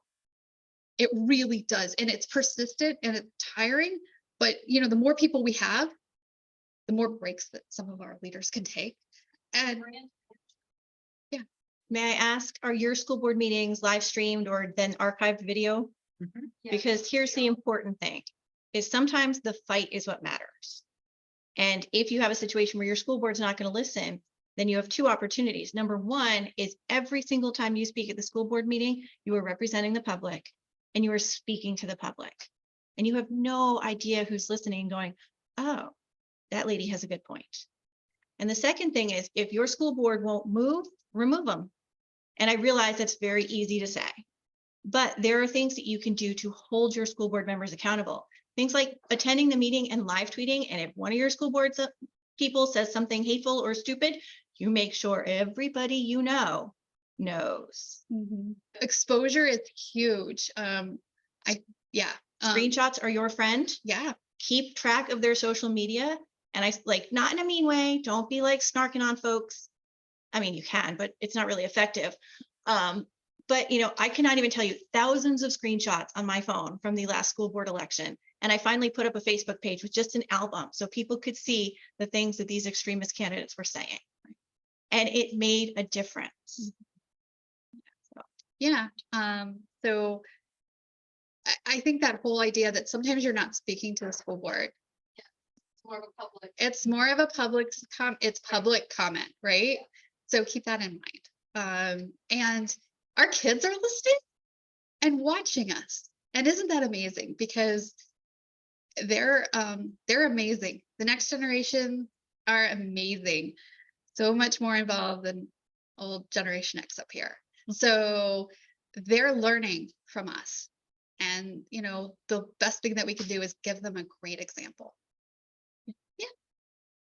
To stay on time, Yes. we need one question and then probably move on. Okay. Since you are in Wake County and you go to your school board all the time, what was y'all's understanding on why they changed the non-discrimination clause to basis of gender versus basis of sex, race, color, religion, national origin? I'm going to be honest with you, I am not as well versed in that particular policy change. So I can't answer that right now, but if that's coming from Zoom, if you want to give us your contact information. It's coming from me. Okay, then I'm sorry, I don't know. Okay, because Union County was the first one I saw. Oh, yes, I could answer this. Oh, good, because I. So the state school board made a bunch of little policy changes. And if you're involved, if the state school board basically sent all these policy changes down to school boards. So at our policy meetings right now, they're going through all of the policies that came from the state and then changing your county policy to match the state. So that's why you're seeing them like pop up like here, there, and everywhere. It's a huge slate of policies that they changed, like gigantic list of policy changes, and it's taking a long time for policy committees at the school board local level to get through them. So it's something mandated from the state that our locals are having to input. Because I thought it was just Union County until I was like, oh no, it changed in CMS, and CMS had sexual orientation and gender identity. Yeah. Now it doesn't. Yeah. And then when it came and changed with it all, I was like, but they're a more liberal. Yeah, it's coming from the state. It highlights. Yeah, it's coming from, yeah. Yeah. That's all right. That's okay. Go on. But yeah, it's coming from the state down to the counties. Counties are just working through all of these different policy changes the state have had. As a former school board member and somebody who's really plugged into what you're saying. I will tell you that there's not a public comment section, but a lot of the things that happen that I think most of us care about happen in the policy committee meetings, which are also public meetings. Mhm. Attend those public meetings, they're supposed to be announced. So, yeah, and you can hear, what is being constructed that comes before board time to develop a strategy. Yeah. I watched the finance and the public and the facilities as time was, and that was just something I didn't see. And I just thought it was something that maybe our local attorney for the school put in to overcome the whole issue with our school board wanting to hurt some of our kids. And then when I saw it with CMS and with Wake, I was like, this is not just our local changing from sex after Bostock to gender if they're doing it. Yeah, yeah, yeah. The same thing, every area has to like match that same wording. There is some policies that are done by DPI and the state school board that are mandated to go down to our locals. Again, even in policy, our state is got their hand a little dirty. That's a whole nother class that consists, basically it consists of me saying over and over again, no, really the legislature is controlling that. No, actually, you think it's your town, it's the legislature. But, yeah. Yep. So, well, thank you all so thank you much. all. We appreciate your letting us be here.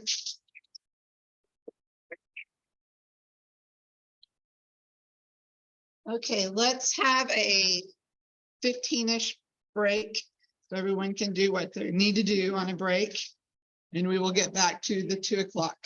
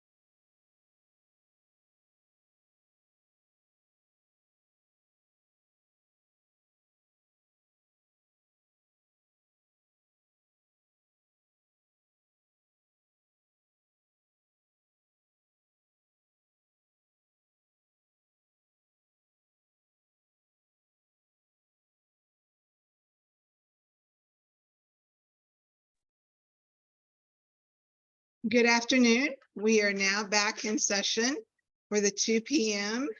We will be talking about Leandro and the movement for education equity in North Carolina.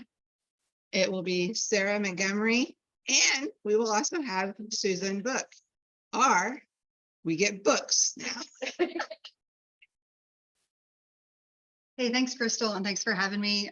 Sarah Montgomery. I use she, her pronouns, and I am a white woman well into my 40s, and I'm coming from Durham. I'm the parent of 2 kids, and my husband is also a middle school teacher in Durham.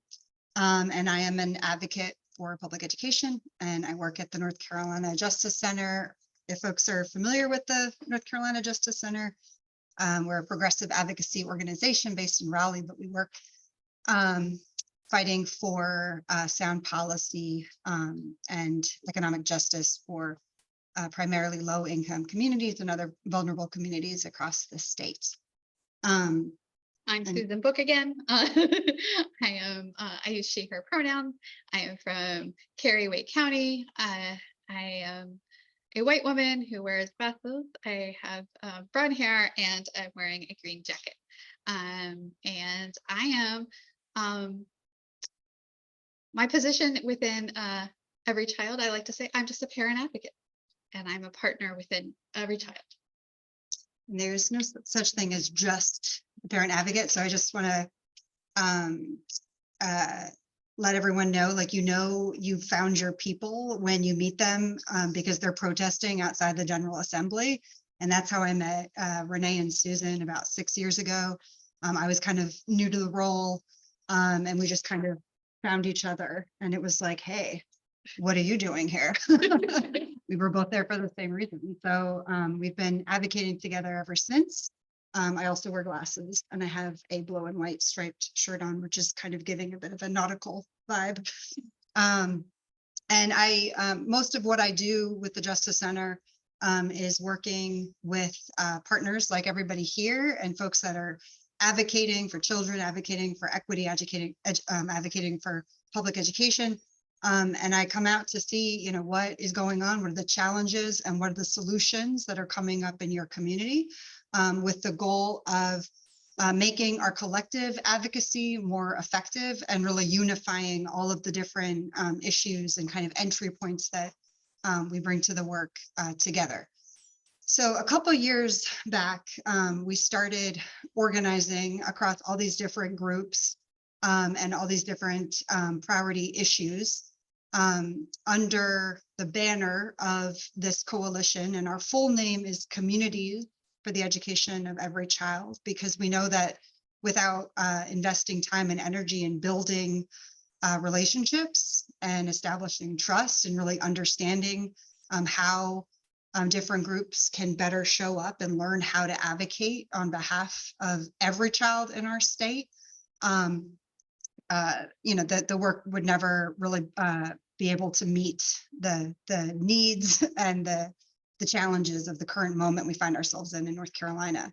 So we launched in 2020 as Communities for the Education of Every Child, and we are leading the state in advocating and fighting for equitable school funding for early childhood ed and children in K-12 public schools. And we organize around the Leandro court case. So Susan mentioned the Leandro court case during her talk, but just like, how familiar are folks already? Do we know a bit about Leandro? We might have heard that word. So it is a court case. Do we want to do next slide? Sure. I'm going to go off script a bit too. So yeah, it was working.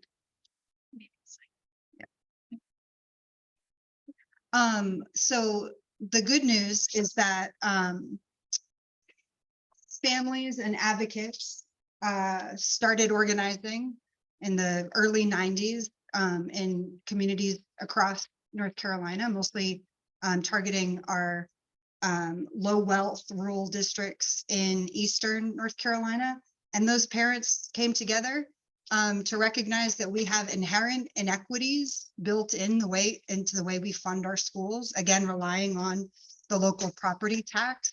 And so there's going to be a vast difference in what communities like in Robeson County or Hope County can chip in to cover those gaps left from the lack of state funding than say districts like Wake or Durham where I live, right? So those parents came together. Yes. Is this a federal case or a state case? This is a state case. So unfortunately, there is no built-in guarantee to our US Constitution to guarantee equitable school funding. It's basically, we lost that case at the US Supreme Court. So it is basically up to the states to decide how to guarantee the funding of public education for children in their state.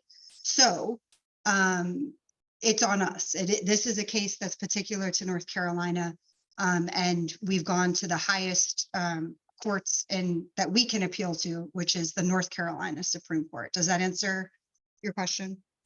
Yes, I work in South Carolina. Mhm. How would I find out?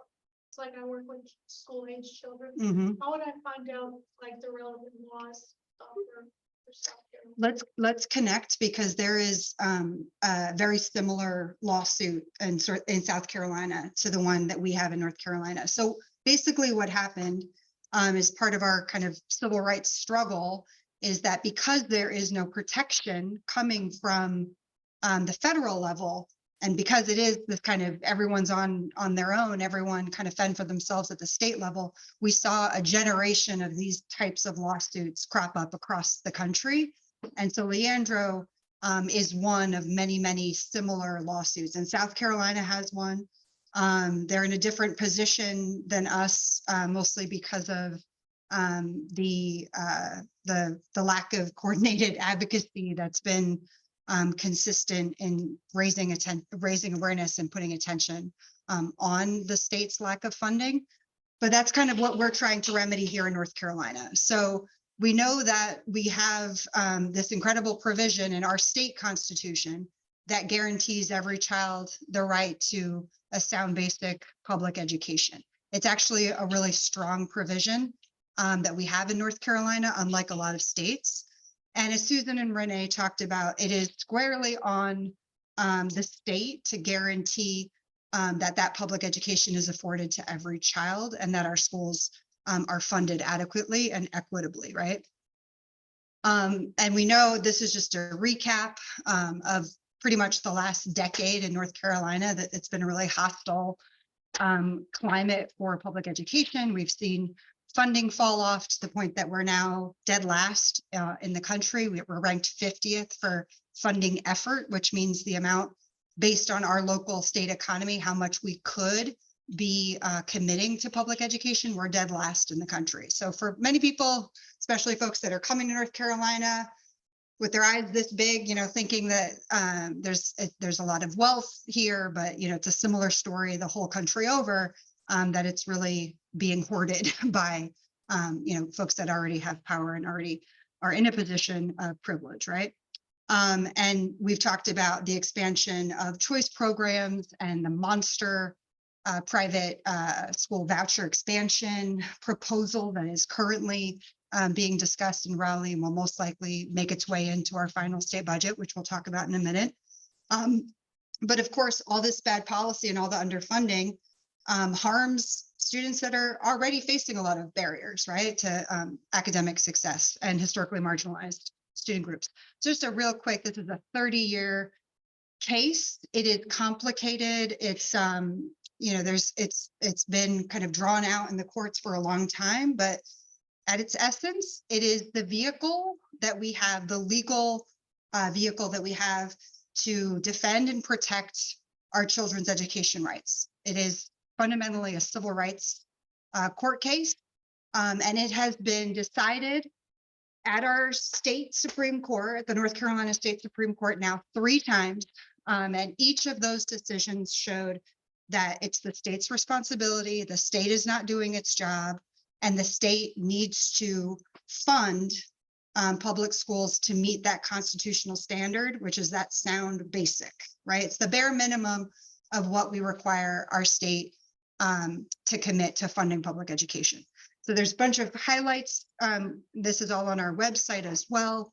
But look, but the families brought the lawsuit in the mid-90s. And again, we made our way up to the state Supreme Court for most recently last year with a ruling in November of last year. I'm just going to skip ahead here. That affirmed what was a court-ordered plan, basically. It's a comprehensive set of policy and funding requirements called the Leandro Plan. So for many, many years, the state and the members of the General Assembly were wringing their hands saying, well, this is just too vast a problem to tackle. We have no idea how much it would cost. We have no idea what kind of investments would actually move the needle on student outcomes, right? So it was just kind of this big stalling game that they were playing, right? And so finally, a couple of years back, around the time that we started organizing as Every Child, there was a new judge that was assigned. Governor Cooper, of course, created a commission to study if we were complying with Leandro, which of course we weren't. And in 2021, all of those efforts culminated in a plan that was largely informed by a very comprehensive study that had been issued the year before by a consulting group called the WestEd Group, and that's a nationally renowned education policy and funding think tank. Yeah, and I would like to say that communities actually weighed in on the WestEd report, and disability communities specifically said, I don't think the WestEd report's doing quite enough. It said raise the cap. We'll get to what that means later. We said, why don't we just not have any more caps on funding from the state for disability? And because we as disability community spoke up about that, we got the judge to actually listen to us and implement that as a step further from that WestEd report. So it was also community led in so many ways. And Every Child was an integral part of informing that process. So we have this court-ordered ruling that the state has to commit to funding this 8-year-long comprehensive Leandro plan. And if they don't do that, we will be out of compliance. So that was in 2021. The state Supreme Court ruled in November last year. The state was still not doing its job and ordered the state to release the necessary funding to comply with the first years of the 8-year Leandro plan, which would cover this school year and last year's school year. And immediately, opponents of Leandro got to work trying to go process, right?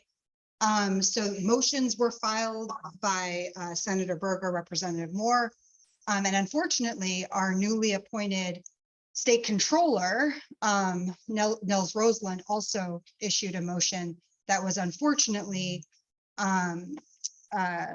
allowed to be heard, actually. So motion was about absolving him as state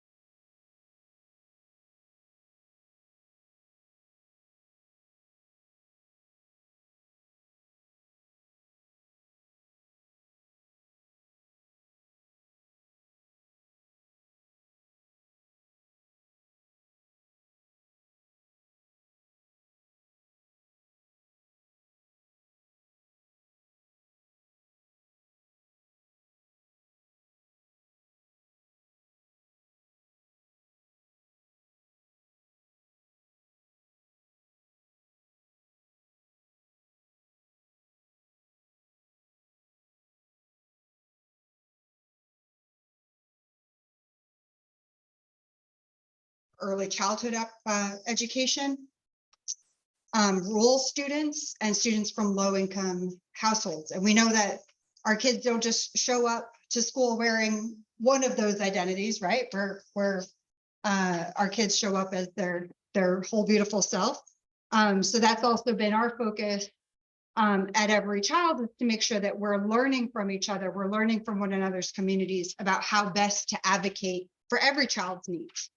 And we also included in our priority student groups and communities, LGBTQ students as well, who are not formally listed in the Leandro case as a protected student group, but Advocates with Every Child NC decided early on when we first formed that would be a priority student group for us. All right, so that's where we are now. And Crystal, this is advancing. Oh, I can do it like right. You help me with that advancing. Just going to move to the next slide. So that's where we are right now. Okay, thank you. And the ruling, I'll say the ruling that we got in November, we work with teams of attorneys who, again, they work on these types of similar state lawsuits across the country. And the attorney said this was by far the strongest ruling, the strongest backing and framework for us to appeal to the state for funding. That's right. Gotcha. All right, so we mentioned where the case is today. There was another change in judges earlier this year with a handpicked Republican judge who was handpicked by Supreme Court Justice Newby to oversee Leandro. So all the advocates were kind of holding our breath to think, okay, well, what's the decision? But even Judge Amons dutifully followed the procedure and agreed with advocates essentially in a ruling in April that the state still owes our children upwards of $677 million to comply, again, just with this school year and last school year. So this is not a advocates say, right? This is what our own law is dictating is needing to happen. So again, unfortunately, because the money is not being released by the state, we are expecting the state Supreme Court to take up Leandro again, probably this summer. So everybody saw the handout, and Susan's got another one to just kind of. I did, but. Okay, great. Do you want to talk a little bit about specifically students with disabilities? Sure. One thing I don't have to do when I go in front of disability crowds is talk about how we've been affected by underfunding in our schools. It's the one thing that we kind of experienced. I don't know when kid with a disability hasn't experienced something bad from underfunding in their school. So, we have, teacher shortages. I don't know if you know this, but we've had, I think there was between sometime around 2013, 2010, we lost some 7,000 teacher assistant positions in North Carolina. Can you imagine what our schools would be like if we brought back our instructional assistants or our TAs to be able to aid teachers in a classroom with the amount of students they have? I have in our schools, the instructional assistants are my favorite people. Mm-hmm. They're the people that my child knows the best. So anyway, we also know that, when it comes to proficiency rates, disability children are not doing as well as they should. I'm not going to talk about standardized testing because we don't have standardized kids. But funding for students with disabilities is basically capped by the state. So the state says that you have to have 13% of your students can have a disability, and we will kick in a certain amount for those students. If you identify over that 13% of your population as having a disability, which we already know, the CDC says what, 16% of children probably have a disability, and that number keeps getting adjusted as we keep adjusting what autism is. what neurodiversity is, thank goodness. And we keep, opening that door wider, which we should be. The state isn't opening that door wider. They have a cap and they say you can't identify any more than this number of students, this percentage of students. And that's affecting our counties, right? Because who picks up the bill? Our local counties are picking up that bill. Every time that they identify a student above that percentage, that dime is on them. And sadly, they think of children like that sometimes. Disability rights seems to be the only one where there's somehow a dollar sign attached to our humanity. And that's not always an easy thing to deal with. So that's some of the bad policy that's around right now.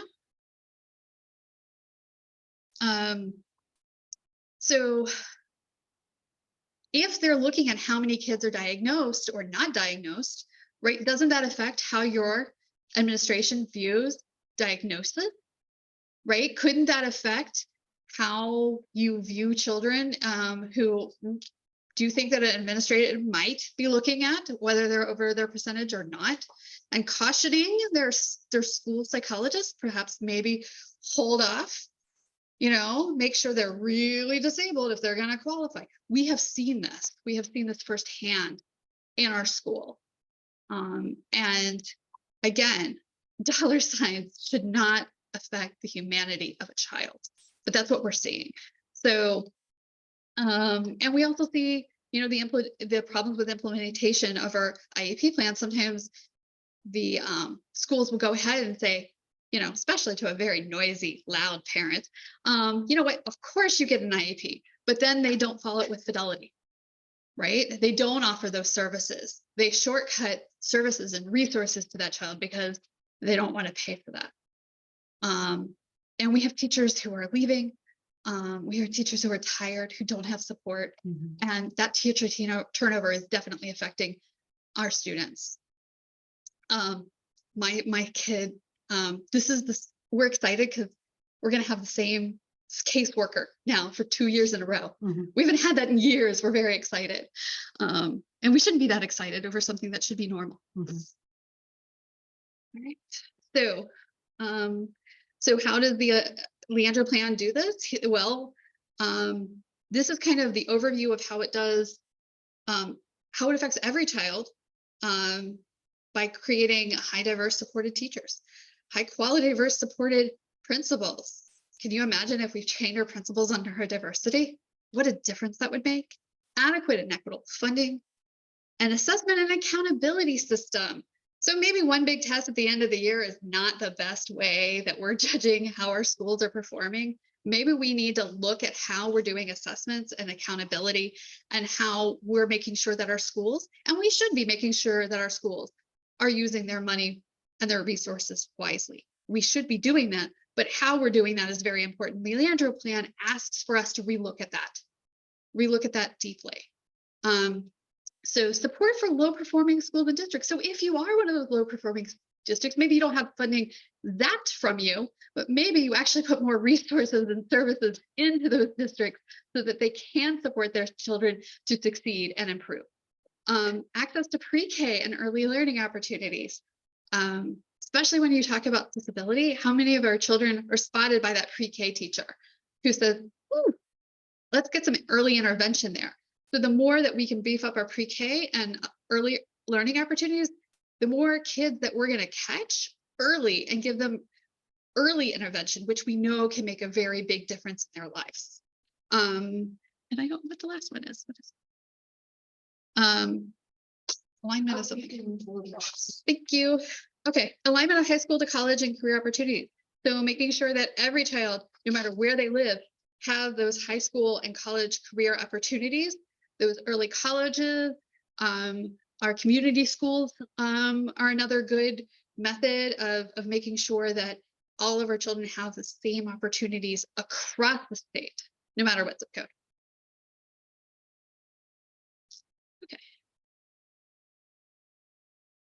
Okay, you want to go? Yeah, and what is exciting, I guess, and really encouraging and kind of like makes the life of advocates, easier when it comes to the Leandro plan is, again, it's comprehensive.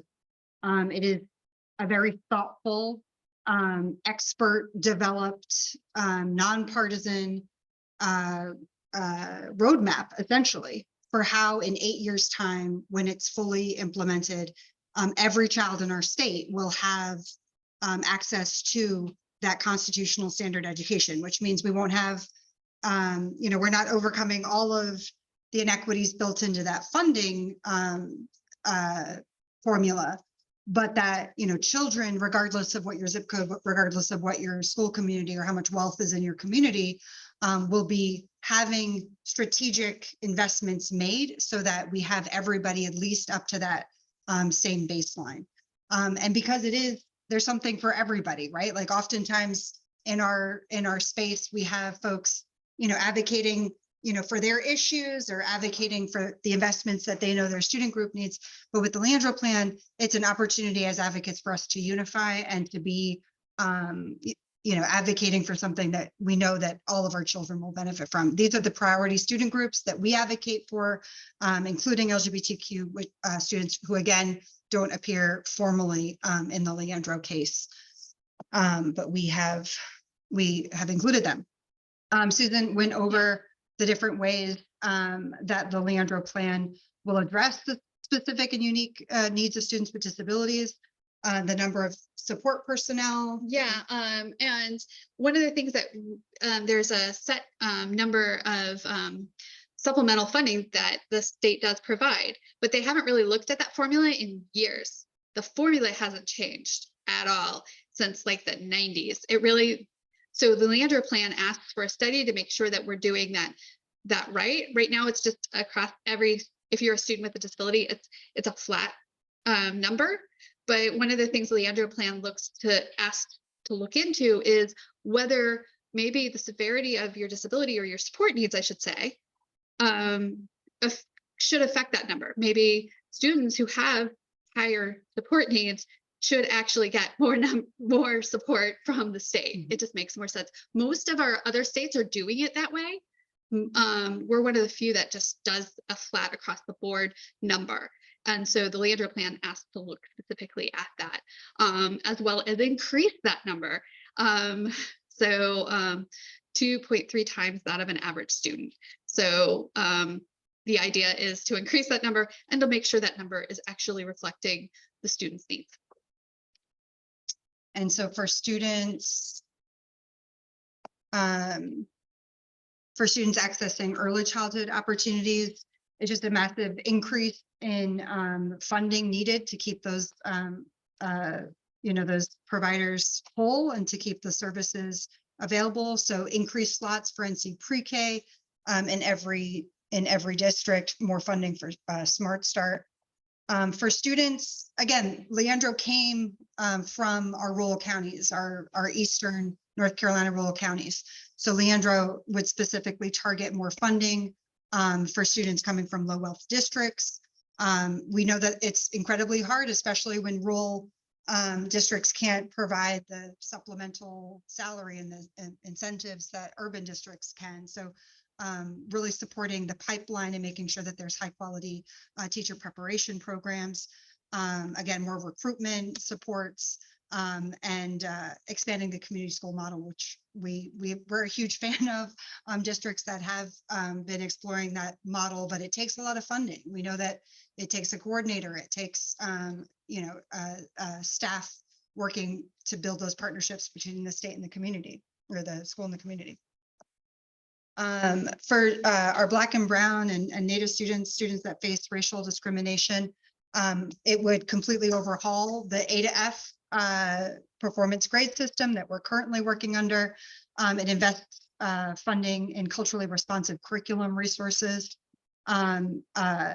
ensures free lunch, which is a huge barrier, and establishes more opportunities for socioeconomic and racial integration in schools. And then for our English learner students, similar to the CAP with our students with disabilities, it would increase the funding, the supplemental funding needed for supporting our English learners.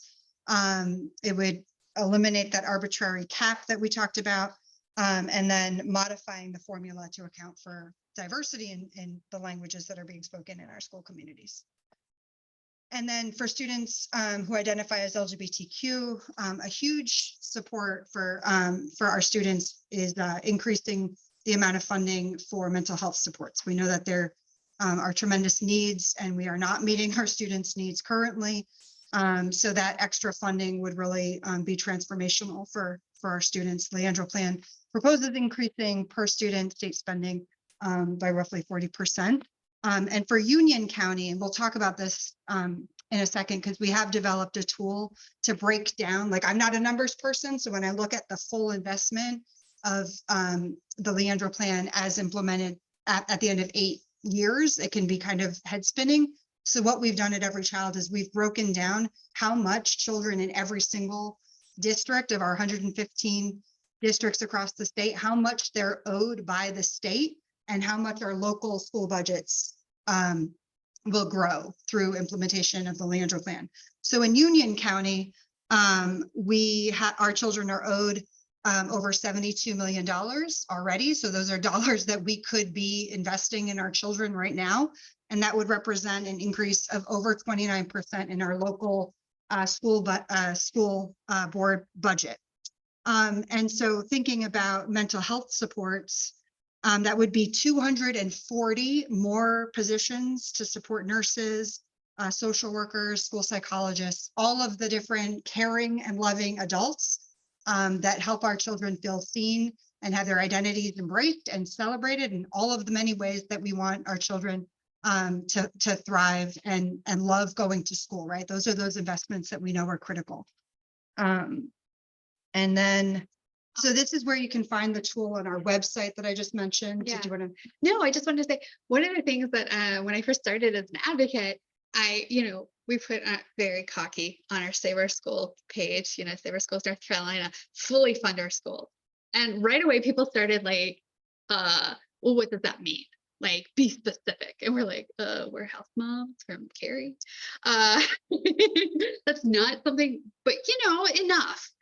One of the beautiful things about this Leandro Plan is it says exactly what it will take, right? I can have an answer to that now that's very specific. And this is what that tool does, and it breaks it down county by county. And you can also look at by disadvantaged student category, what that looks like. So I think it's an incredible tool for anyone who's like, what does that mean? We have the answer now. And it's really, it's been fulfilling to be able to stand up and say, I know, because here it is. And it gives us, it gives me that nice extra tool when I'm advocating to be able to hand them a sheet of paper that says exactly what fully funding our schools actually look like. And again, when I say fully funded, I mean the bare minimum of fully funding. This is what gets us to everybody's doing, okay, right? We haven't even started really exploring what North Carolina would look like if we had a phenomenal school, if we had a world-class education, right? And one of the things that we've talked about in the coalition is if we ever do get the space funding, that's the next step. Yeah, and that information is power. We've all been around people in positions of authority, particularly our elected officials, and they'll talk about things they know nothing about. So it's really, it's powerful to have that data point right in our hand as advocates to challenge them and push back and say, actually, you have to do your homework. Actually, you don't know what you're talking about with Leandro Plan. This is the dollar amount that our children are owed. We have all this information right on our website. If you can't find it, let us know. Or if you'd like a workshop or a community forum where we can unpack specifically for Union County, that's something that our advocates do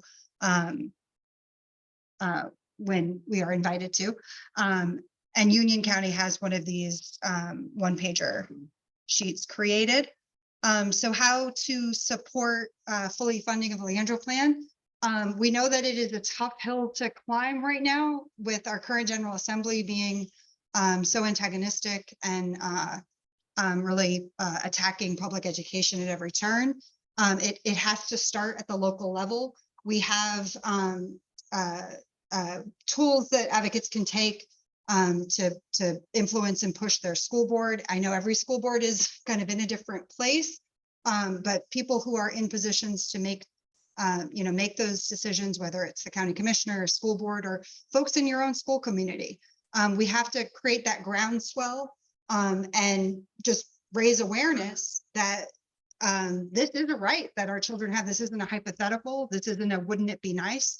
This is a constitutional court ordered plan that our General Assembly has decided that they do not want to comply with. So it's really up to the voters of North Carolina and folks that care about public education and they care about equity and making sure that everyone in our neighborhoods, everyone in our school communities have what they need to join this fight and use all of the tools available. We have a current action alert is on our website. If you go to everychildnc.org, our current action alert will pop up. We are pushing Governor Cooper to use the full power and authority of his office to issue an executive order to release the funding for Leandro immediately. There is precedent for this. Two governors previously, Easley and Purdue, both used the executive order to release funding specifically for public education and early childhood ed and to support the disadvantaged student supplement to comply with Leandro. So there is a precedent for him to take that leadership step. And we've got multiple districts across the state who have passed a local Leandro resolution to signal that we need those dollars now. We appreciate Governor Cooper's recent declaration that we're in a state of emergency. We agree.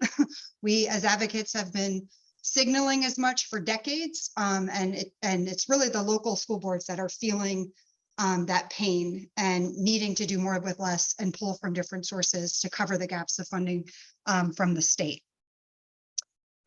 So next up, we talked a little bit about the expansion of private school vouchers. So unfortunately, advocates and opponents of Leandro, we recognize, we agree on one thing. We agree that our schools are underfunded. We agree that every child does not have access to a sound basic education.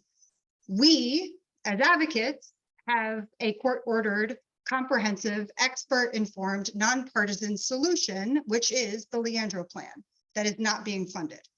Opponents of Leandro and opponents of equity and frankly, opponents of public education, their big solution is to privatize the system and to lift the funding cap. You know, the Opportunity Scholarship private school vouchers started initially $11 million with very specific income eligibility. And we are now at a point where they've lifted the cap. It is essentially to subsidize wealthy families whose children have never been in public school. So there is no eligibility income cap in the current version, and it would balloon to hundreds of millions of dollars. Meanwhile, they've insisted that there is no available funding to comply with Leandro. Outrageous, right? This is when Renee said this is not how things should be done. You know, attorneys that have been following Leandro, the legal team, there are no words to describe what our current General Assembly is doing. Unprecedented is not the word. They are picking and choosing which laws they want to follow, right? For the attorneys in the room, like that makes everyone's head spin, right? So they're doing it because they think that no one's going to notice. They're doing it because they think, well, this is a court case, it's policy. No one has time for that. Regardless of how much you may or may not know about Leandro, doesn't matter. We all know, everyone who's in and around a North Carolina public school, we know that our kids are being harmed. We know that our teachers don't have enough. We know that our classrooms don't have enough. And it's the kids, it's our children, as always, who are the ones paying that price. So we, as advocates, are going to continue to show up. We're going to be next Wednesday in Raleigh, in front of the state Supreme Court, in front of the North Carolina State Capitol, to advocate for opportunity for every child. And so we will be there. Folks are coming from across the state to hear speakers. It's family friendly. We always are creating those opportunities to advocate together and to build relationship, because this is going to be the collective fight and the biggest threat to everyone's advocacy for a good long while. So if folks want to connect with us and figure out how you can plug in, that's going to be next Wednesday. And then beyond that, the Opportunity for Every Child campaign, which is specifically pushing back against the private school vouchers and advocating for Leandro. There's going to be multiple ways that we can continue to partner here locally as well. Yes, and to become a partner in Every Child, you don't have to have an organization. You can just be a person who wants to join directly into Every Child. So you don't have to have, your own little weird Facebook discussion group. You can just be yourself as an advocate and say, I want a partner, and then you're our partner. That's how you join. It's really that simple. This coalition gives me hope. And I've been working in a space long enough to know what it feels like to not have hope. And this coalition gives me hope because we're pushing all the levers, like we're pushing that legal lever, right? We're pushing that government lever. We're pulling on into that community grassroots, lever. We're looking at this holistically as, we're organizing wherever we can. And while we're doing that, we're making sure that the students that are represented in Leandro, those marginalized students and families, their voices are lifted in Every Child. My child is going to give a speech on Wednesday. So I'm so excited for him. He volunteered. So I'm a little like, whoa, but because he wants, and they're giving him a microphone to be his authentic, amazing autistic self and talk about his school experience. We're going to have other student speakers speaking out on their experience. So I think whenever we get to prioritize not only our marginalized families, but the students themselves, then we make a difference, and we make a difference for our future. We're also going to have a friend from Equality NC. We're going to have a friend from our Voting Protection Coalition. We're going to have educators, parents, again, student advocates. So we're really showing that there are more of us than there are of them, and we will out-organize them, but we have to continue to do the work. So thanks for having us. Yeah. Could I say something local and personal? The Unionville Elementary Schools, the Piedmont Schools, educated David Lee. He went to law school. He practiced law here for 25 years and became a Superior Court judge, and ultimately ended up as the judge supervising the Leandro case and issuing this ruling that $1.75 billion, I think, was supposed to go to fund the schools. So, kind of on the activism side of things, particularly if you're playing the long game, we need to invest in our local folks who can do great things. Right. Statewide, and that is also something I'm really proud of. You would have loved this today about. Yeah. Absolutely. If I can be a fan of a judge, that was, He's got so many fans. He was everybody's favorite. He was. I'll say that. Yeah. Yeah. Absolutely. All right. There you go. Yeah. Okay. Yeah. Awesome. Thank you very much.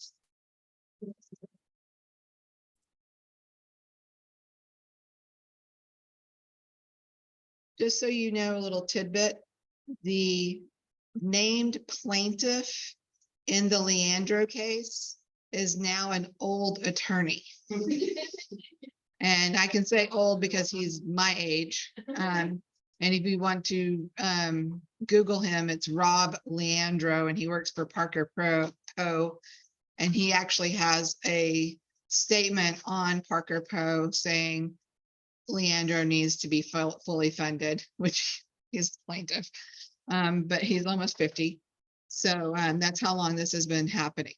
So the next person is someone that you've seen a lot today and yesterday.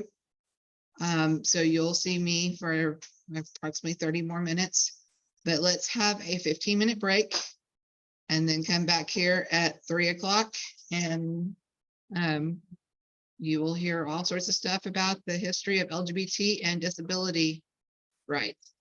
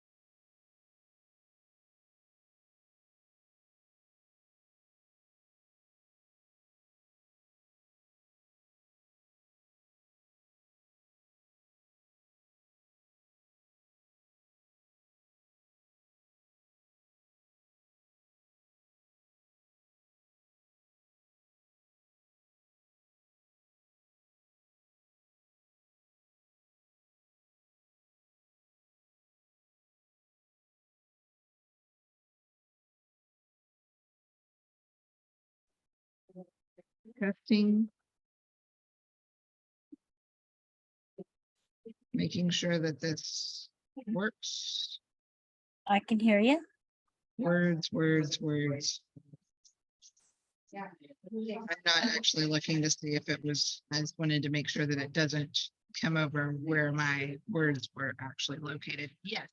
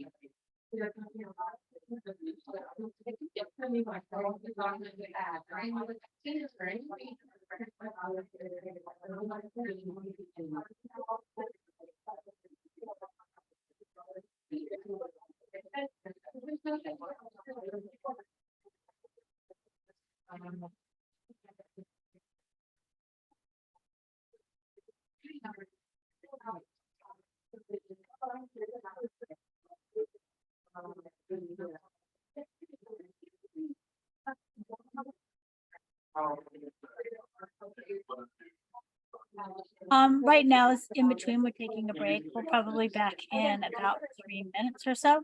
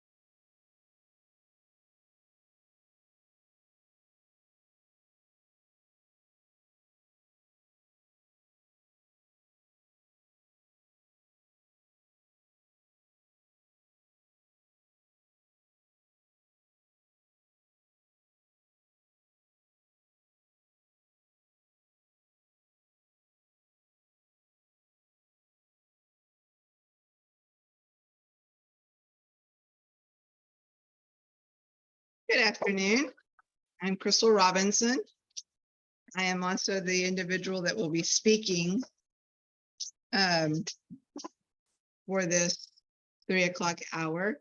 We're going to talk about LGBT and disability history.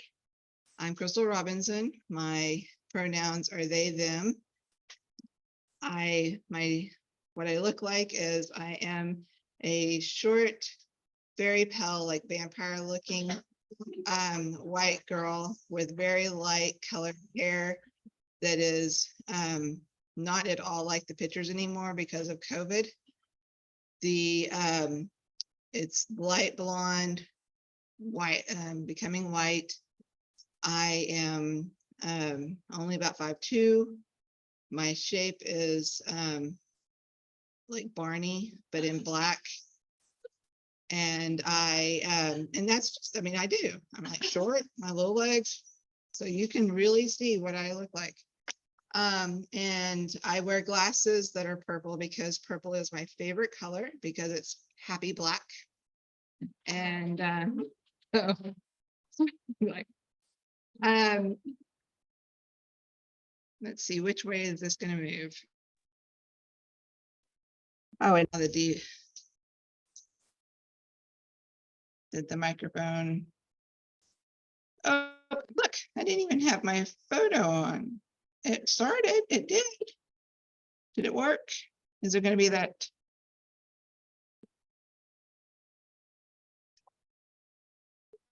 There it is. We have to plug it. I want someone in this room. Would you like to watch it on here just to make sure that there's technical stuff? If you can sit there, because I'll forget that, because I really don't want to see myself on that little screen. Because I look at everything like, ooh, your face looks this way. You can just like sit there or whatever. There. Let's get back on this.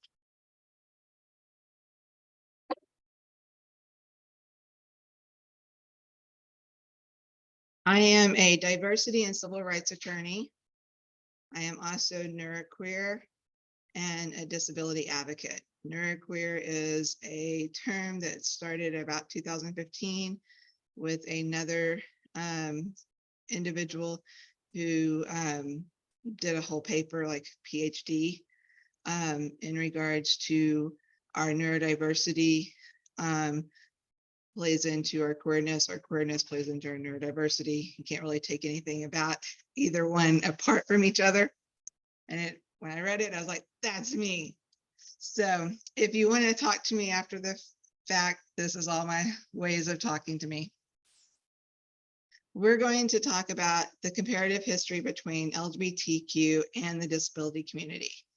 And I've cut it down into criminalization, medical, marriage, employment, education, and then some future actions, because all of those, we're all usually part of several different layering communities, and how that can work and play into your activism. Now, I'm going to tell you,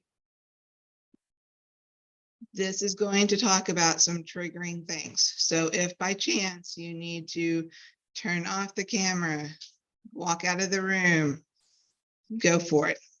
We are going to be talking about some forced sterilization, mass murder, many other things that might trigger you, and we are not going to gatekeep our emotions here.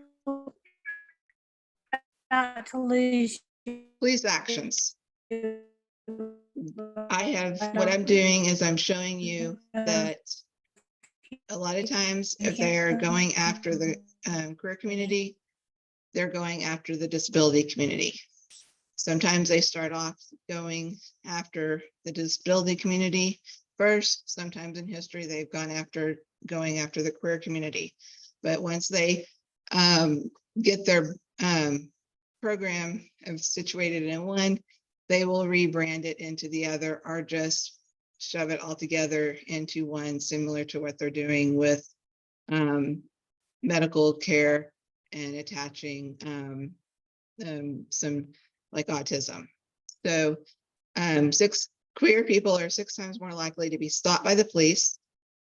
And they are also more likely to be in the prison population.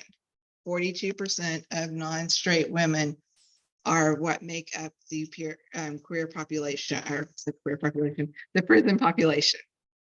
Then the disability is that we have actually found that half of all people who are killed by law enforcement officers have a disability. And they are usually also put into prison at a higher rate. So if you have a psychiatric disability, they make up 40% of everybody that's in the prison population. If you have a non-psychiatric disability, similar like a physical disability, you can actually make up 56% of the prison population. So if you have 42% of non-straight women and 56% are non-psychiatric disability, there is a lot of individuals that have the intersectionality of having part of population of both.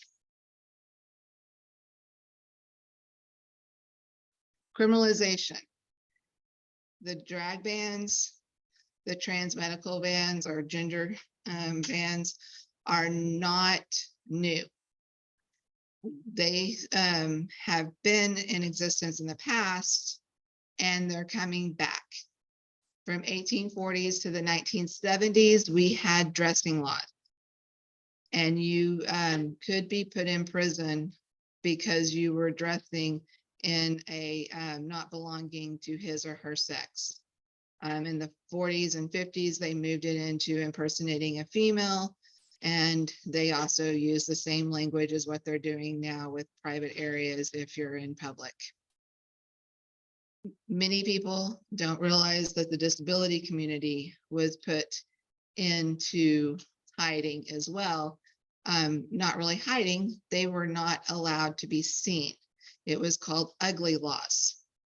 And from the 1860s to the 1974, that if you were a person who was diseased, maimed, mutilated, or deformed in any way, you were not allowed to expose yourself to the public view. Some exceptions were, you can be in demonstrations. What was the demonstrations? The circus, Coney Island.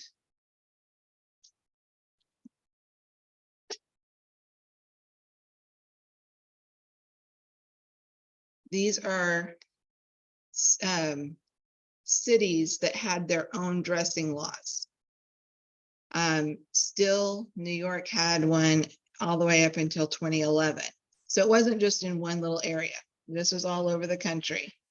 Ugly laws were all over the country.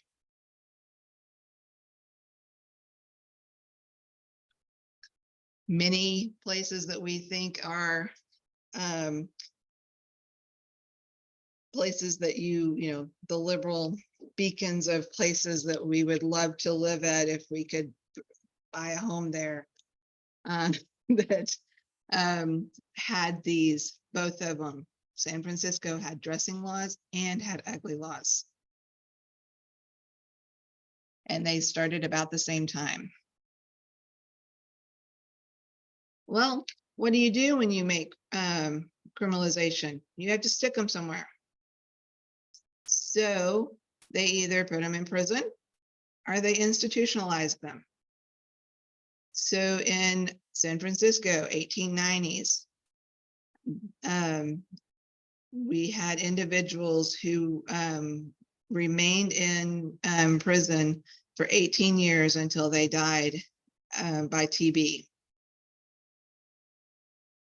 In Minnesota, Minnesota is one of those places that have just passed a sanctuary for trans families, which is awesome. It could be also because they had a really bad history too. This is actually a statement from a judge stating that this woman could not, for shame, have guests in her home for years until her child with severe disabilities was institutionalized. She wanted to keep her child at home. And a judge said, you can't bring people into your home as your guest. It's your home.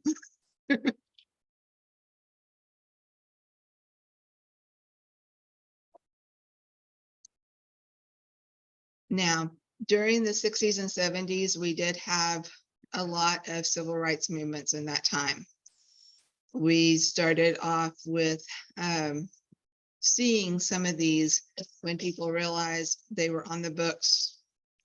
And also that we had, that's when Compton Cafeteria out of California, that actually happened before Stonewall. It was very similar to Stonewall. It just wasn't the brick that the world heard. Very similar to, there was a female that got arrested before Rosa Parks, and we never remember her name, but this was also that type of situation, is that you had to have 3 items of clothing for the gender they assumed you should be out in public with. Disability, very similar, that if you, they started repealing them, but still, like in Columbus, Ohio, they started doing vagrancy laws. You can't have a job, you can't be out in public, you don't have an education. What are you going to do? Sometimes you might be begging, and someone was arrested in Columbus, Ohio in 74. It was used to control the use of public spaces, was still occurring until the Rehabilitation Act of 1973, which is a federal law.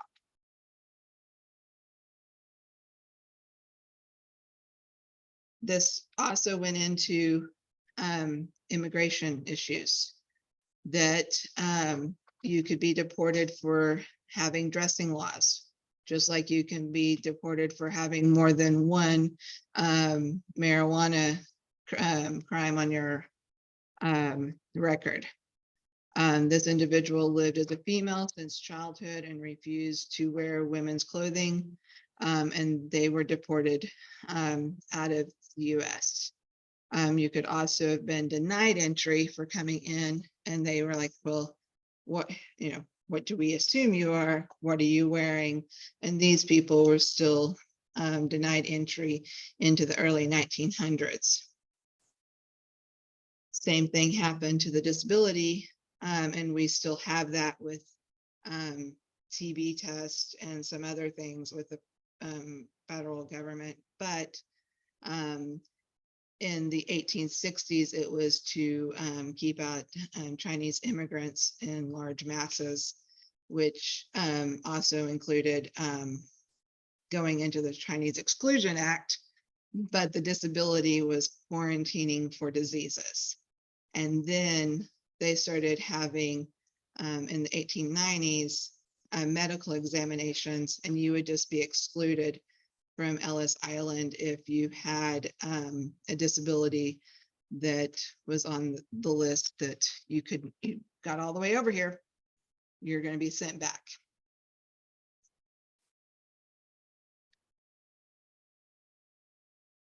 During in medical, we all probably hear the DSM. It's the diagnostic book. They just put a bunch of stuff together. Well, that didn't even happen until 1952. So a bunch of people got in, and the APA got together, and they decided to put homosexuality in the first book. And that they did remove it, but just made it longer. It was like, oh, it's not homosexuality, it's sexual orientation disturbance. You make more words, still mean the same thing. And then in 1987, it was finally removed out of the DSM-3. What's interesting now is, side note, is that they're meeting in like August, and an organization I'm a member of is National Center for Sexual Freedom. National Center. I always say that it's coalition, not a center. National Coalition for Sexual Freedom. And that organization helps out with kink and BDSM and other like poly, non-traditional relationships. And they're all for that kind of stuff now. We like educate them and stuff like that. So they've moved a lot better. But the disability community also still has in the DSM and is trying to change a lot of that as well. We started having eugenics in the early 1900s, with Indiana being the first to have sterilization for confirmed. I'm going to say these words so that the people that are not able to read them, confirmed idiots, imbeciles, and rapists, like that's together to get rapists with the other ones, in state institutions. And 24 other states soon put that into their laws to be able to have forced sterilization.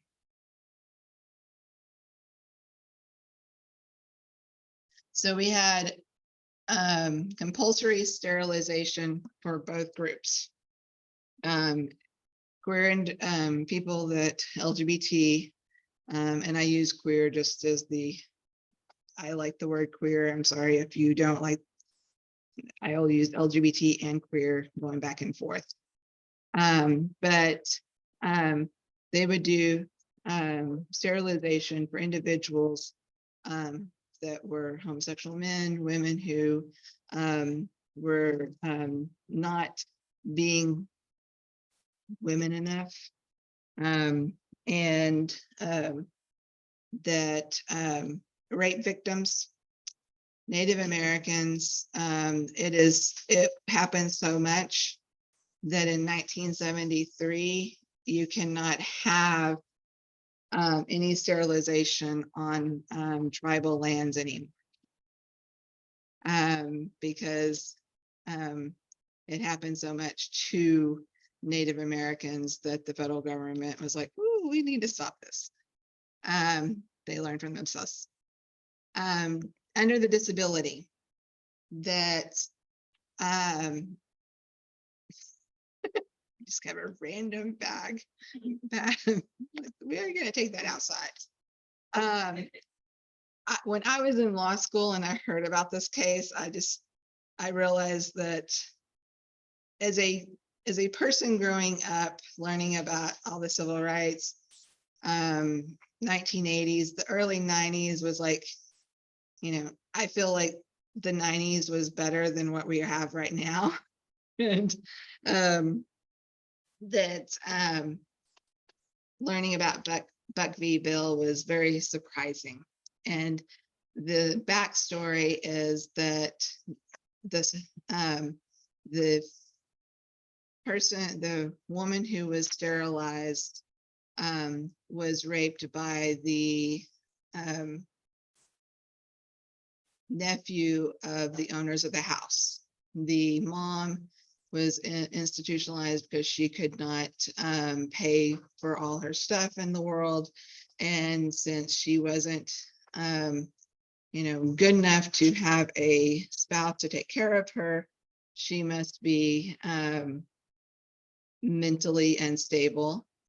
So they have her in an institution, which was very similar to a prison, but you don't really want to put women into prison. So they would institutionalize a lot of women. She did have a child. She put that child with a couple who was supposed to take care of that child. And a nephew of them raped her and she got pregnant. When they put her into the institution because, now we have this pregnant chick that we can't just have laying around the house. because somebody will know that she had sex outside of marriage, even though it was not something she was accepting. Then she did not want to get that, and an attorney did represent her, and it went up to the Supreme Court, and the case actually has this statement: 3 generations of imbeciles are enough.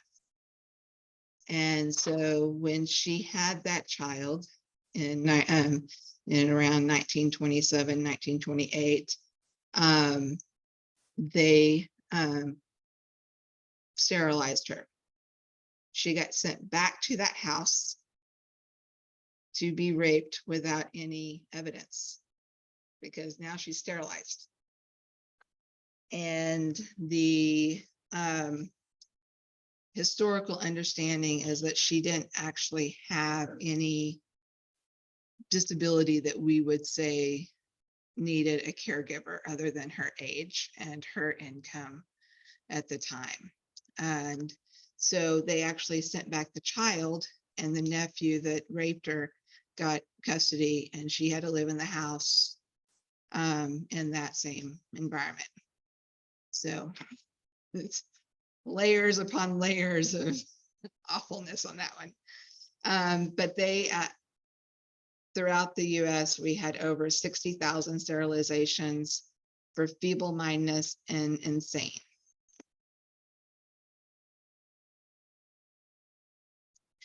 So we had, we already know about Nazi Germany. You need to tell me, because I'll just talk and talk and talk. That we all know about the what happened in Germany with queer individuals getting into prison. They burned down the Institute of Sexual Sciences, but we're just recently learning what happened with the disability community. And that Hans Asperger's, which is, we used to use the word Asperger's for a low support needs autistic individual. He was under Nazi invasion sent to find out who should be deemed uneducatable so they could be euthanized, killed. It seems that, and the Asperger's part was the ones that were educationable. It seems that for success in science and art, a dash of autism is essential. So he was going and finding the ones that we would consider Asperger's. And so that term now is controversial because of the history of how it was like, oh, that person with autism is not got the good time, and we don't want to be in that label.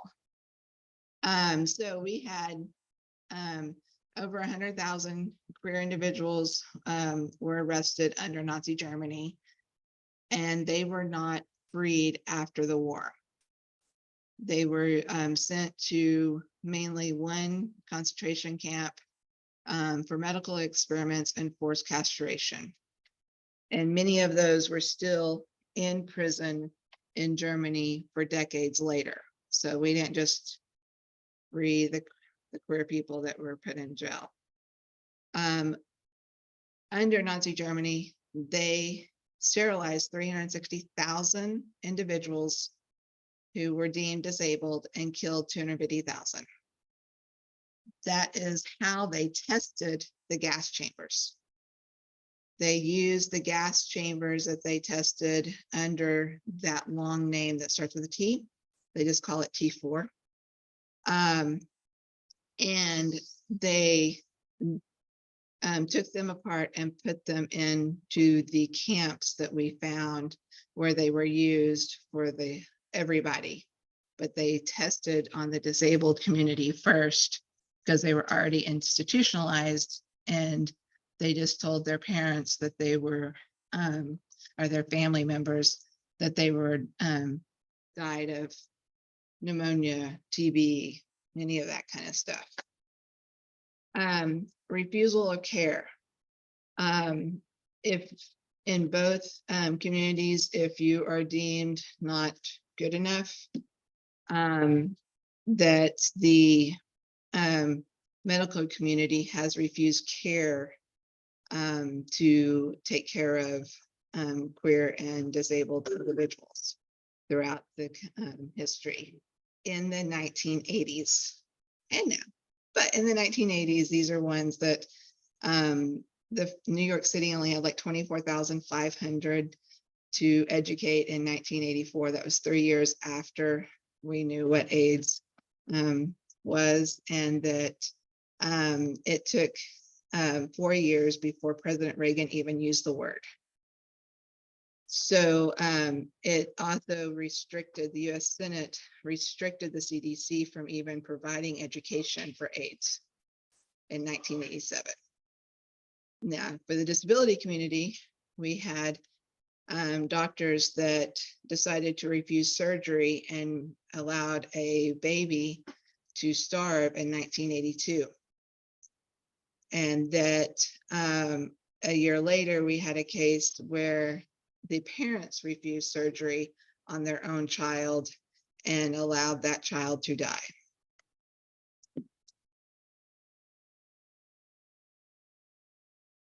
As Lydia earlier today talked about, the similarities and complete attachment to conversion therapy for the queer community and applied behavioral analysis for the autistic disabled community, it is the same exact person.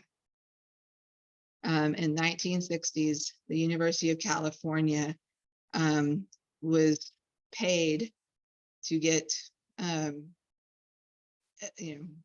program together to eradicate by torture both of these communities. To this day, ABA is paid by insurance and governmental benefits, and conversion therapy on the next, some states ban it, but it's usually by the parents. And I was trying to find, I think that's the next one. This is what conversion therapy is. If you don't know what it is that it started off as called Feminine Boy Project. And they withhold food, forced to pray, and even electric shock therapy, which is the same as applied behavioral analysis. They're just trying to get autistic kids to appear more typically developing. They're teaching us to mask by withholding food, physical punishment, and electric shock.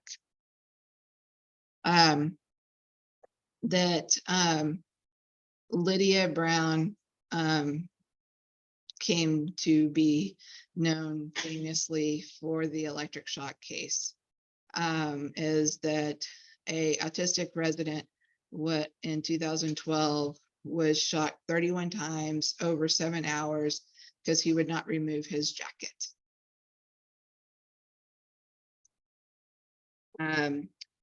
But to find something that at least made a change in conversion therapy, I still haven't found any cases that was like, oh, this is the case that we're banning conversion therapy. But it doubles the rate of attempts by suicide. There are 20 states that ban it, but they don't ban it in religious providers. So a religious provider can still do the torture in all states. 3:30? Okay, so I have 15 more minutes to do everything. Okay. Some good steps is the expansion of blood donations, and that in 2020, the FDA did announce a ban on that center's use of shock devices, but no place else. Employment. If you're not able to dress in the way that you want to dress, or you are too ugly to be outside. I don't know if like, oh, what is that level of ugliness? You would, that's one reason that drag is part of our culture, is to be able to perform, because you were performing and not in the world the way that you wanted to actually dress. And that all the circus groups, Barnum and Bailey had what was called the Congress of Freaks. That's the bearded lady, all of those. It was that they needed a job. Employment until the 1950s, they actually just fired a bunch of federal employees. It's called the Lavender Scare. And that President D. Eisenhower actually prevented queer people from working. Most of us are young enough to actually remember the Don't Ask, Don't Tell. And then under the disability is that we still have 1,000 people in North Carolina that work in sheltered workshops, meaning that if you are deemed disabled and that someone wants to pay you for a job, they can get a piece of paper from the federal government to pay lower than minimum wage. Now, until 2024, when the federal government has finally eliminated that program, but we still have 1,000 people that are being paid below minimum wage for their job. If you are disabled and you want to marry, you actually lose disability benefits. And like my sister, she's like, I'm never getting married because I will lose my disability benefits. And what if I, divorce? How am I going to get it back? That kind of stuff. If your spouse makes more than 48,000, you receive no benefits. And if two people that are disabled get married, they actually lose about $600. They both could get 914 for maximum, but two disabled people marrying only get 1371.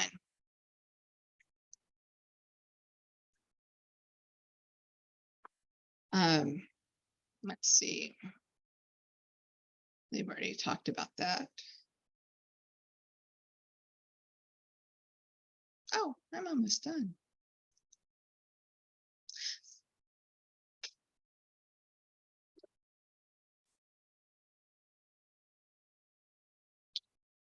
Pam said that was SSI, but not SSDI.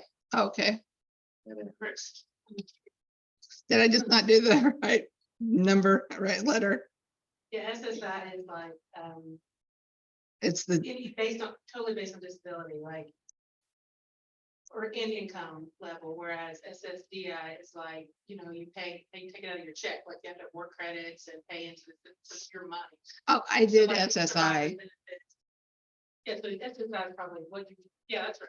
Yeah, I put SSI marriage penalty. That, Right, to make sure people Oh. come up all the time. oh, okay. Yeah, the one that you have to be deemed disabled and income is with this one. And that you actually cannot save more than $2,000. That's for all of them. And then if you get married, you can only save $3,000. But if you stay single and just live in the house together, then you can have 2,000.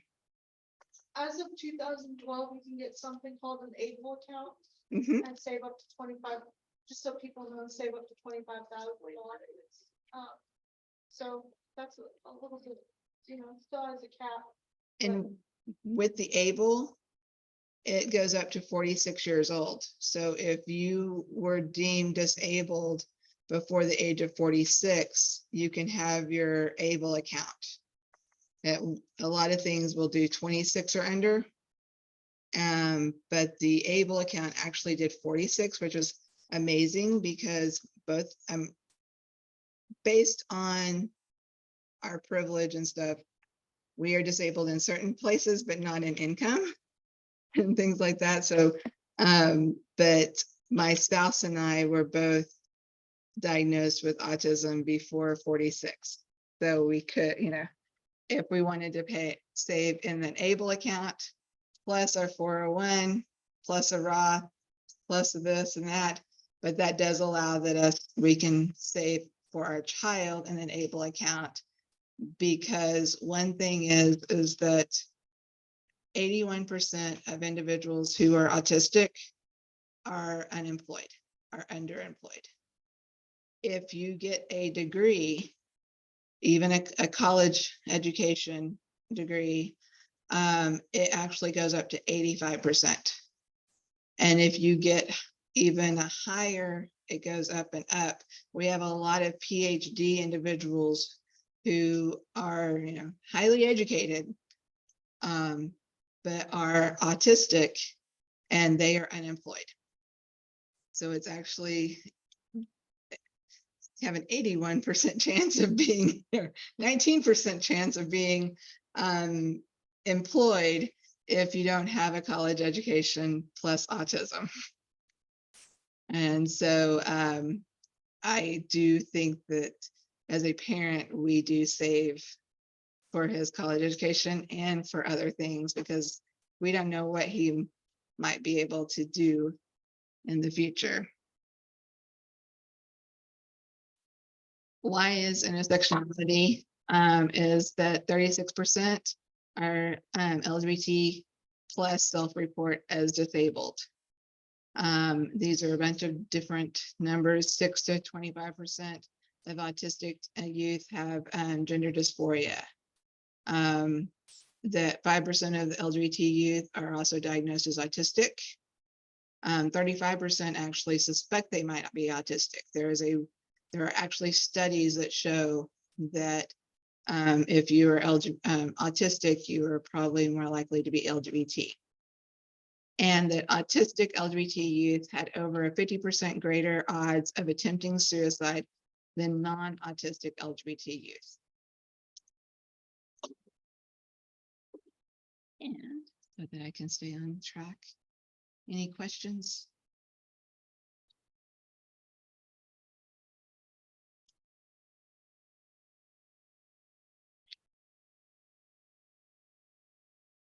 Here's me again. That's what I used to look like. Other questions?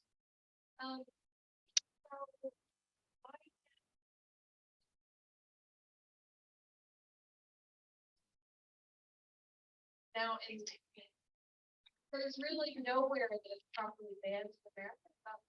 Okay.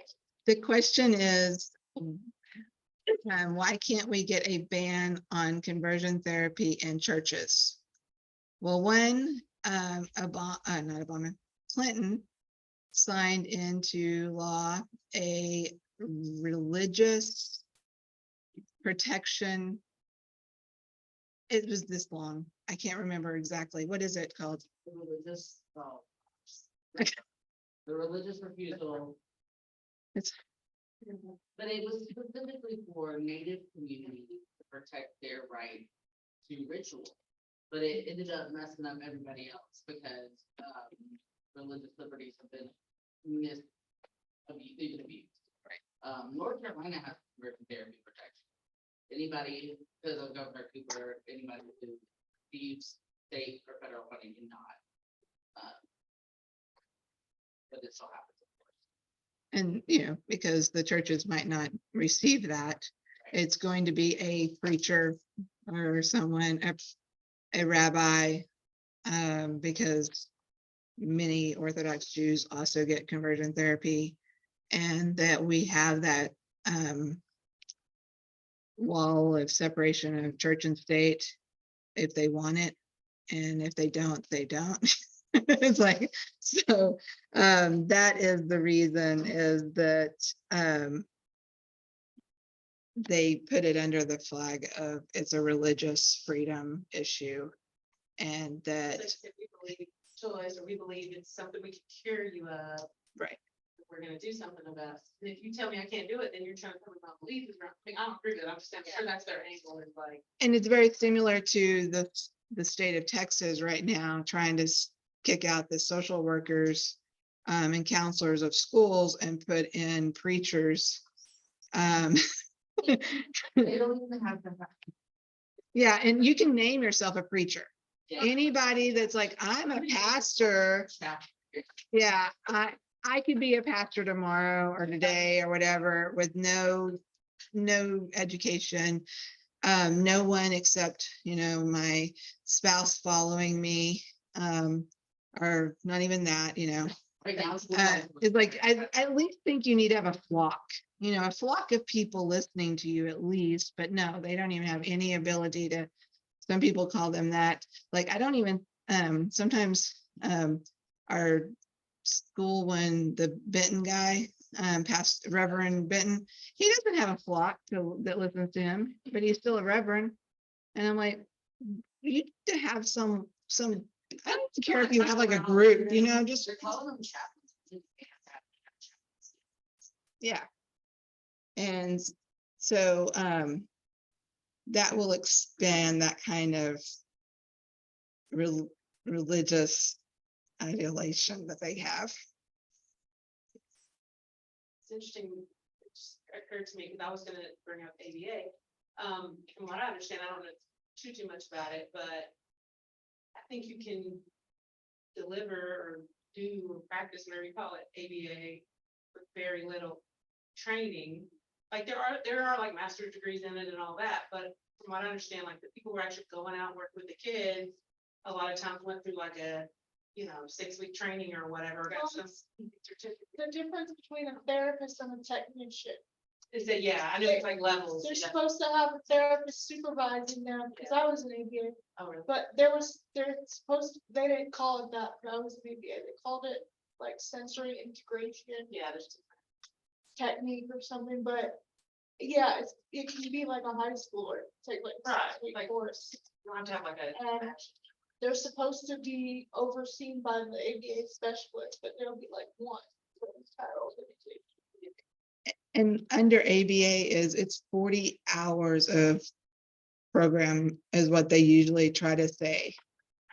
No, it's 40 hours with a kid. That's right, yeah. Before I knew much about it, I looked into it for my son, and they said, yeah, we want you to do at least, they said at least, and I was like, you have a life, are you kidding me? Like, that was the main thing, to go, no, we're not doing that, and then I'll learn more. But yeah, who does, that's like a job, like, I don't need you to do stuff for my kid that long all week, like, it's ridiculous. But I struggle too, because I mentioned a few times I work with people who get Medicaid, and of course Medicaid covers it. And now in my personal life, I've learned a lot about it, and I'm not a fan, and then I have families coming to me asking me to help them get ABA for their kids.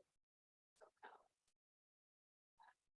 biting my tongue, like, what do I say? I want to be like, I don't do it, but then I have to be careful. Here's some information I about usually try to ABA. say, like, doesn't need it. What is it that you're trying to work on? Do they have an occupational therapist?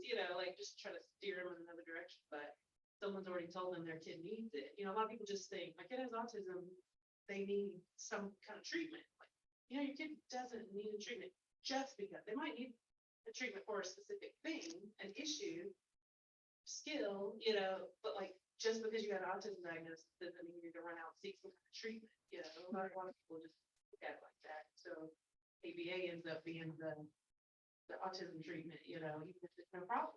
Like, well, if everything's going mostly okay at school and at home, why are you stressing over finding some person to teach your kid all these things, basically by force and by, like, it's like dog training, like.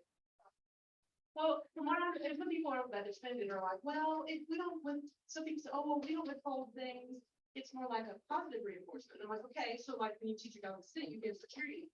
You know what I mean? Like, you might not think of that as simple, but you're teaching the kids, don't act like an autistic person. Yeah. And then I'll give you a treat. I'll do something happy with you. You don't act like that anymore. And if you mask too much, And it's then you, stressful. I'm sorry. And if you mask too much as an autistic person, your body starts like stop making cortisol. And then you have to take cortisol during the day or you become suicidal.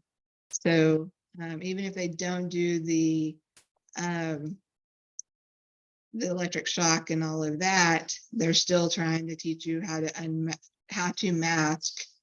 And most autistic people learn themselves. So it's just like, this is how I'm supposed to act today in this community, and I thought I just had, yeah. Yeah.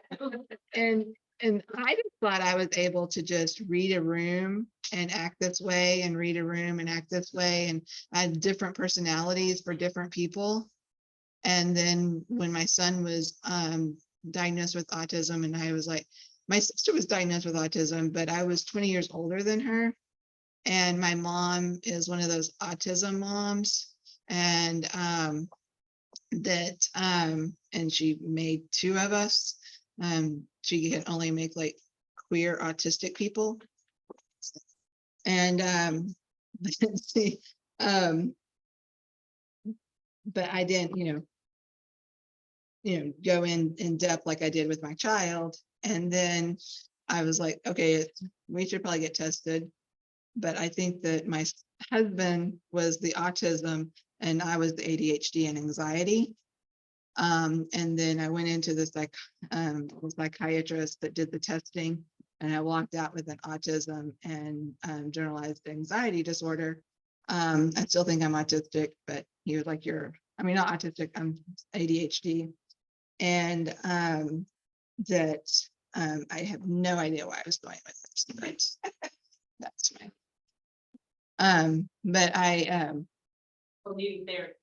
Like, do you need therapy just because you got that? Like, I didn't know. no, I just informational. Yeah. And then I realized that I was just masking in different situations. That's what it was, is that I was masking this whole time. And my husband and I, we don't really know who we really are. Because we were in our 40s when we were, and it's like, I don't know if that's me or if that's work. So it was good that we had this child. Now we know if it's, he has characteristics that we both have. And we're like, oh, is it nurture? Is it nature? Or was it trauma induced? And so we had a child for scientific experiment. Yeah. We're like, that was not nature. That was not because of my stepdad being this way, that kind of stuff. So, but just the autism. Center, if you want to look more into it, the place where they use the electric shock. ADAPT has a lot of protests about it, and actually the FDA last year issued a ruling that they're supposed to stop using it's called a GED device, generalized electric device, but they haven't actually been enforcing it, so it's still going on. Yep. And it's only for that one place. So if anybody else, but that's the only place that's supposed to have been able to approve it anyway. And so now let's have a 11-minute break and we can get to the 4 o'clock. And that will be our last session for this conference. And we will see you at 4. Religious Freedom Restoration Act. Religious Freedom Restoration Act is the one that Clinton did sign into law. And that's why we've got all these other things that have been going on with religious issues.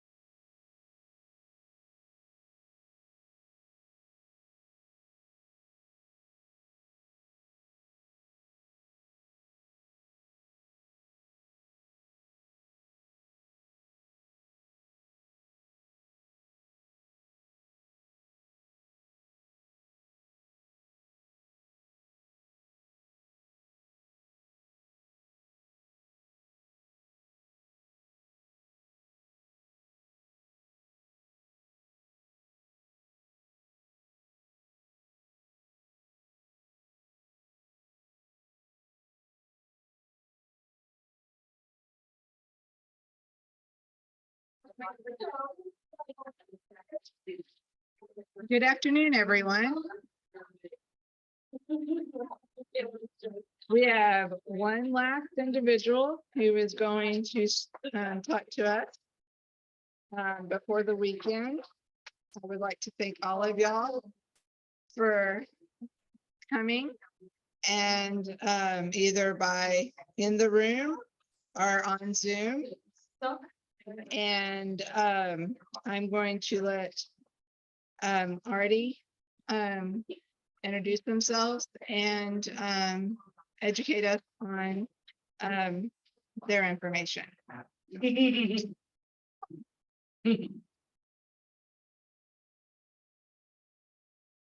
Thanks, y'all. It's good to see you. Happy Pride. Happy Pride. My goodness. I am Artie. Thank you so much, Crystal, for inviting me here. I use they, them pronouns. I am white. I have short brown hair. I am wearing glasses that are brown on top and then like rainbow colors halfway down to the bottom. A light blue short sleeved button up shirt that I've got buttoned over my white t-shirt partially because I got some chocolate on my white t-shirt. And some pronoun buttons on my pocket. Crystal said their shape is Barney. I often, when I have the gender unicorn slide, if you've ever seen it, I often say that we have some kind of resemblance. So, I, like Lily earlier, I have, I'm twice exceptional. I have ADHD and autism and live with an autoimmune disorder. So I feel like I'm amongst my people. I'm going to definitely tell y'all more than I usually tell most groups that I present to. So, I am a 7th to 8th generation North Carolinian, depending on what branch of my family tree you're looking at. My family was Pennsylvania Dutch and came down the Great Wagon Road to Mecklenburg, became Mecklenburg, Stanley, and Cabarrus counties, and then we just kind of stayed there. I grew up in Cabarrus. I live in Meck. I came out as bisexual in 2000 at 12 and genderqueer, non-binary at 22 in 2010. At the time, I was the oldest non-binary person I knew. What else? I came into LGBTQ advocacy in 2002 and 2003 when my church accepted 2 gay men for baptism, and we were thrown out of the Cabarrus County Baptist Association, the North Carolina Baptist Convention, and the Southern Baptist Convention. And I became a little advocate at my high school when all the students were like, you go to that church. I do have a religious studies and seminary background. I also have my undergrad and graduate degrees in social work with youth and LGBTQ families, trans youth, and emerging adults, health disparities, and harm reduction. My background professionally is with LGBTQ youth in foster care at Time Out Youth. I did medical case management with adults with HIV. I also have a background working towards the Charlotte Non-Discrimination Ordinance, both 2015 and 2016 when it passed, and getting PrEP access for Mecklenburg County. In 2016, I switched from direct practice social work from like case management to paid advocacy. I went to Democracy in North Carolina and did voting rights work. So when you're asking about voter registration and movement at faith communities, I definitely did a lot of that, a lot of coalition work around voting rights and getting out the vote in a nonpartisan way. And then in 2019, I joined the team at Equality North Carolina officially. But my first experience with like legislative advocacy, I want to tell you about because I think it really loops into what we're talking about today and also what I'll tell you about Equality North Carolina. So in 2008, I had a friend who lived in Brevard, and I was organizing at my Baptist College, Gardner Webb, in Boiling Springs, North Carolina. We were organizing a gay straight alliance is what they were called then.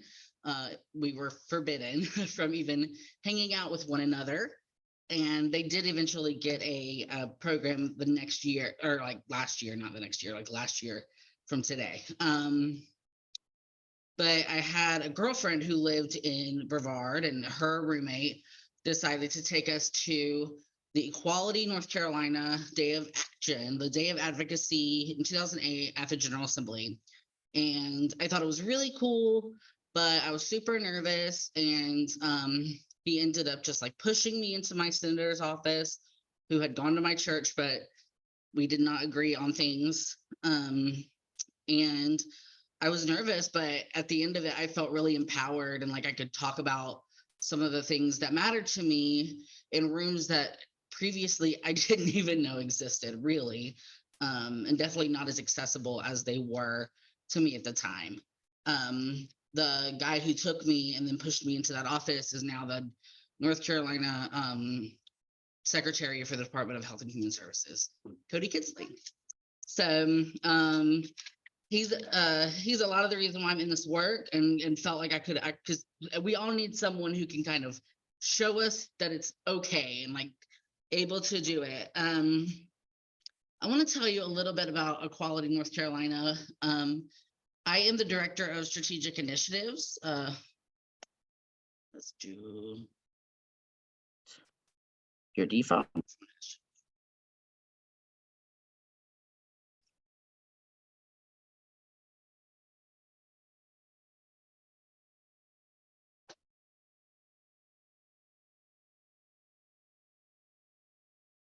Well, I'll keep talking. I'm the Director of Strategic Initiatives. I started as lead organizer. Now I pretty much make sure that our organization is towards our mission, vision, and values.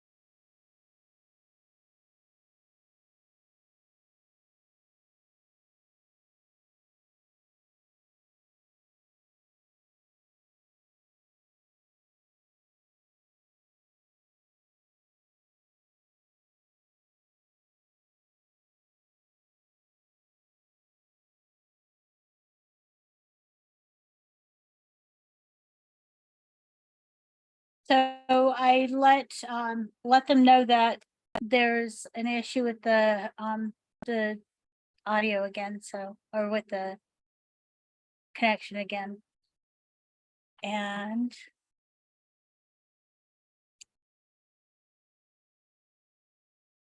here we go.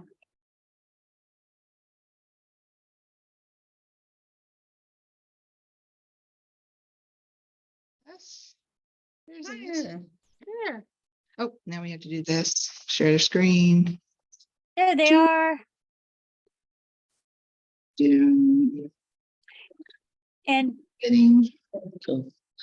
So a little bit about what I do at Equality. I am the Director of Strategic Initiatives. I make sure our organization stays on our mission, vision, and values, that we are operating as equitably, as efficiently as we can, and talking to one another. I also am over our faith programming, and some other programs that I'll talk about in a minute here on our slides.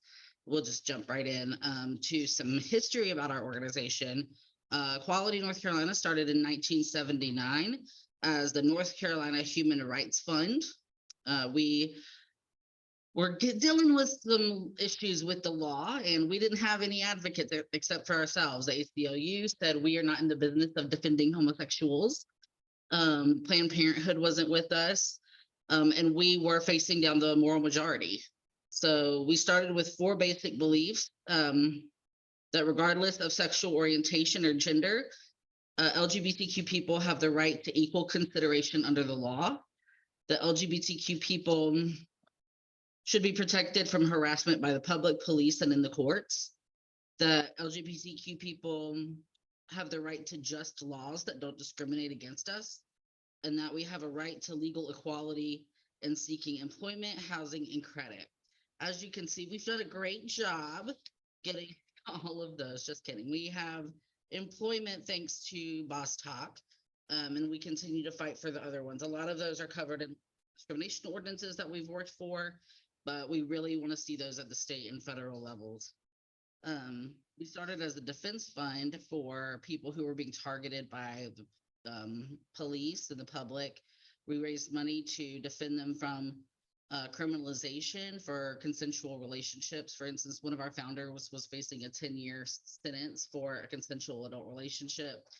And we were defending folks who were fired for being too effeminate, and we won. And in 1980, we started turning towards elections with the Gay Vote 80 campaign. And that's got some fun stuff, but I won't go into it, but we had some fun taglines with that. Oh, that's me.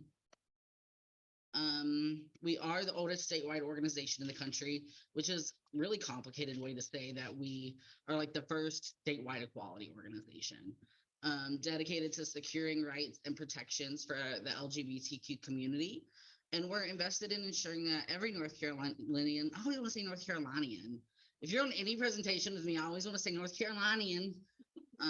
Yeah, North Carolinian can see themselves in this movement and to helping create a more equitable world for all marginalized people. And we, in 2018, before I started on staff, because I actually would not before before this changed. If you knew our organization, we were very whitewashed, and the board went through a major overhaul and said we cannot do this if we don't center racial justice. And they hired a new executive director who really started driving in that direction. And then in 2018, we made the shift strategically. In 2019, I came on, and then we wrote a new strategic framework for the organization. And our new vision is that we envision a thriving, liberated North Carolina with a powerful LGBTQ plus community united in the service of racial and social justice. I'm just going to go through some of our programs that we have. There's lots of ways to be involved in Equality North Carolina's work, and I'll go through some of them. So one of the things that we've been most known for is our organizing, especially our electoral organizing. Since 1980, we've had a political action committee that meets. It's made up of folks from across the state, across identities, who come together. We have a long questionnaire for people who are not judges. The judge one is very short because it has to be. And we do an interview process with those folks, and then we vote as a PAC on if we're going to give them our endorsement or not. If you want to ask me at the end how the Tricia Cotham endorsement went, I will tell you, but we'll get through this first. We do advocacy, policy, legislation, local advocacy work. I know we partnered a little bit with Reagan and y'all here in Union and your school board. We do some rapid response. We were just in Raleigh when House Bill 574 was going through committee, and we moved people to speak at that. We do speaker trainings, more like how to be comfortable telling your story. Not like this is what you have to say, because we believe in people telling their own stories. We have a program called Electeds for Equality and Out Electeds, and that is our endorsed candidates and elected officials that we meet along the way who maybe didn't know about our endorsement process, who are committed to being on the journey with us and align with our values. And we provide training throughout the year, including cultural education, our legislative agenda, our school board. We have K-12 education, like what is happening. And anytime something pops up, we have something that's going out. We have talking points. We may, like the other morning, we opened up office hours for the first couple hours of the day on Wednesday before 574 was being heard in committee. Just to give our electeds enough chance to talk to us. We want them to network with one another. We want them to use us as a resource, even if they don't feel like that bill that they're looking at or policy impacts us at all. One example is last session, there was a Republican who was really interested in, or maybe it was, there was talk in the General Assembly about releasing membership lists or making membership lists public that were part of bars. So our private bar situation where you like paid a penny and then you were a member and you were on a list, they wanted to make that list public. And an LGBTQ advocate in the General Assembly partnered with a Republican who was very concerned about privacy and small businesses and said, hey, the LGBTQ community is impacted if these become public. We want to work with you. It's not often that we get a lot of chances these days to work across the aisle.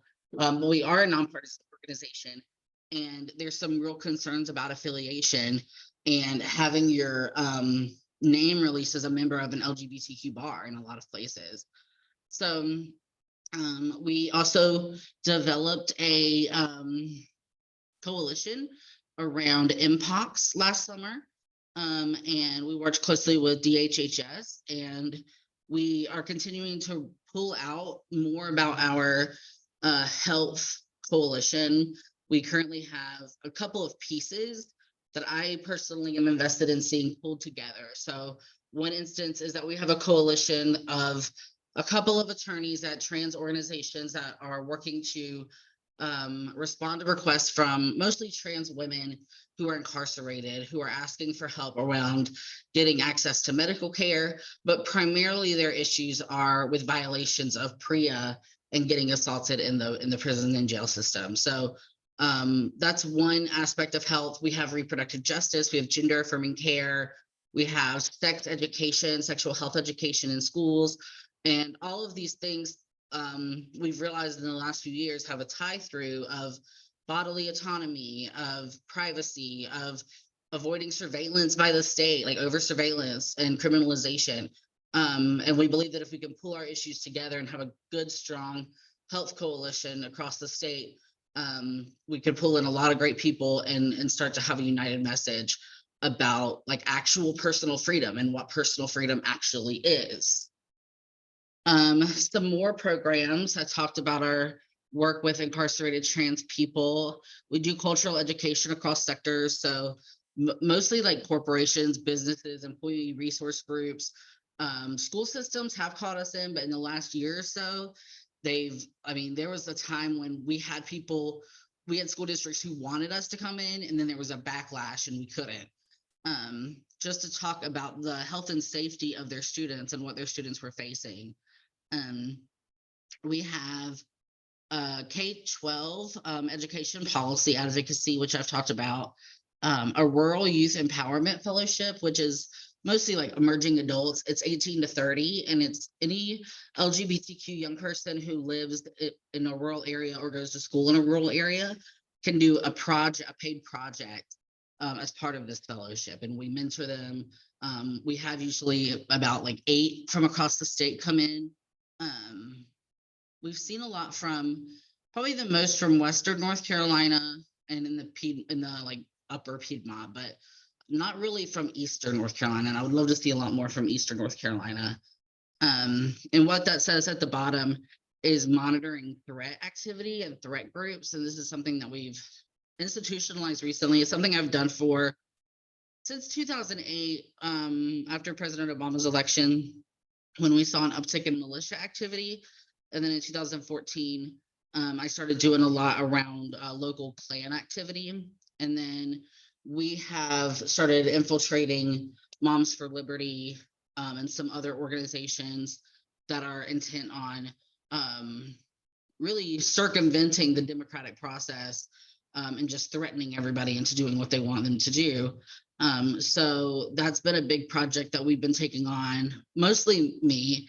I even try to filter it to what staff needs to know what. Right now, we're really working on safety at our Pride events and making sure that we know which groups are heading there and what people need to be on the lookout for, and making sure that we have community safety folks on the ground to help the community directly. We have a program called the Advocates Network. If you go on our website and you go to Get Engaged, there's a couple of things. There's a link to say volunteer, and that's a very short sign up. And there's a link to Advocates Network, and the Advocates Network will give you a lot more options and say like, if you like what role you have in the community, because we like to use your role. Like if you're a parent or a teacher or a medical provider, that's one way that we do advocacy. If you want to table, if you want to speak at committees, if you want to organize in any kind of way, all of those are listed there, and we will follow up with you based on your interests. So that's one program that we have. We're also working on building out a program for our Advocates Network that is political and organizing education, like how to understand the political process and how to understand your own power that you have. I used to say that we, as an organizer, I was working to make sure people had the tools they needed to advocate for themselves. But in the last decade or so, I've changed it to saying, helping people realize the tools they already have. Because we have so much that we can use to advocate on behalf of ourselves and our community. And that's what we want our folks to do. We don't want a situation where an organization that right now is based primarily out of the Triangle. We have statewide people in Hendersonville, a few in Charlotte, and around the state. But our primary, when you think of equality and see, a lot of times you think of the Triangle, and we're trying to move away from that. But local communities, period, need the tools that'll work for them. Our education training has to be things that our educators can actually implement. It can't be the best practices that we want to see. It can include that, but what can those teachers do right now in this climate? So we're trying to really tailor everything to fit what people can actually implement. And then this is just a slide with some stuff. So if you go to our website at the top right corner, you can join our email list. We're Equality and see on all of our social media. We have local Facebook groups. And this is, how do I move this? Oh, with my finger. Oh, and then, we have lots of events and want you to come to them.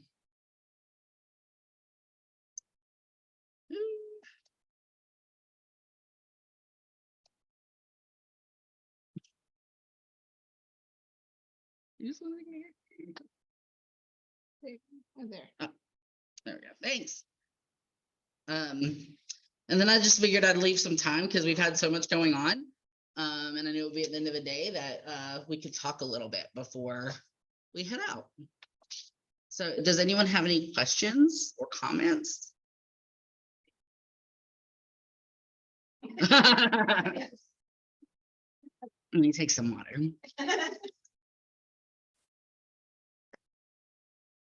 My story goes all the way back to 2015. Repeat the question. Okay. The question was, you said you were going to talk about Trisha Cotham. So yes, I will. In 2015, I took a group of HIV positive adults from Charlotte to advocate in Raleigh about HIV healthcare access and decriminalization. And we went into Trisha Cotham's office, and I'm with, they're all like young Black people. And Trisha looked at me, didn't ever look at my clients, looked at me and said, well, we're in the minority. What do you want me to do about it? And like put a sweater on and sat down. And it was that moment when I said, I do not like you because I am neurodivergent. And I'm like, all right, you are on this side. And then when it came to endorsements this year, we had a lot of people really going to bat for her. She got her questionnaire in late. She was a she filed to run. She filed late, like at the last minute. She got her questionnaire in late.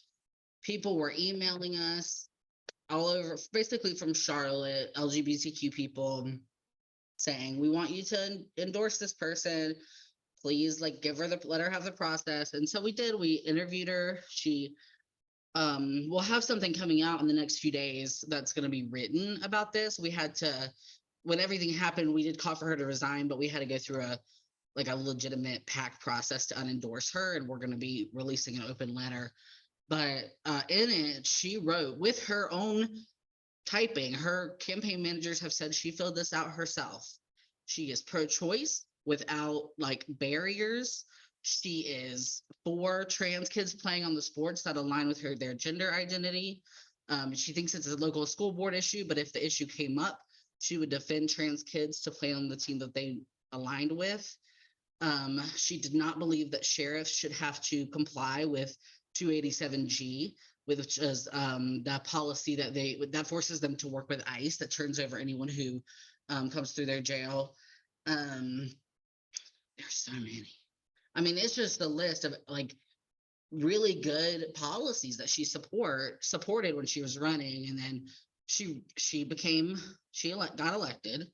And we started hearing about Senate Bill 49, and that was the parents' Bill of Rights that we're still seeing could possibly come up. It went through the Senate really fast. I don't know if y'all remember, but it was like 2 days. And I started emailing her and said, hey, because she's part of our Electeds for Equality, she's an endorsed candidate.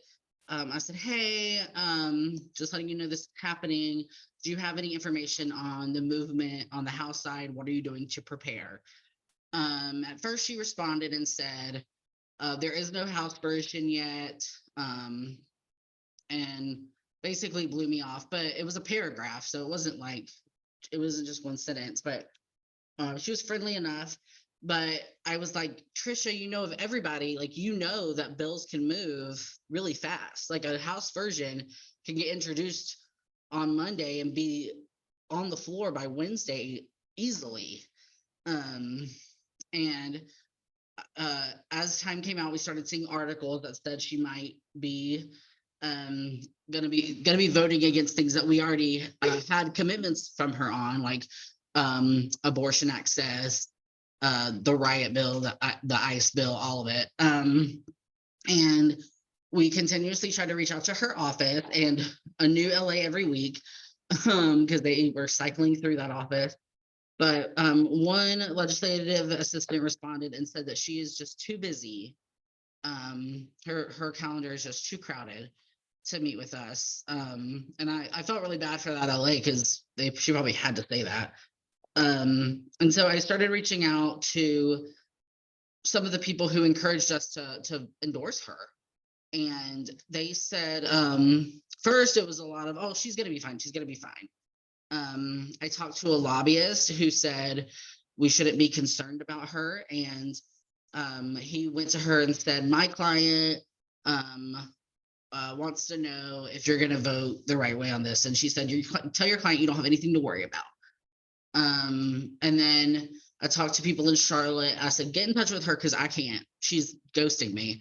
And they did.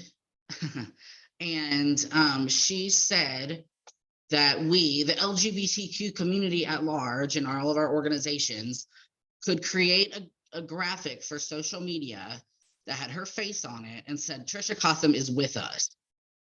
And about 3 weeks later is when she made her official switch, which is not what we based our endorsement on, because we're nonpartisan. It was about her not doing what she said she was going to do. But it just was like, wow, you really were going to have we would not have done this, by the way, because we don't do PR for elected officials. You were gonna have us make a social media graphic that said you were with us just to what, embarrass us? Like, it was just, I just have struggled with my villains, but I think, overall, I was gonna give a hopeful message. She did give the supermajority over, but I think she galvanized a lot of people, and people are gonna expect a lot more from candidates, and that party still isn't unified. They don't want, like, the leadership in the General Assembly didn't want the abortion ban. They didn't want any of the LGBTQ bills, but they kind of had to give a little to the far right base. I know that's not super hopeful, but for me, I like to know when my opposition doesn't have their stuff together. So that helps me. Are there other questions?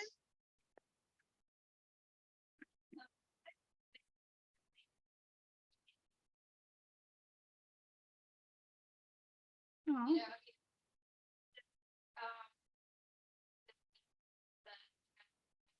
Mhm.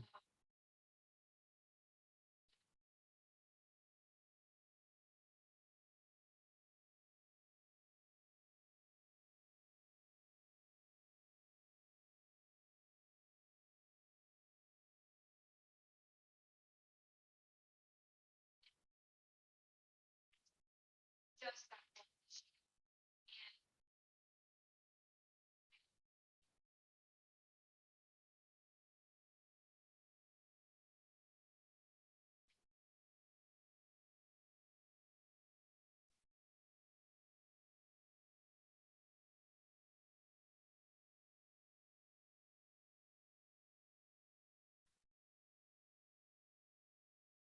Let me just, I can repeat that and then we can go to the question.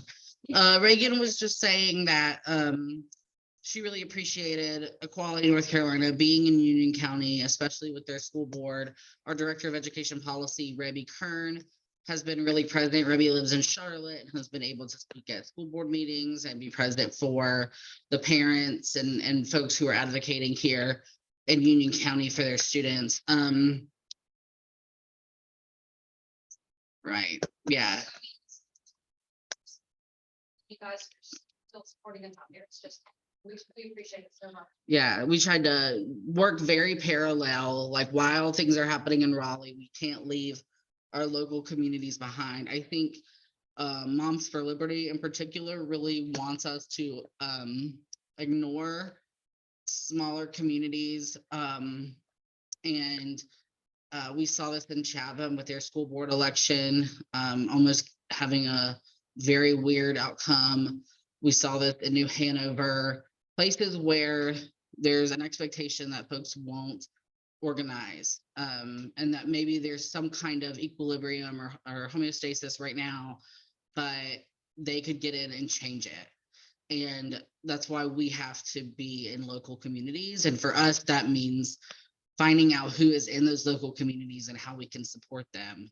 So I'm glad that Ruby has been able to do that. That's great. County, like, try to, Yeah. figure out what's going on all over the state. But when you guys are able to come out to these areas, it's makes all difference. And we're gonna be we're part of a coalition called Heal and See. And we'll be doing school board monitoring, having folks at as many school boards as we can get, just to at least report back. This is something that I did with Democracy and See, where we would have people attend Board of Elections meetings and tell us if they are cutting early voting sites or if they were going to combine precincts or whatever they were going to change. And I'll tell you what, Board of Elections meetings are dull. But there are people, and this is what I've really tried to say, is there is a role for everybody. There is something for everybody to do. Especially when some counties are doing live telecasts of their meetings. If you're not speaking, you could easily just make sure that the information of what happened gets back to advocates at the state level, because we may not know. We are doing our best to keep our finger on the pulse, but things happen really quickly. So yeah. Anything else? Is there anything from the?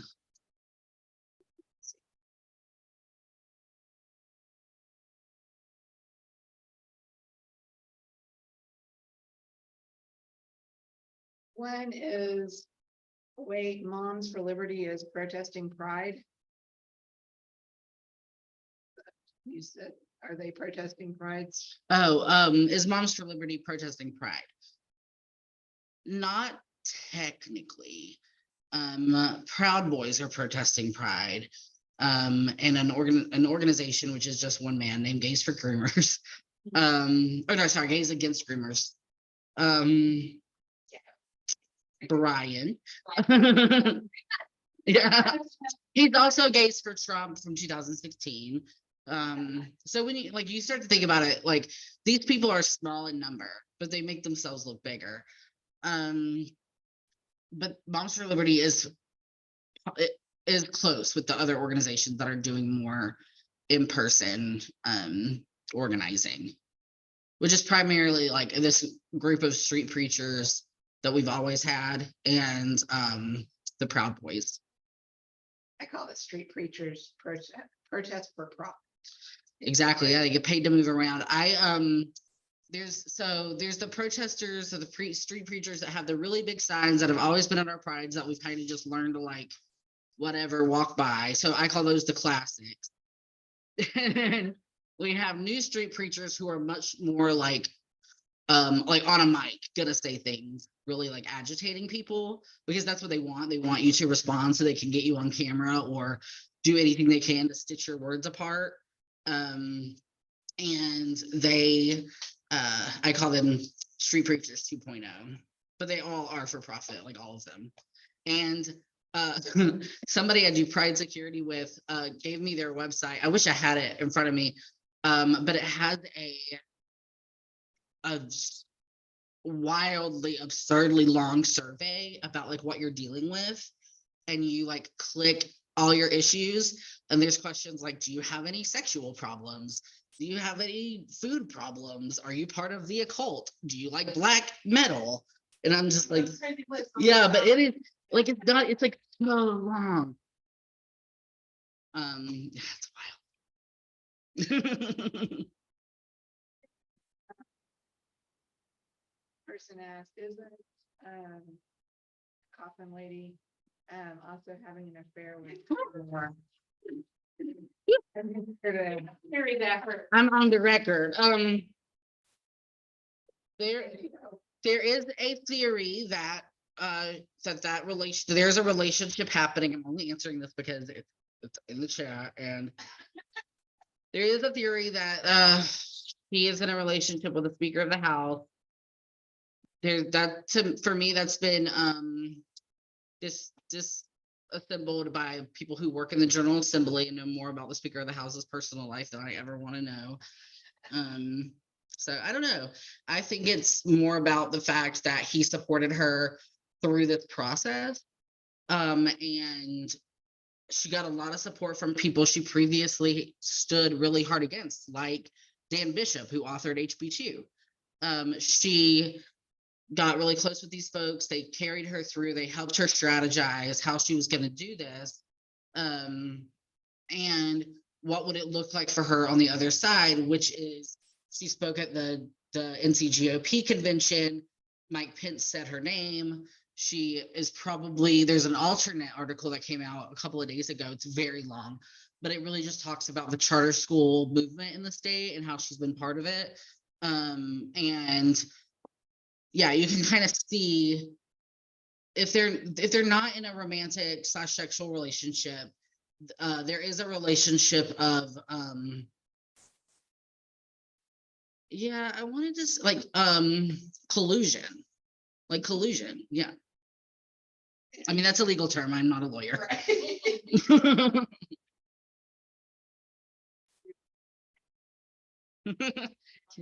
We cannot. I mean, I think anybody can sue anybody. It's North Carolina. You can sue. I don't think it would be very successful. There is a bill going through the General Assembly right now to make this not something you could do. Changing parties, if you change parties, you would have to be removed. There is a problem though, because if you change parties and you're removed, you get appointed by your local party, who holds the seat. There's been some conversation about the efficacy of this bill, but right now it's just a statement of like what you did was bad because the bill would never pass. There is a statement here, I'll just do the chat there, but they are, one person says they are dating. I suspect they offered her the moon and stars for a political career to get her to switch, or they have some damaging info on her and are using it to their benefit. Yeah. And then, I don't disagree. I just can't say, like, I can't be so certain in my role out of Quality, North Carolina. I think that's about it. Yeah. If y'all have questions about Quality, North Carolina, I'm around. But no, we have so many things that we would love for y'all to do. If you just don't know where to start, please feel free to reach out to me. It's already at equalitync.org. We will get you plugged in whatever. I'll just meet with you and find out what you're interested in. If you want to stalk Moms for Liberty's Facebook group, make up a thing Facebook, that would be great. I can help you with that because I've been doing it and I have to do them for so many. I bet they're watching. No, this is a small group, right? And I'm like, oh no, we got people who go to their Zoom meetings. I don't know how they do that. I don't ask that many questions. Happy birthday.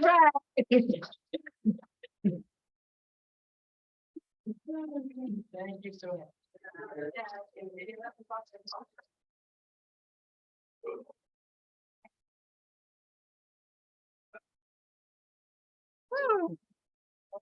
Did I just like?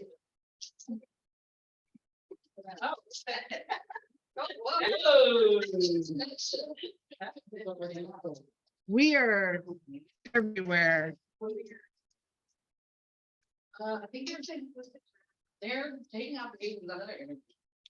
Okay, I would like to say thank y'all all for showing up, coming, learning, and we hope to do this yearly. So if you will be receiving a after conference, if you did for both days, it will be today. If you just did one day, then it was yesterday, whatever. But there's a form that's either in that email, or you can go to the unioncountypride.org/IDP 2023. And there's the form that you can tell us what we did well, what we did wrong, all of that jazz, so that we can hopefully improve. And if there's anything that's good, we can keep doing that. Thank you very much. And see y'all next year, or probably tomorrow, or any of that thing. Thank y'all very much on Zoom.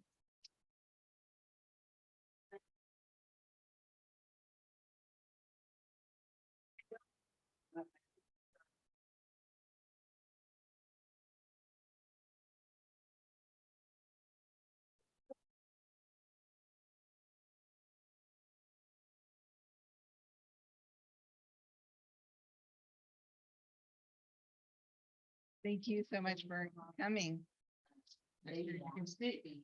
Yes.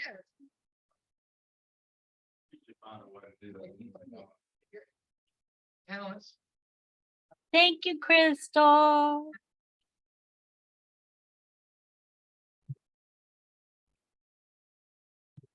Thank y'all very much. That's on Zoom.